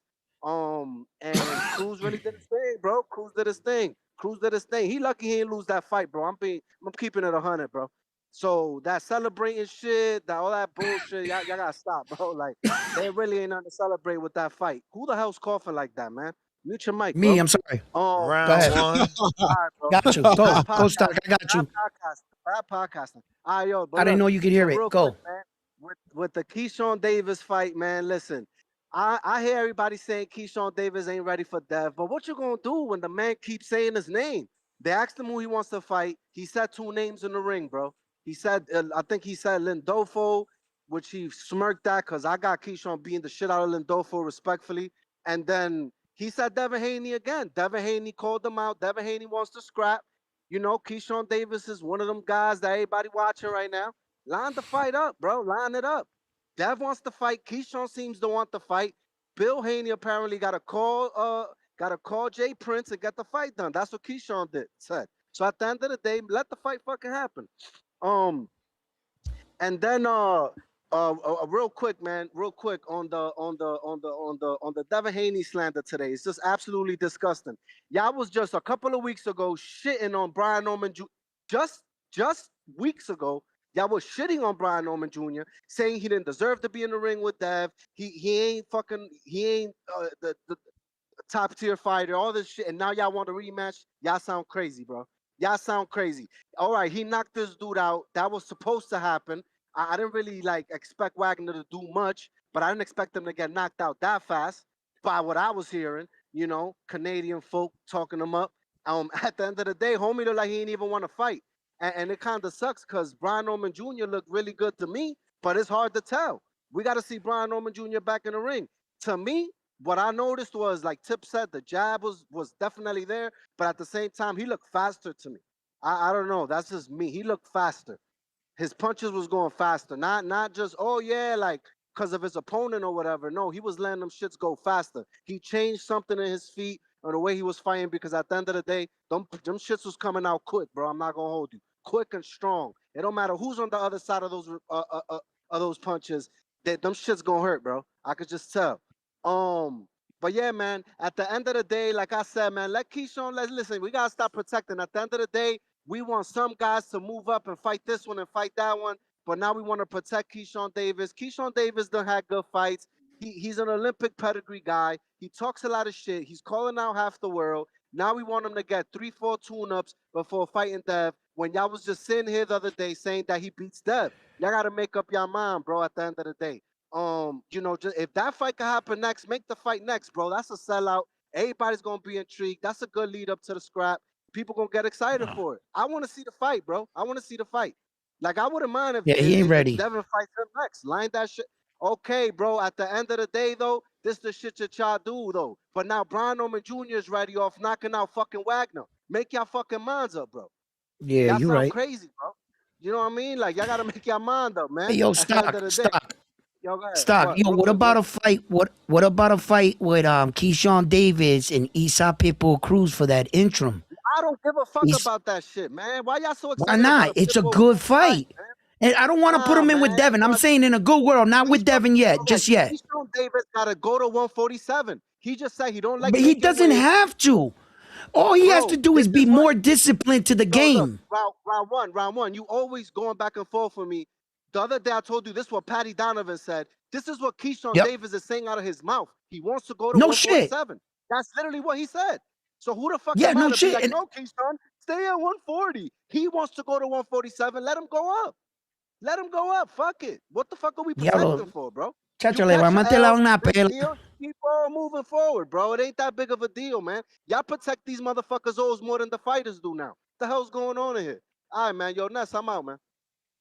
But that's what Tone came on doing. Tone came on, no, he's only 14. Look at the opponents of Mayweather. Look at the opponent. The great Mayweather didn't fight a Devin Haney. Keep him away. Yeah, wait. Yeah, did Floyd Mayweather fight somebody of the caliber of a Dev Dollars, Devin the Dream, Debo Haney in his 17th fight? Absolutely not. Bro, absolutely not. It's called daring to be great, bro. It's called carving your own lane, making your own legacy. Yeah, my brother Keyshawn, he has a lot of mental things that he needs to. If you're not noticing the mental problems that Keyshawn Davis has, he's damn near about to quit boxing. Like the man didn't want to promote the fight. He didn't want to get up for the fight. So that right there tells me you don't have Mamba mentality. Kobe Bryant was getting up for the motherfucker. That tells me that you sound like a spoiled brat. See, you just fucked up my sorry. No, it's over, gang. Go ahead, gang. Bad podcasting, gang. My man, bad podcasting on my behalf. Yo, you when you were talking, all I heard was a fucking spoiled brat. Keyshawn, what you mean you don't want to do this? What you mean you don't want to do this at your job? What you mean you come into work telling the boss you don't want to work? The fuck you mean? Fuck you mean? Get your ass in the gym, in the ring, and perform. Yo, Keyshawn, I don't get that. You had a night to rewrite history, to take the Bro, but night back. I'm a 1099, bro. I'm entitled to say this weight shit. I don't know about that, man. Put me at 147 where I ain't gotta struggle. I'm a fighter. Fuck this weight cutting shit. I'm big. You know what I'm saying? Like, y'all interpret things the way y'all want to interpret it. Like, I am the boss. I don't know about keep struggling to make weight. The boss don't want to fucking make weight. I'm the fucking boss. Like, if I'm not happy, you don't get paid. You don't get me on your TV. You can't commentate about me. So let's make me fucking happy because I'm the boss. I'm the one that brought 10, 11, whatever thousand people out there this time. I don't know if those numbers are this high because they purposely talked about the numbers not being the same. But I got a bunch of callers now. Let me transition. Yeah, where my ticket warriors at? Where my ticket warriors at? I guess niggas pick and choose where they want to be ticket warriors. Where my screen chart niggas? We hear you. Yeah, we hear me? We hear you. Yeah, man. Blessings to y'all. This good Monday, man. Shout out to the chat. Damn, I want to do a quick rundown before I get to the real point. First off, hey, Tone, Floyd Mayweather, bro, within 2 to 3 years of him turning pro, that man fought and beat up the greatest super featherweight of the 90s decade. That man, Keyshawn Davis, is 26, 27. That shit ain't no comparison. That boy Floyd had 16 fights in like 2 years, bro. It didn't take that man like 6, 7 years to get 14 fights, bro. Within 2 years, he beat the greatest super featherweight of the 90s decade. The man had a belt for basically the entire 90s and only lost to Oscar De La Hoya and Floyd Mayweather. That was it. Genaro Hernandez. Look him up. Look who that man was. But yeah, quick rundown for the weekend, man. Filip Hrgovic and That David wasn't at this trajectory. Keyshawn, Floyd 15 fight. Floyd 15 fight wasn't no Jermaine Ortiz. Floyd 15 fight was within 2 years, bro. It wasn't no Jermaine Ortiz. Yeah. He was the first Olympian from his class to fight for a world title and the fastest. Floyd Mayweather won. He came out of the Olympics and turned pro. He was the only guy in his era to fight for a world title. The fastest was Floyd.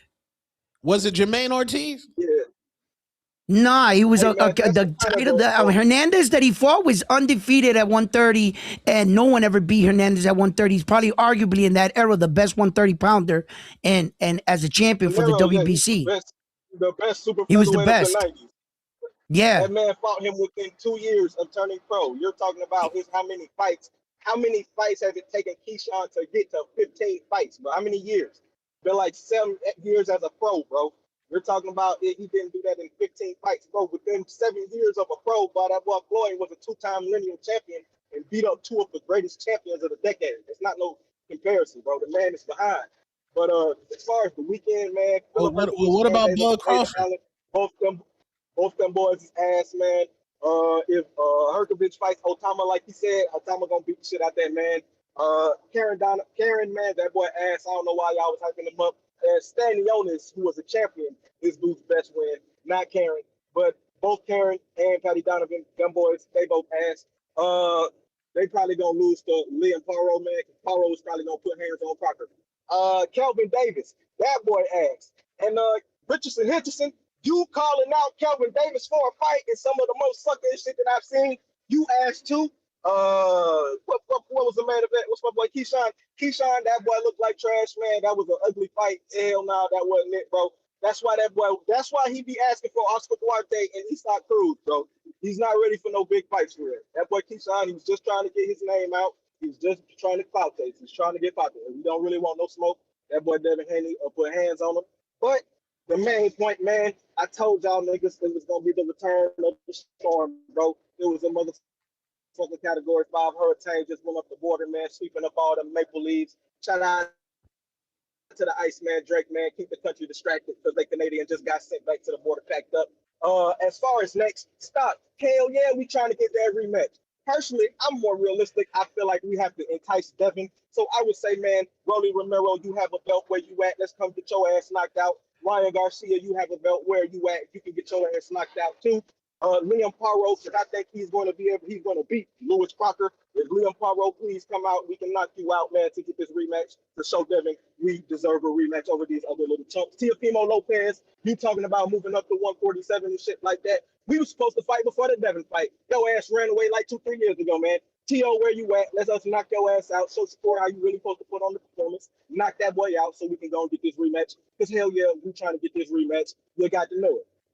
As far as that, man, that's really all I got for you, man. Shout out to y'all, man. Blessings to the chat, man. And yeah, man, you know I'm strong. We back. Come on, man. Where you at, man? Y'all stop hiding. Come get knocked out. Yeah, man. Yeah, body work. I did the 7th grade 3 times. My dad was there every time I did the 7th grade. You graduated high school, and your dad was with that fat stripper bitch that had an EBT negative balance. Pat Bandero. Yo, the EBT car was drained. Oh no, Trey, nigga. She walked up there trying to get some name brand. No, nigga. Go to Kroger. Yeah, nigga. I hear you. Go to Kroger, nigga. Hey, shout out to the panel. Shout out TBV. Shout out to you, my bro Ness. Two-tone superstar. Team Benavides in the house. Yes, sir. Is round 1 still there? Yes, sir. Hey, que la que hay, round 1. Shout out to you. What's up, man? Chilling. Hey, yo, Tone, you heard what Team Bevo said about Benavides? No, what they say? They said they're gonna shut him up because he's talking too much, apparently. Oh, let's go. He must be on that shit. Yeah. Let's go. No. We're gonna have to do some work on that Russian, bro. I ain't gonna lie, that's the most difficult. That's the most difficult fight for Benavides. Though I ain't gonna lie. Yeah. I ain't gonna lie. Yeah, but we're it's still gonna gonna do take some work 10 on that rounds. dude, man. It's gonna take 10 rounds. Tone said 10. Wow, Tone. Hey, I'm not sure about that, Tone, but we working, man. We working. You already know we working. Yeah, man. I don't have much to say, man. I just wanted to, to do my thing, like, to shout out TBV. But yeah, for Keshawn Davis, he's got to fight Devin, bro. I don't want to hear like he's not ready. I don't want to hear none of that shit, bro. He called him. Now he's got to fight him. There's no like, if he loses, he loses. It doesn't matter. But he called him, bro. You don't call people, and then when they say like, okay, let's fight, and you say no, we're not ready. Get the fuck out of here, man. You have to fight him. It doesn't matter if you lose. It doesn't matter. And at the end of the day, like my man, Stuck says, listen, he's gonna have trouble with Devin, though. I ain't gonna lie, he's gonna have trouble with him because I was thinking about the fight against Nahir Albright, bro. Nahir barely threw jabs, bro. He didn't throw many jabs. Yo, if Keyshawn has to pass, he looked flat though. He looked flat. Yeah, Ness, I agree with you. I agree. He looked a bit strange. I agree with you. I agree. He feels like he wasn't himself. He feels like he didn't have that energy. But that's boxing, bro. That wasn't his night at all. But I ain't gonna lie though, the jab of Devin is gonna be trouble for Keyshawn, bro. That's gonna be a problem for Keyshawn. Caller. Yeah. Yo, remember, I'm sitting here thinking. Pat Bandero. It's Pat Bandero. Pat Bandero. Pat Bandero. Bandero, mira. I'm sitting here. I'm talking. I'm listening to you. Describe that how flat Keyshawn Davis was. Can we give a little credit to Albright? Maybe he was doing some things inside there. It wasn't Albright. We're saying Nahir. You don't think so? Flat. I'm just Nahir asking. Albright was flat. We're saying Nahir was flat. Nahir was flat. Oh, okay. All right. Yeah. So you don't think with Keyshawn's, okay? Another question I wanted to ask you was, you don't think that we should let Brian Norman Jr. He's still young. What is he? 23 years old still, or something like that? right? Get a better tune up and let's see what Ronnie Shields can bring out the best out of him so that we get a better performance, Devin Haney? Because you yourself are saying that he's going to struggle against Devin, but on one hand, you want to see the fight. But I'm just asking, wouldn't you want to see a better, more prepared Brian Norman Jr. coming into that fight with Ronnie Shields, a more developed fighter? I'm saying Keyshawn Davis has to fight Devin. I didn't say Brian Norman.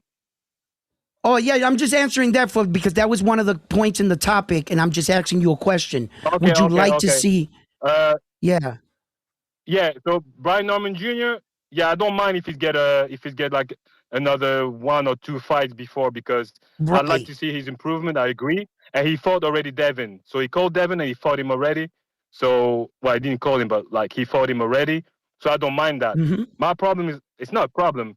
Keyshawn Davis called Devin, so now I don't want to hear. Yes. Listen, that's what Dan Desire is doing.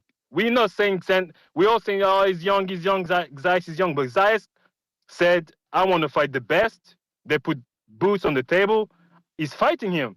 And now no one's going to say, like, people might say, like, oh, Boots is like, let's say Boots knock out Xander Zayas, right? Let's say it's happened. We're going to say Boots is better than Xander. And then we're going to say, like, Xander was too young or whatever. But I don't want to hear none of that shit. He say he wants to fight the best. If it's not, he's not. But we're still going to say, like, he took that risk, and he's got balls. You know what I'm saying? Because like the problem with us is like we saying like we tend to like throw fighters away, but it's not a problem. The dude called the dude. He's fighting him. He loses, and like we don't throw these guys away. So I don't mind if Keyshawn Davis loses against Devin. He's not like we know Keyshawn Davis is a talent. So I just want to see that fight, and may the best man wins. You know what I'm saying? So coming from 140, almost missing weight, moving up to 147 to fight a fighter like Devin Haney, you want him to go straight ahead and get that smoke right away. No tune-up fight. You don't see nobody at 147. He should step on first to be awarded the Devin Haney fight to prove Round one. He called him out, bro. Okay. I'm actually. I want to know exactly your. Yes. Okay, I got you. He called him out. If he didn't call him out, listen, if he didn't call him out, I would say maybe, yeah, let's say a couple tune-ups or whatever. But he called him out. You know what I'm saying? Okay. So now he's got to walk that walk. Okay. But I'm not going to take too much of your time, because I know Nez got a few callers on the line. So I appreciate you. You know what I'm saying? Nez, thank you very much. You already know. And Tim Benavides, Tone, you already know, bro. We have to work. Yes, sir. Yes, sir. I can't wait, man. I want David to take over that September date, but looks like Ryan Asai Garcia is a fighting Conor Ben. If I'm David, I try to get Brandon Glanton in the ring in Arizona.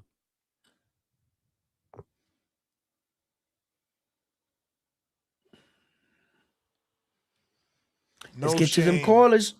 No shame from Tone. What are you talking about, Ness? Off of fucking stoppage laws. Didn't he get stopped?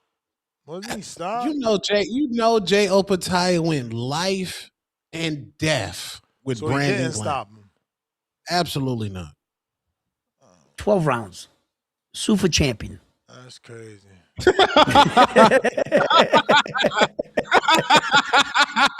He's the super champ gang. Big super. It's Tito Vos, $10. Debo Cook's key in this decade and the next. It's not a matter of skills. It's a matter of concentration and discipline. H-Town, $5. Pound for pound, number 3 in the chat. We ain't rushing our fighters. Our fighters ain't fighting almost 30 with 16 fights is crazy for a guy that has been boxing his whole life. Kenyo Teller, $2. Keyshawn is easy work for anyone who has a jab. Kenyo Teller, $2. Two-Tone, how you feel about Alicia? I love her. She was just on the DDG. She was just on the DDG stream, carrying 10,000 people. If you go to TikTok, she has at least 5 clips with over 2 million views. She's lit, man. She was at that Netflix event. John Jones, Le'Veon Bell, James Cameron. Ness, do you know James Cameron made the Titanic? You know he made Avatar? He wanted a picture with Alicia the Bomb Baumgartner. Yeah, man, the world is her oyster right now. She up. All right. We got Low. Yo, what's going on, man? TBV. What's going on, man?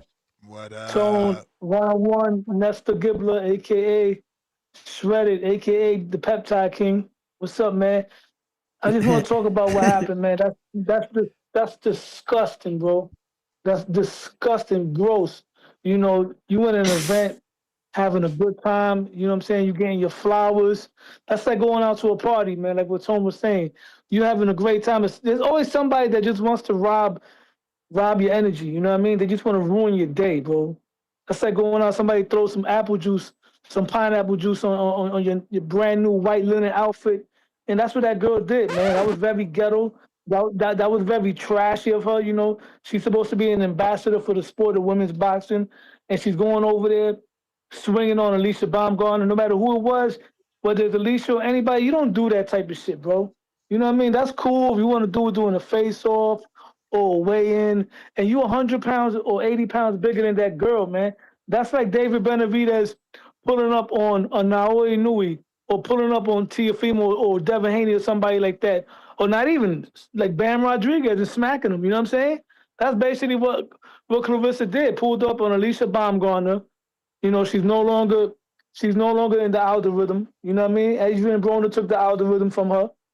And all she's known for is toxic nonsense. And I've tried sticking up for her. Tone can tell you this. I done told Tone and I done Tone Punch. Yo, leave that woman alone already, bro. She a black queen. You know what I mean? I've tried, bro. I even told you, and I'm not a hating nigga neither, bro. I even told you I watched the movie 3 times with family. I brought another relative, a shorty. Yo, watch this movie. It's a good fucking movie. And the movie made me like her because in the movie, believe it or not, she was kind of likable. She just had a hard life. But like everything she's doing right now is disgusting, bro. But let's forget about her right now. Let's talk about boxing. Everybody, they just want to throw Keyshawn Davis away, right? Little do we, you know, whenever it's a slick black fighter fighting a slick black fighter, that's what happens. It's not going to look like a stellar performance. But for all these people that's saying that Devin Haney's going to whitewash Keyshawn Davis all of a sudden, I doubt that. I'm not saying Keyshawn Davis beats Devin Haney, but if he does, I wouldn't be shocked, man. Keyshawn Davis is a little bit taller than Devin Haney. He got longer arms. He got power. You know what I'm saying? He could hit Devin Haney with some shit. Because remember, Devin Haney's another one who's been feasting on flat-footed fighters also. Brian Norman Jr. is a flat-footed fighter. All the Mexicans he beat were flat-footed fighters. The last time he fought somebody with fast twitchies and Ryan Garcia, he got mopped up. When he fought Lomachenko, he got mopped up. I'm not saying he's going to get mopped up by Keyshawn, but this fight is close to a 50-50 fight. That's a very dangerous fight, so niggas got to stop talking nonsense. Keyshawn Davis stopped Jermaine Ortiz, a guy that gave Lomachenko and Teofimo Lopez 2 great fights. But what I do notice, this guy he's very nervous on the inside. There's an amazing video that Hamza put on his IG, he broke it down.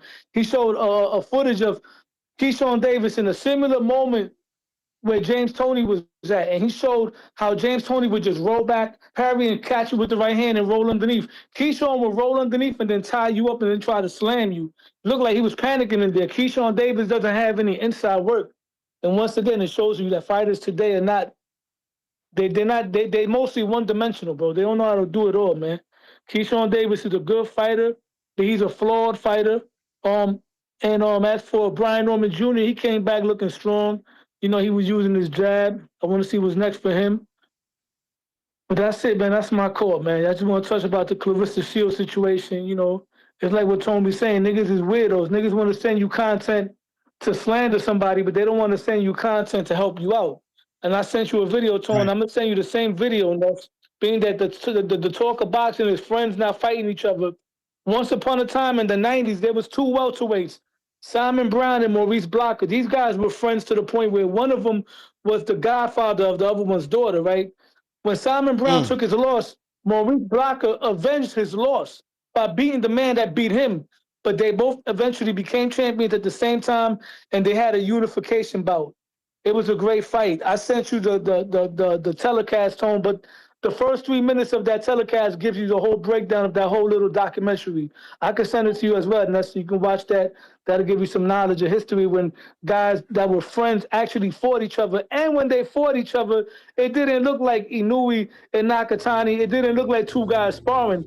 Maurice Blocker actually got stopped by Simon Brown. He stopped his best friend in the ring in the 10th round, and then he went in there and picked him up and hugged him and all that, whatever. Like nothing ever happened, man. So I'm gonna send you that. I'm gonna send you that, Ness, so you can check it out. You can And use Kona, I the already same sent it to you, man. scenario, right? With Sugar Ray Leonard and fucking Bam Wilferto Benitez, right? You know, it's funny you brought that up round one. I don't know if they were friends, He but people don't know. wasn't he like his brother-in-law? Yeah, exactly. Wilfredo, you know what's funny? My uncle, right, put that. My uncle's one of them Puerto Ricans that's very biased. So he makes an excuse for every Puerto Rican. He said, "Oh, Benitez threw that fight because he was banging Sugar Ray's sister." I thought he was just wilding out saying that. But when I did the history myself, Wilfredo Benitez was actually dating Sugar Ray Leonard's sister going into that fight. I don't know if they were friends, whatever, but once The again, night they didn't before let. that, they both talk about going to dinner before the fight. They talk about that dinner when they went out with their wives and sisters. The night before the fight, Sugar and him were at dinner talking about it, and they said to each other they weren't going to hold back. They made a promise. You bring the best out of me, I'll bring the best out of you. Well, that's something new. Thank you for putting me on to that. I didn't know about that dinner, but definitely that fight, they didn't hold nothing back because Sugar Ray stopped them in the 14th round. Yeah, You know, they were Sugar said, competitive "I'm gonna back give you then, the bro. best," and he promised him he would give him the best. I mean, yeah. So, but that's All just right, a that's friends. interesting to Other know, guys being. Your point is, Keyshawn should eventually fight, right? Like Shakur and shit. And fuck this I friendship. mean, I'm not saying they should. I mean, I'm being real with you. Me personally, when I'm your friend, I'm your friend. If I was boxing, right, and you was boxing, and we best friends, right? We don't got Me friends. personally, I wouldn't want.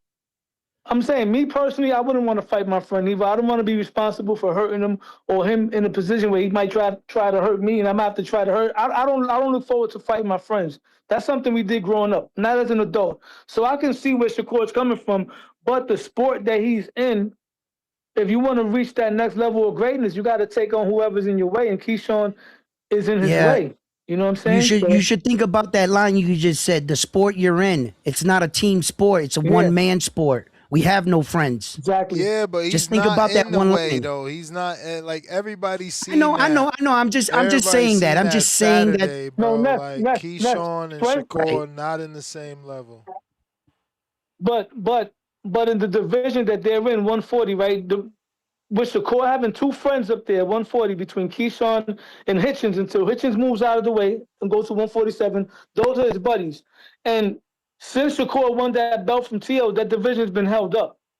It's been held up. Had Tio beaten Shakur, I'm pretty sure we would have gotten Tio versus Keyshawn next. You know what I mean? I'm pretty sure we would have gotten that next, but we don't. We got Shakur contemplating fighting a guy at 135 that got mopped up around that ring by Andy Cruz, in my opinion. Before you curse me out, Ness, because I know you hate Andy Cruz. You know what I'm saying? When he should be fighting somebody up there, but it is what it is, man. I'm gonna send you that in your DM, Ness. I already sent it to Tone. I'm gonna send it to you again with the time. There's no timestamp needed. You just play it for the first 3.5 minutes. That's all you gotta play. And it'll show both of them hanging out together, talking about their friendship, talking about their history, how they trained together, and what led to their fight, man. It's a great little short video to look at, man. You can put it right now on your channel if you want, just to keep the show going more, if you want. You heard? All right. Now we got callers, bro. All right, Ness. Let me get to I got you, man, but I'll send it. RJ. RJ. My nigga. Yeah. What's the deal? Hey, that What caller up? a couple RJ. calls ago. What's the deal? That caller a couple calls ago got me crying. That nigga too around one was talking about some caller. He said, "Oh no, it's Pat Bandera. Pat Bandera, excuse me." That shit was hilarious. Oh my god! But I'm gonna get on around one head though, cause he is working on his podcasting and shit. He ain't trying to cough in the mic. He just didn't know he wasn't on mute. That was all. But Yeah. Thank you. man, to talk about the day though. Ness, man, to start the day, thank you, bro. Thank you. That's what I like to see out of you, Nick. That's what I like to Viral. see. Man, Viral. that man called in the shower and you said, I'm gonna have to let you go, P, because we wasn't trying to hear that shit, man. And I mean, I was gonna log off for the whole rest of the week if you continued that call any more seconds, but you did it very nicely. Like, hey, bro, I'm gonna just click on you because you in the shower. That's crazy. Why a man would answer the phone? How the fuck in my shower? I can't get to my phone and answer that shit and be sound like I'm chilling. Yo, what's up, Ness? Shower running in the back. I don't know how niggas is doing that, but anywho, that's neither here nor there. But you know, to get to the boxing and shit, I thought it was a decent card or just a decent something for boxing shit because we ain't got much. God damn it, I don't know when these niggas supposed to fight. Shit, we got Ness over here starting peptide channels and shit. I mean, I am a little wise beyond my years, but I said this. If Bro, Ryan Garcia, RJ, if Ryan RJ, what's up? I can't wait for Ness's personal channel. Like, I subscribe so fast. Nigga. I mean, it's a good idea, but I can't wait. It's a good idea. It's a good idea, but the niggas gonna have to do something, man. Because boxing, when is Ryan and Conor Ben gonna even be finalized? When is who is Devin Haney fighting? When is he fighting? When is Shakur fighting? Who is he fighting? Can these niggas fight? When is Tank gonna stop being Yank Davis? And, that's Tom right there. and fight somebody. When the fuck? When the fuck is we gonna get a fight? These niggas ain't gotta fight each other. Can they fight somebody? So we ain't gotta just talk about speculation and did she get slapped or not, or hypothetical this or that, or hear niggas in the shower or whatever the fuck might be happening. Please. So, man, boxing guys, man, please give us some fights. Please give us something to talk about.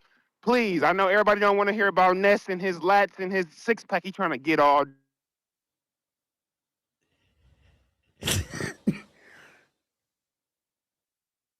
He dropped? I think he dropped. I thought we froze for a second. Everybody was just still. He got another call. That's how that usually sound when they get another call. But great call, RJ. Yeah, man. Hey, man. Go ahead and subscribe to my Mr. Gibbs channel. Yes, please subscribe. I went over there and I saw bro, I like that content there. So you was talking to that with the gun. Was that about the pistol? Oh, right? yeah, the girl. I said this nigga, that's she funny. Sleep with the gun. She said she sleep with the gun. I need a feature on that channel, man. I need to feature on that channel, man. Yeah, I gotta figure out. I gotta start doing like remote shit for that. Yeah. Shorts, bro. Wifey hold it. Well, shit. Your plan is to let you record. Wifey get you at the gym to edit that shit up real quick. Yeah, that'd be fire. I don't know what I'm gonna do outside of a Sunday thing. Like I'm gonna try and do a vlog or a podcast every Sunday, but I'm trying to figure out what to do on a daily. Like if I should do weekly vlogs or something. I kind of put out a post to see what the community want. They said drop the link. I thought y'all knew the Nesta Gibbs channel. B. Marco. Bro. Off plate in Hell's Kitchen. Marco, were you at jerk off plate? Huh? What's up? What? Were you at jerk off plate at Hell's Kitchen? In Hell's Kitchen, you was at jerk off plate. Jerk off the grill. Oh, okay. No, I didn't go there. He called it plate. He said jerk off. Plate. Jerk off the grill. Jerk off. Yeah, let me get that jerk off plate. Let me get that. Matter of fact, let me get two. Give my wife a jerk off plate too. Imagine ordering that shit. What? Come on, you two jerk off plates is crazy. Let me get two jerk offs. Two jerk offs to you go. You want to supersize that jerk off? Jerk off the grill. That's wild. but food was Yeah, good. he I didn't have crazy, it, but I heard it's crazy. good. I heard it's good. Man, Oh, we oh, Dustin. viral, man. What Tip Bayless called it here was like tone down bad. No, tone up. What happened? What happened? What Tone. happened? Yeah, they done post me on one of the baller alert type blogs. My whole entire video is up on there. And now they Good for coming you. to the page seeing the fuck shit. Now they like, God damn, who is this nigga? Yeah, man. Tone up, gang. And Alicia up. Like, if you would have told me. Did you talk to Alicia? If you would have told me that Alicia on her night walking in Netflix, James Cameron wanted to take pictures with her, John Jones being shown on the Jumbotron, that the former Guo would attempt to assault her and assault. Bro. Let me ask you a question. Was it a slap in the face or was it a slap in the hand? What happened? That shit had to be the face because that football player, I found out that was a football player. That football player was Le'Veon Bell. He was doing the ooh, like yo, and I everybody was like, yeah, she didn't respond. I was like, yeah, at like Marco, get this at 200 pounds, you still couldn't drop 130 pounder.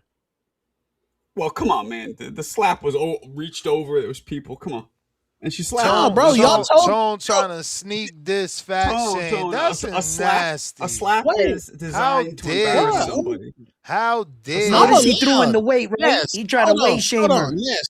Out of anybody who's allowed to fat shame, it's a fat nigga. You're bro. not allowed because she put that shit on and off. She trying to hit the fight. She take it off. But bro, y'all. Marco told me. I asked Marco about short, compact punches. Marco's like, yes, you can knock people out with short, compact punches. Absolutely. So the Guat has zero power because Alicia Bumgarner took that assault from the devil. She ate that shit. Like, imagine eating the devil's punch. Well, she didn't punch her, Tone. Calm down. She didn't close fist punch her. She hit her with her fingers. You know, she's not a. Yeah, she wasn't on the slap fucking world championship stage. She barely hit her, bro. But it was low class, I think. But in a sense, it promotes female boxing, right? Doesn't it, Tone? Doesn't it add to everything? They're never gonna fight. They're never. It's 80 pounds difference. They're never gonna fight. Somebody gonna pay for that shit. Round one today. Yes, you know why? Because now all of those casuals, all of the women that poke holes in condoms, that go to the club with no shoes on. Those are the ones. Those are the ones. Don't let the fathers see their kids. Now there's going to Alicia Bumgarner's page like, oh my God, I didn't know women's boxing had somebody that actually dressed good, somebody's skin that's actually clear, somebody that's in shape. She's going to motivate so much women that was drinking Casamigos for 7 days I think straight. you just named everything you notice. Oh, okay. Yeah. Talk about her skin color, how she dressed. No, I think you just described her. I don't think nobody was talking about you. Rayo boxing.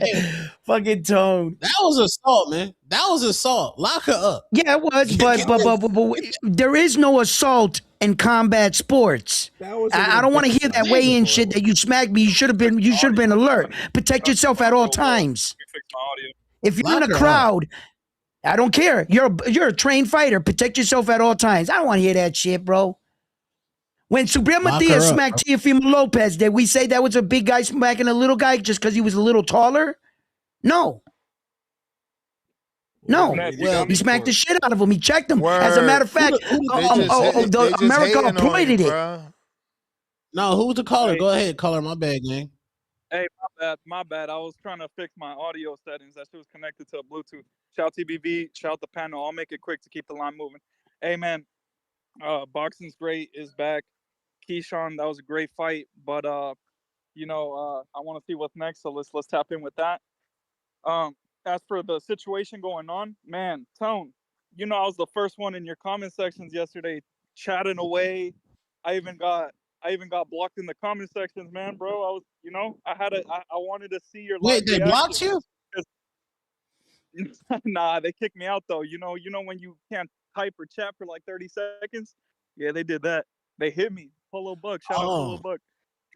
Hey.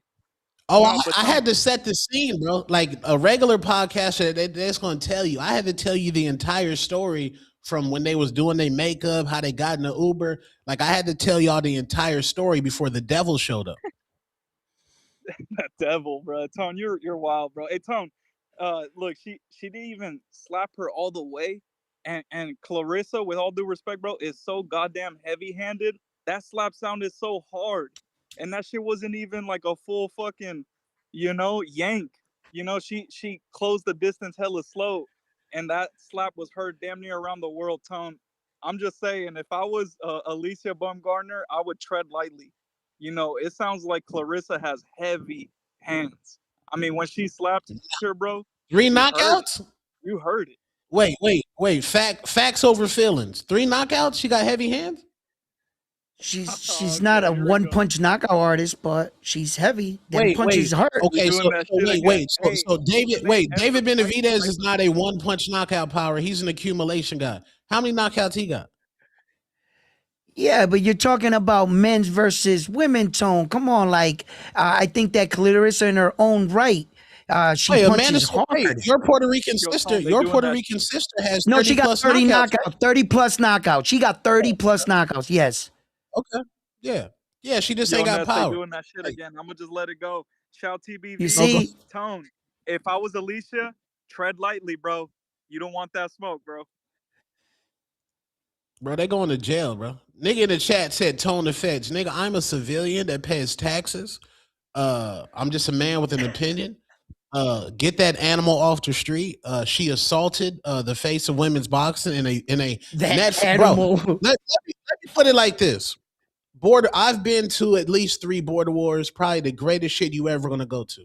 Can you imagine niggas that had beef as callers fucking up Ness's event?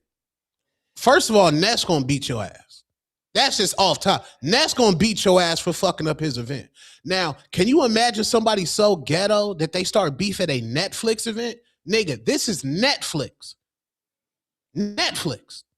Ghetto. And All right, you niggas Tone. in the chat like, yeah, you supposed to do it anyway. Yo, Tone, I love what you're saying, Tone. I love what you're saying, but I got to stop you right there, Tone. Come on, this is not the most degrading or horrible thing I've ever seen in the sport of boxing. I witnessed another man bite off another man's ear in a ring. Stop it, Tone. She got smacked.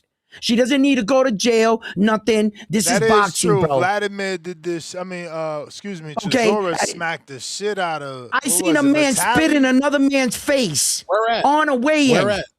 Yeah, Oh, you forgot David Hayes. No, you right, Cut a Tone, motherfucker with about glass. a Netflix event, but it's a Netflix event. It wasn't like it was a Netflix movie debut. You know what I'm saying? Yeah, yo, Tone, come on, man. It wasn't the most horrible thing you've seen in boxing. We saw Keyshawn Davis and his brothers jump Albright in a locker room.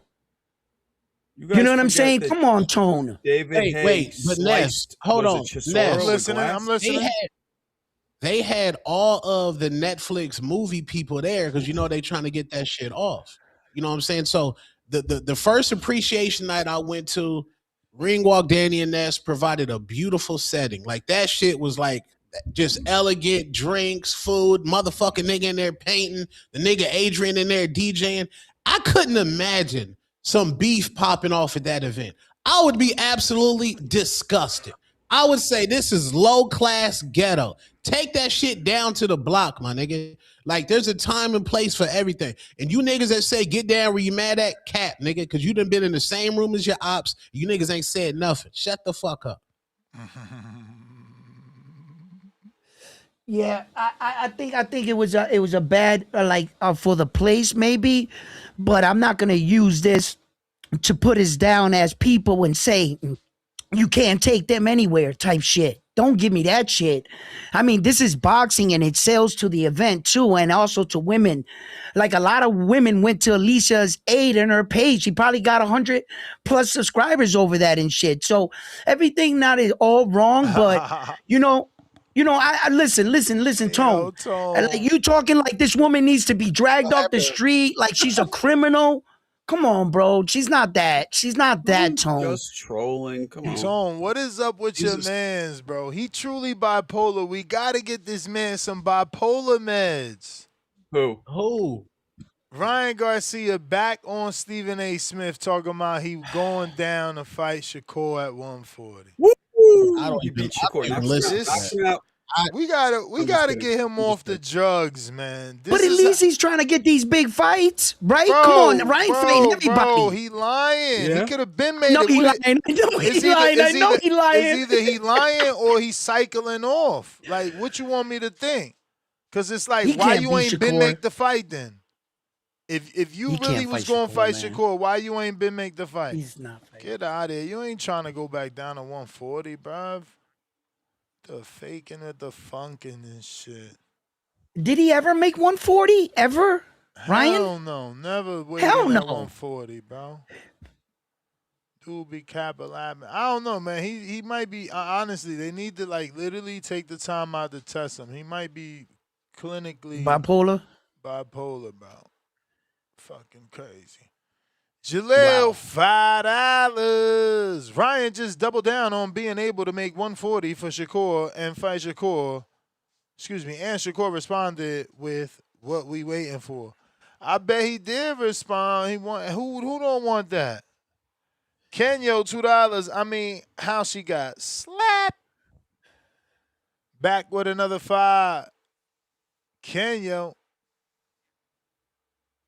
Shakira, a 2-pack of ass. You can play it for me, Tone.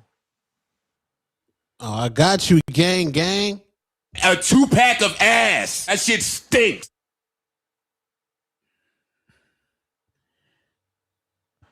Well, last call for them callers. Discord available. X Spaces available. Zoom rocking and rolling as well. We right back at it this evening, 7 p.m. in about 5 hours. Make sure you guys get your rest days in, man. Get your rest days in, man. Oh, so you doing rest days now? I'm doing rest days now, man. I was trying to chase the weight and do, 5 and 6 days, and it's just like I'm seeing better results when I rest more. I have less inflammation. When I'm going to the gym every day, I'm gaining weight, and that's because the body's holding more water to repair the muscle tears that I'm fucking ripping apart every day. You do. How often do you do And you drink a boxing? gallon a day? Probably Water? more, man. This right now is my 120th one. Like when I'm done with that, I would have 120 ounces of water plus the 12 ounces of coffee. How often do you do boxing? Like hit the bag or whatever? I haven't done boxing in probably going on 3 months now. Since Why not? February. I lose too much weight. Oh. Okay. Yeah. Lose too much weight. Okay. I got you. Did you see Yeah, Francis Ngannou's frame? Yeah, nah, he's serious. I was like, that's this nigga also- 250 with the 6-pack. That's also 250. very that's 250, genetic too. Yeah, That's a mix of genetics. And Vlad was 245 with the 6-pack, bro. I'm obviously not gonna get it at that weight. If anything, I'm gonna have to get it and then put more weight on. That's fine. I was the same way. I had to lose weight to show a 6-pack. I had to lose a lot of weight. Some people just bro. naturally I'm at don't have that 211 a day. And Yeah, you got like those fighters like AJ. Look at AJ. He's got a 6-pack at what? Like that dude is fucking. And then Evander Holyfield. Look at Mike He was Tyson at 13 or 14. He had that body. Bro, Crazy. Bro, them dudes were like a specimens. Evander Holyfield have the I think my opinion, like if you was to build a boxer on a video game, that's what it would look like. That's what he would look like that. You know what I'm saying? Nah, he but had the Evander, I should probably Google it before I say something, but I think he tested positive. I remember when he lived in Atlanta, he should have tested positive. Did he? Because that was always an allegation on him was that But he just had the physique of a freaking. The Capri Suns were always an allegation, but also because he went up from cruiserweight and he went from being slim, muscular to like just fucking bodybuilder physique. Bro, so. but not only that, the goddamn stamina, bro. Like, homie he'll be in the fucking 11th round and just get a speed burst, boom, boom, boom, boom, and give you those inside right, back and front hooks like nothing. Like, you seen that George Foreman fight? Late, he was throwing 6, 7 piece combinations. Dan, that shit says never officially tested for PEDs, but however, his name was heavily linked to PD investigations. 2007 pharmacy investigation. Never positive. Holyfield's name was named in a federal investigation, which implied a pharmacy services in Alabama. Suspected of illegally distributing steroids and growth hormone. Now that I could see, bro. Come on, bro. I mean, again, if you don't know what growth hormone is, it won't hit you like that. But the way that motherfucker Traps was in his prime, bro, think of a prime Evander. Listen, his muscles was fucking exploding off his body. Yeah. He was a specimen of a man, bro. Like he looked like if you made him in a video game, that's what your fighter would look like. I'm trying to tell you. Hey, yo, and look, there was a patient by the name of Evans Fields. And guess what? Ironically now, fast forward, his son is Evan Holyfield. So, he was slick, or allegedly he was slick and used a fake name at the clinic. You remember a heavyweight out of Jersey named Bruce Seldon? But so was Roy. Okay. Roy had allegations too, or did he pop once? No, he popped once. He popped once. Yeah, remember we went through. It was something that he ended up proving that he grabbed it off the shelf at GNC, and it had public scrutiny due to his dramatical physical transformation and muscle gain when he moved up to. That's what I'm telling you. It's like, that's what I'm saying, bro. I remember, and I was a kid. But I didn't never think steroids. I'm thinking, damn, this man's fucking body is amazing. Ask you guys, and then they showed him doing like a 24/7. He had like this backpack, and he's running. He had the vest, and he's running, and he's punching. He got the strings on it. It's like a fucking workout backpack in his Atlanta mansion, and he's just fucking running in miles in his fucking And I'm like a kid, like, okay, this is what I want to do. This is what I want to do. Exactly, Ness. This motherfucker got a mansion. His body look like that. Can somebody not get to that physique naturally?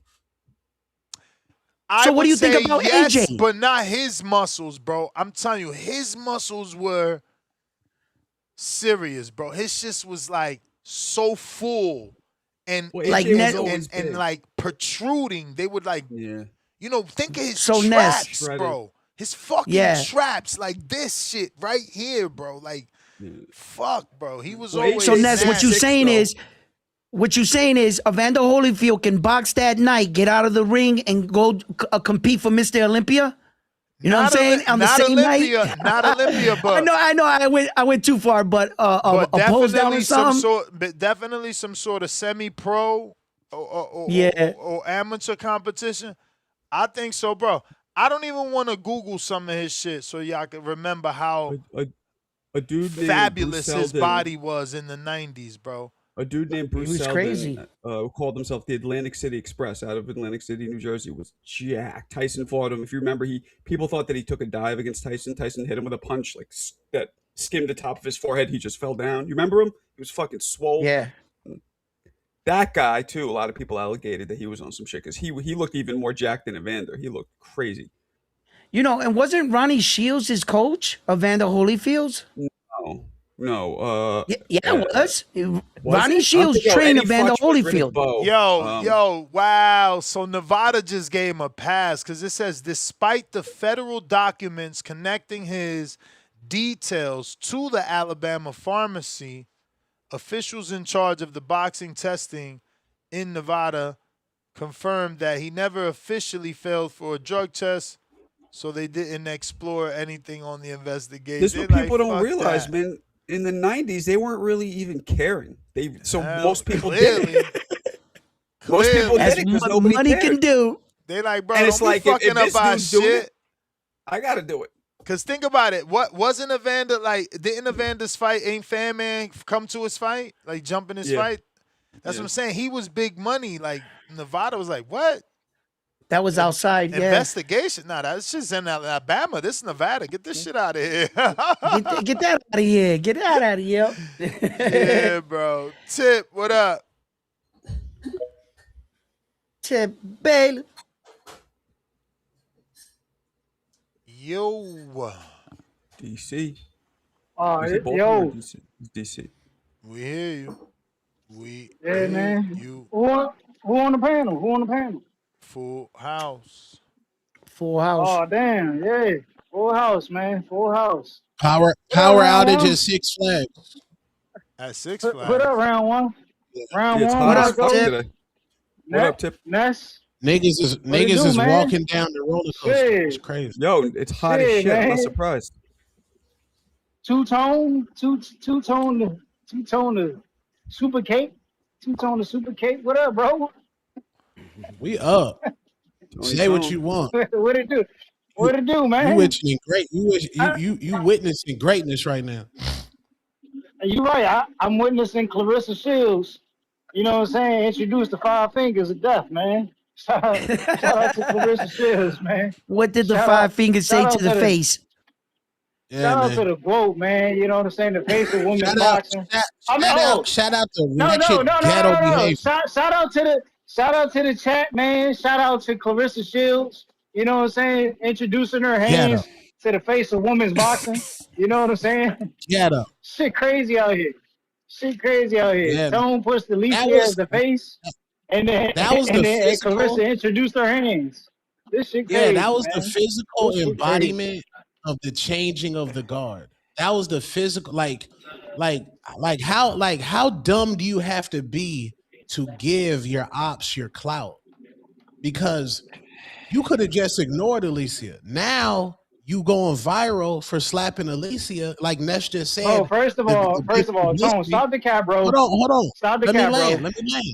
No, let me land. Now, check the comments. Check my comments. Check the comments on all the blogs that post my video. They destroying Clarissa right now. Yeah, good. Like, not everybody's like Kanye. Not everybody's like Kanye that can survive being canceled 11 times. Boy, Clarissa from Detroit, man. I mean, Michigan. God damn. Yeah, she don't give a channel. Yo, but check this out. At the end of the day, we all know it was self-defense. Clarissa feared for her life. From what I was told was, Alicia said she beat the shit out of Clarissa, and then Clarissa acted in self-defense, man. She feared for her life. You know what I'm saying? Wow. That poor girl threatened my GOAT, and my GOAT, you know what I'm saying? She had to do what she had to do. She had to defend herself. You know what I'm saying? And rightfully so she did, you know, and the whole world heard it. Shit crazy, man. Shit crazy. But Tone, man, how you doing? Mental health, man. How you doing, bro? How you doing, man? Bro, I know over the week. Bro, I'm almost at 20. I'm almost at 20K subscribers. The people in my lane on what? For YouTube. On YouTube? Yeah, on YouTube. That's 5,000 subscribers in 1 month. My IG growing, my TikTok growing. Like, nigga, what's like as far as a content creator, I'm getting better. I can carry shows now. Hold up. Hey, Tone, answer the questions. What are you? How do you feel about these allegations about self-defense and how the Whoa had to defend herself? No, absolutely not. That was Alicia Baumgartner was assaulted by the devil. And I hopefully they press charges, and hopefully she's locked up.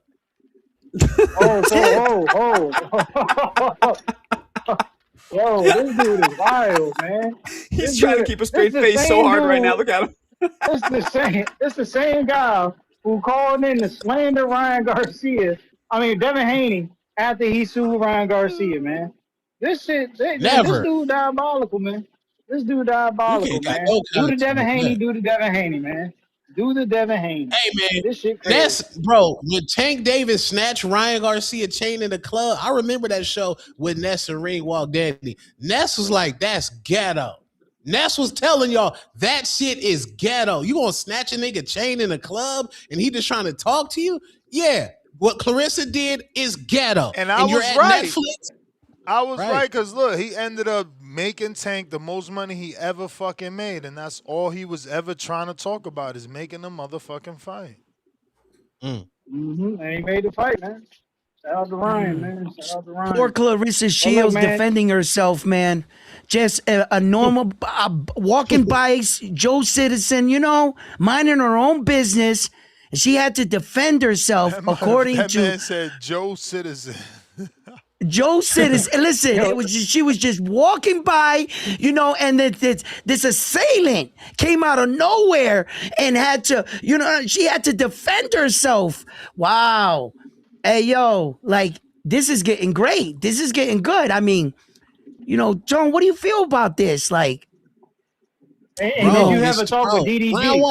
Round one. Imagine this, like imagine like this never happened to Floyd, but like, oh, it did happen to Floyd. Great example.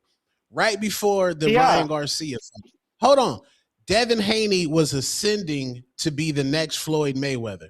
And Floyd Mayweather, he might have told Ryan Garcia to miss weight. He was hating on Devin. So when Alicia's in a Netflix event, you got John Jones, James Cameron, Michael Irvin, they all showing Alicia love. She on the red carpet. She got her beautiful her stylist there, GD. Then Clarissa, she got to pay to get in, and they put her in the nosebleed seats. And then she slithers down to the stage somehow. I don't know how the security let her through. Then she sneaked backstage. She felt that her quote shit was gone, bro. Too much pressure. Narcissist crash out.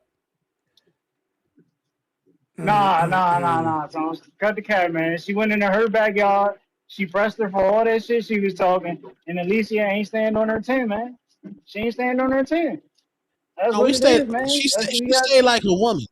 Ness, hold on, Ness. Wait, are you letting your wife get down?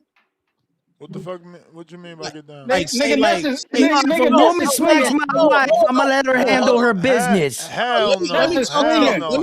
only nigga in a loving relationship. Ain't nobody hitting my wife. I'm going to jail. I'm fucking you, him, her, everybody. Nobody touching my wife. Ain't no fair with my wife. My wife ain't from the street. Y'all not about to be fighting my wife, and I'm not about to sit around and watch you fight my wife. Fucking knock you out your head. So you gonna even let your wife fight at a WBC convention event? No, again, she's not gonna have. Yeah, but Ness's wife is not a fighter. Tone, what are you talking about? These are fighters. Papoose girlfriend is a fighter. You're comparing Clarissa Shields to Ness's wife. Is that what you're doing? No. A woman is a woman. If I'm the man in a relationship, he's just saying. If my wife was Clarissa Shields and a mugger attacked us, honey, get him. You're not getting it. He not saying your wife. He's saying you, Papoose. What are you doing that you're not controlling your woman? You got her out here. Oh, I get it. Fighting in the street. Yeah. Like that was him right there next to her. He let that go down. Yeah, because that's her profession. But he condones that. That's not her fucking profession to be slapping people in the street. What's wrong with you? Nah, but her profession is fighting, though. Yeah, fighting. Her profession is fighting. Round one, period. Let me ask you something. Do she still go to jail if Alicia Bumgarner presses charges? Absolutely. That's not part of her profession. And then I tell my wife, you dumbass, why did you do that? I'm just saying. I'm just trying to show you it's not part of her profession. That's all. But whatever. We gonna act like Tone ain't advertise this. We gonna act like Tone ain't advertise this. Like Tone ain't been advertised in the Keyshawn Rock fight, and for her to be on bad in the ring, bro. Come on, man. You always doing that weird shit. A prize fight. Saying, this is in that field. This is in that field of entertainment. No, that bad girls outside the ring, antic bullshit, ghetto shit. That shit is for love and hip hop. I feel like it's in the same room. But that's you know, everybody like what they like. I'm not into that. I'm not into that. I ain't gonna front. Is it cool to have a girl that could protect herself? I guess in a way, but like, I still don't want a girl that's out here fighting in the street, bro. That shit embarrassing. Put your dukes up. No, and then on top of Put your dukes up. Where your high heels at, man? The fuck? No. If my wife, I think okay, she I'm did it speaking in some high realistic. heels. So I think Nah, she did it in some that's high even heels. worse, man. Hold That's on, even listen. worse. If my wife was Let the Clarissa ladies be Shields, ladies, bro. I would tell her to act like a professional. I wouldn't recommend her to slap her over there neither, because I don't want my wife, as her husband. I don't want my wife fighting. This is right. No matter if she's a boxer or not, she needs to hold herself at a higher standard. Now, being all this ghetto shit and allowing your wife, if Papoose was aware of what she was going to do, or did she just snap? I don't know. I don't know what the Hell conversation yeah, was like. Papoose know what the fuck going on, But what man. I'm You know saying your is, girl. if she was my wife, I would be like, honey, Come no, on, this bro. is not a His good look. ex-wife saw somebody. I want, yeah, but listen, we don't got to bring that everywhere. You know what I'm saying? We need to hold ourselves at a higher standard. You are the GOAT of boxing, woman. You don't got to get it like this. You know what I mean? There's other Let me ways. ask. But I Let me get ask her Ness too, something. though. I get her too. It's like you've been trolling me, you've been talking shit. And I get her too. Yes. You know what I'm yes, saying? Sir. But you just gotta understand, you ain't gonna get all people to react like that. Other people react, civilized. Mm-hmm. Yeah, I think if he can drop 120 pounds, then fight Alicia. This nigga nasty, man. You're Yeah, crazy, he always Tone. with the unrealistic shit. She not Man, the A listen. side, bro. You talking about telling the A side that brings the money to drop down 120? It's crazy. No, I said drop the 120 pounds. But let me ask you this, Ness. Now, am I in the wrong? We in the wrong generation now. If you're seen with a woman and people immediately think you fucking the bitch. Of course. Yeah. You in a That's rap it? video with a woman, everybody saying you banging her. I mean, that's what social media, that's how low we set the bar. Yeah, it's always been normal, even before social media, man. Yeah. You Like, see that's your just man, Hollywood you shit. see your man in his whip, and you like, oh shit, ain't that shorty finna? And then next thing you know, you think he's smashing. Come on, you know how it go. That shit always been like, ain't shit change. So you're not even supposed to take a picture with a girl. You said what, Tom? Yeah. You broke So out. you're not even so you're not even supposed to take a picture with a girl. Cause like that's like no, you're not. Star gets on, like, let's say we don't know Star was married to Caesar and Star on the panel, and now some of them nerd niggas that's in the chat, what's today, Monday? Yeah, so they're having Meatloaf Mondays, and they're like, oh my God, who Star messing with on the panel? Like, to me, that's zesty. Well, I got a question, Tone. Have you been invited to an Alicia Baumgartner fight yet? Yeah, he was Yeah, I was invited invited to the New York one. Yeah, I was invited to New York fight. All right, because I was just making. Yeah, I was but just Tone, making sure that DDG wasn't invited before you, bro. That would have been nasty, man.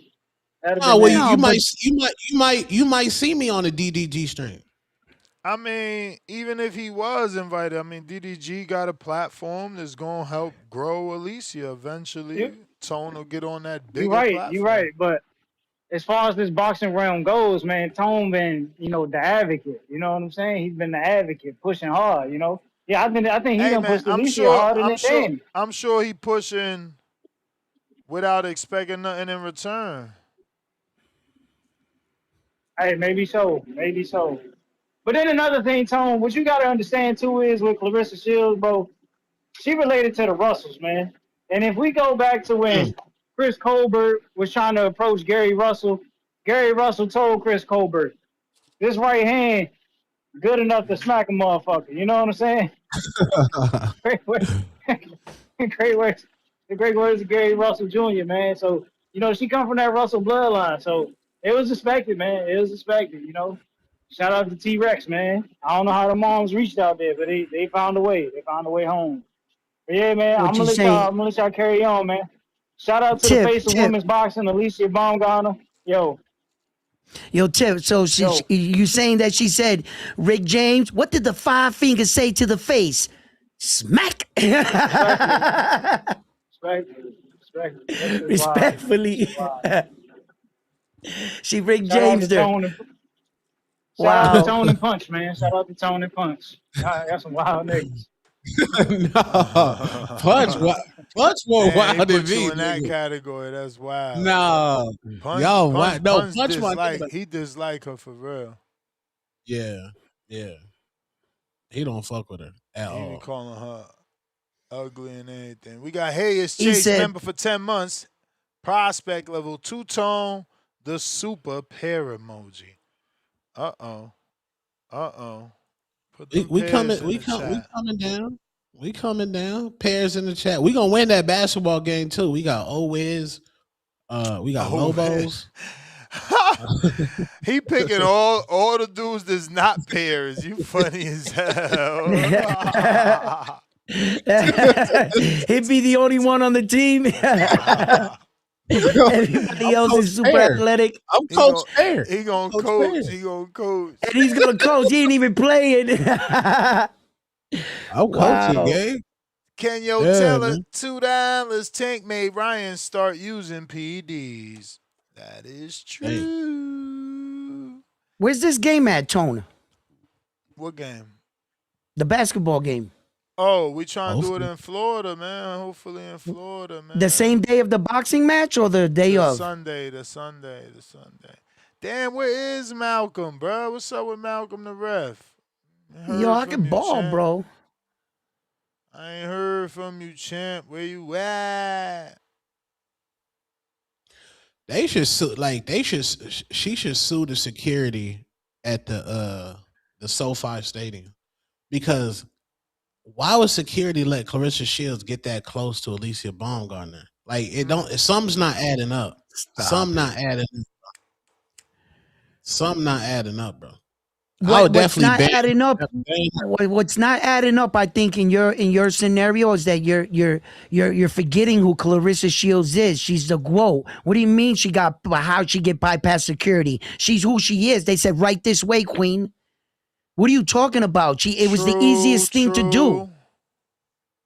Well, I Come mean, on, Tony. You're acting like she was somebody that snuck. No.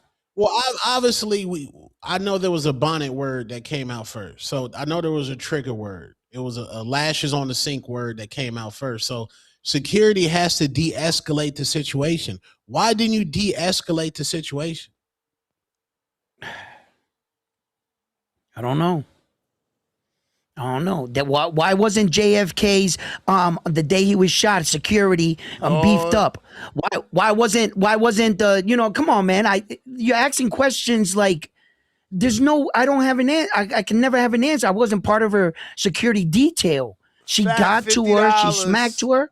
That's it. Let me drop this bomb for Damien here.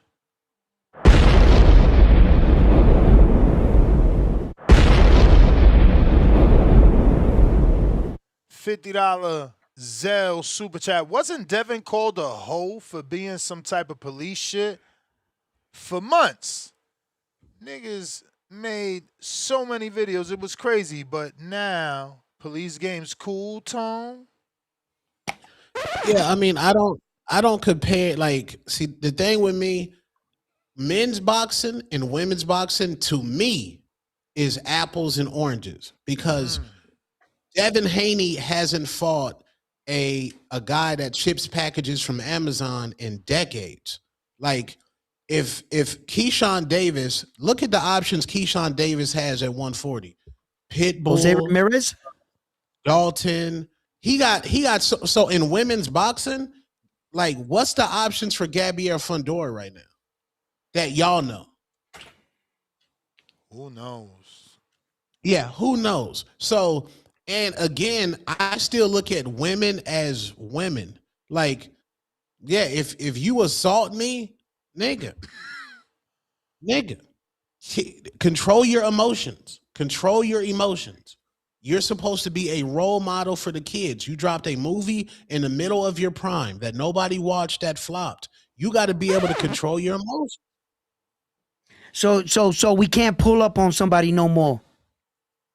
We can't to check you me, for your men, words. Not the We physically. can't check you for Not your the words. physically touch them. Nah, not in this day Okay, and okay. I'm age, just bro. asking. I'm just asking. Where we She at lucky here? she Where ain't we go to at? jail. I'm just being real. She lucky she ain't go to Okay, jail. I agree. I agree. I Oh, there agree. go I agree. Malcolm. What up? Malcolm. Malcolm. Hey, ain't hey, nobody what's claiming up, no Mr. Clarissa, no Gibbs? David Benavidez. What up? All right. Hey, Clarissa man, All don't got right. be 0. acting like I'm hard to find. I don't like that. Nah, I mean, I ain't hear you calling in a minute, so, making sure shit's straight. Yeah, shit always straight, Malcolm. man. God, great. My paper straight. I'm never tripping. You know what Let's I'm saying? go. Shit did pile up on me a little bit, though. I had to lock in. You know how it be sometimes. You know what I'm saying? But what's up? What? I heard Tone name off some people for the hoop game. I heard him say like 3 people, man. Y'all ain't about no hoop shit, man. Bro, I be telling you, it's been hard to get these motherfuckers to play, man. These niggas is boxers. These boys is not basketball Not a players. These nasty J, boys gonna be bro. fouling, undercutting people. You know what I'm saying? All type of shit. I know what kind of hoopers y'all got in the community. I don't know, man, but we'll see. But I just came back from refereeing the Golden Gloves in Tulsa, man. You know what I'm saying? It was a cool little experience. I was out there for like a week. Round one, Damn, the whole week? Golden Gloves gonna be in they gonna be in Lowell, Massachusetts next year. I'm pulling up, dog. You know what I'm saying? So I Yo, don't we're gonna know have if you're to, around yeah, there link up anywhere. there. Absolutely. We're gonna have to Yeah, go. Yeah. for sure. But while I got y'all real quick, man, what y'all think about that Keyshawn Davis fight, man? Shit, man, I talked about that yesterday, but nah, he did good to me. Tried to turn it up in the Oh, 11th and 12th. yeah. I I have ain't a like different it. view. Yeah, I didn't like it too much. I Yeah, mean, I I just felt expect more. yeah, exactly. I think that Ness said it best. He just didn't look like he was into the fight. He really didn't. It looked like when he needed to take over or any. Sorry about that, gentlemen. When he needed to take over, he showed he can. And I was just a little upset with that.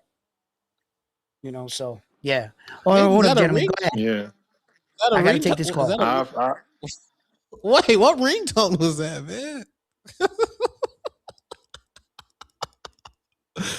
That nigga, yo, savage. Damn. Tone, I like your perturbed bag. I like how ever since Clarissa assaulted your girl, you've been getting in your perturbed bag, man. That's a good bag. You got to get into that more often. Highly entertaining, man. Yeah, man, assaulted. Just how would you assault that woman? Right? She just living her best life and just ghetto-ness come up. Every time you doing good in life, something happens. Something happen. You get on peptides, now you motherfucking needle broke. Nigga, you walk down the street, now your hookah slip up. You at Netflix getting shine, and the motherfucking devil and Papoose show up. Lord child. You know what Jay-Z said, man? They hate to see a nigga loving his life. In all possible ways, no, the feds is bugging my life. Hospital days. Y'all don't know nothing about that, man. Y'all don't know nothing Jay-Z about got that, a man. line for every day of life, man. Every day of life, Jay-Z got a line for it. Facts. Yeah. You got a line for all that. But hey, I'm gonna let y'all. I just want to say I was a big fan of Keyshawn. I thought if he fought Devin, he was gonna pack Devin up. But after that fight against Albright Saturday, I don't know, man. I think I'm back on the Debo side of things, man. Debo different, man. But I just wanted to come in here and holler at y'all Y'all real some quick, flip man. Peace floppers, and man. blessings. Hey, This man. exactly why Hey. Shakur say stay on that That's side, okay, man. Ness. No, That's how for you win Hey, sure. man. fans, Ness. For I'm That's sure. how For allowed you to win sure. change fans. my Win them mind, over. man. Win Hey. them over one by one. Bring them over to the other side. You know what I'm saying? That's what you're supposed to do. That's niggas' problem. Niggas be staying stagnant, man. You gotta stay That's right. adaptive, man. You gotta be adaptive out here. That's right, Malcolm. But, hey, but I'm up out of here, man. Shout out TBV. All right. Mm-hmm.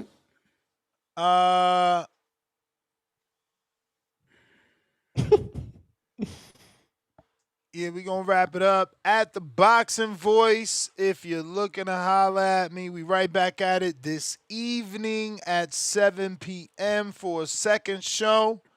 Kenyo Teller with that $5 says, Ness, play that video I sent you on the gram. That's how Alicia got done. Yo, we can't be playing bullying videos, bro. We can't be condoning, promoting violence on a boxing show. Bro, bro, round one. This was at Netflix, bro. I get it, Tone, but I think a lot of things have to do with hype in a way. I think that it brought supporters in on for different different reasons. Oh, I feel this. Oh shit, Ness is showing it. Why What's you get this? slapped? Oh yeah, this is when Nipsey Hussle smacked the shit out of the security guard. Rest in peace, Nipsey Hussle. Yeah, he pulled out. He said, "Smack the fuck out of him. Back up. Grab me." And he in flip flops. Yep. Rest in peace, Nipsey. See, I don't think Nipsey Hussle jumped behind security scared though. No, of course not. Nipsey smacked security right there. That dude was a security. He had security on his back of his shirt. That dude pushed Nipsey Hussle's dude. He turned around and said, "Yo, chill out," and smacked him like on instinct. You could tell Nipsey's about that life. He's about that life. That wasn't no setup shit. That was raw reaction. You act up, I'll smack the shit out of you. I got King. That was instinct.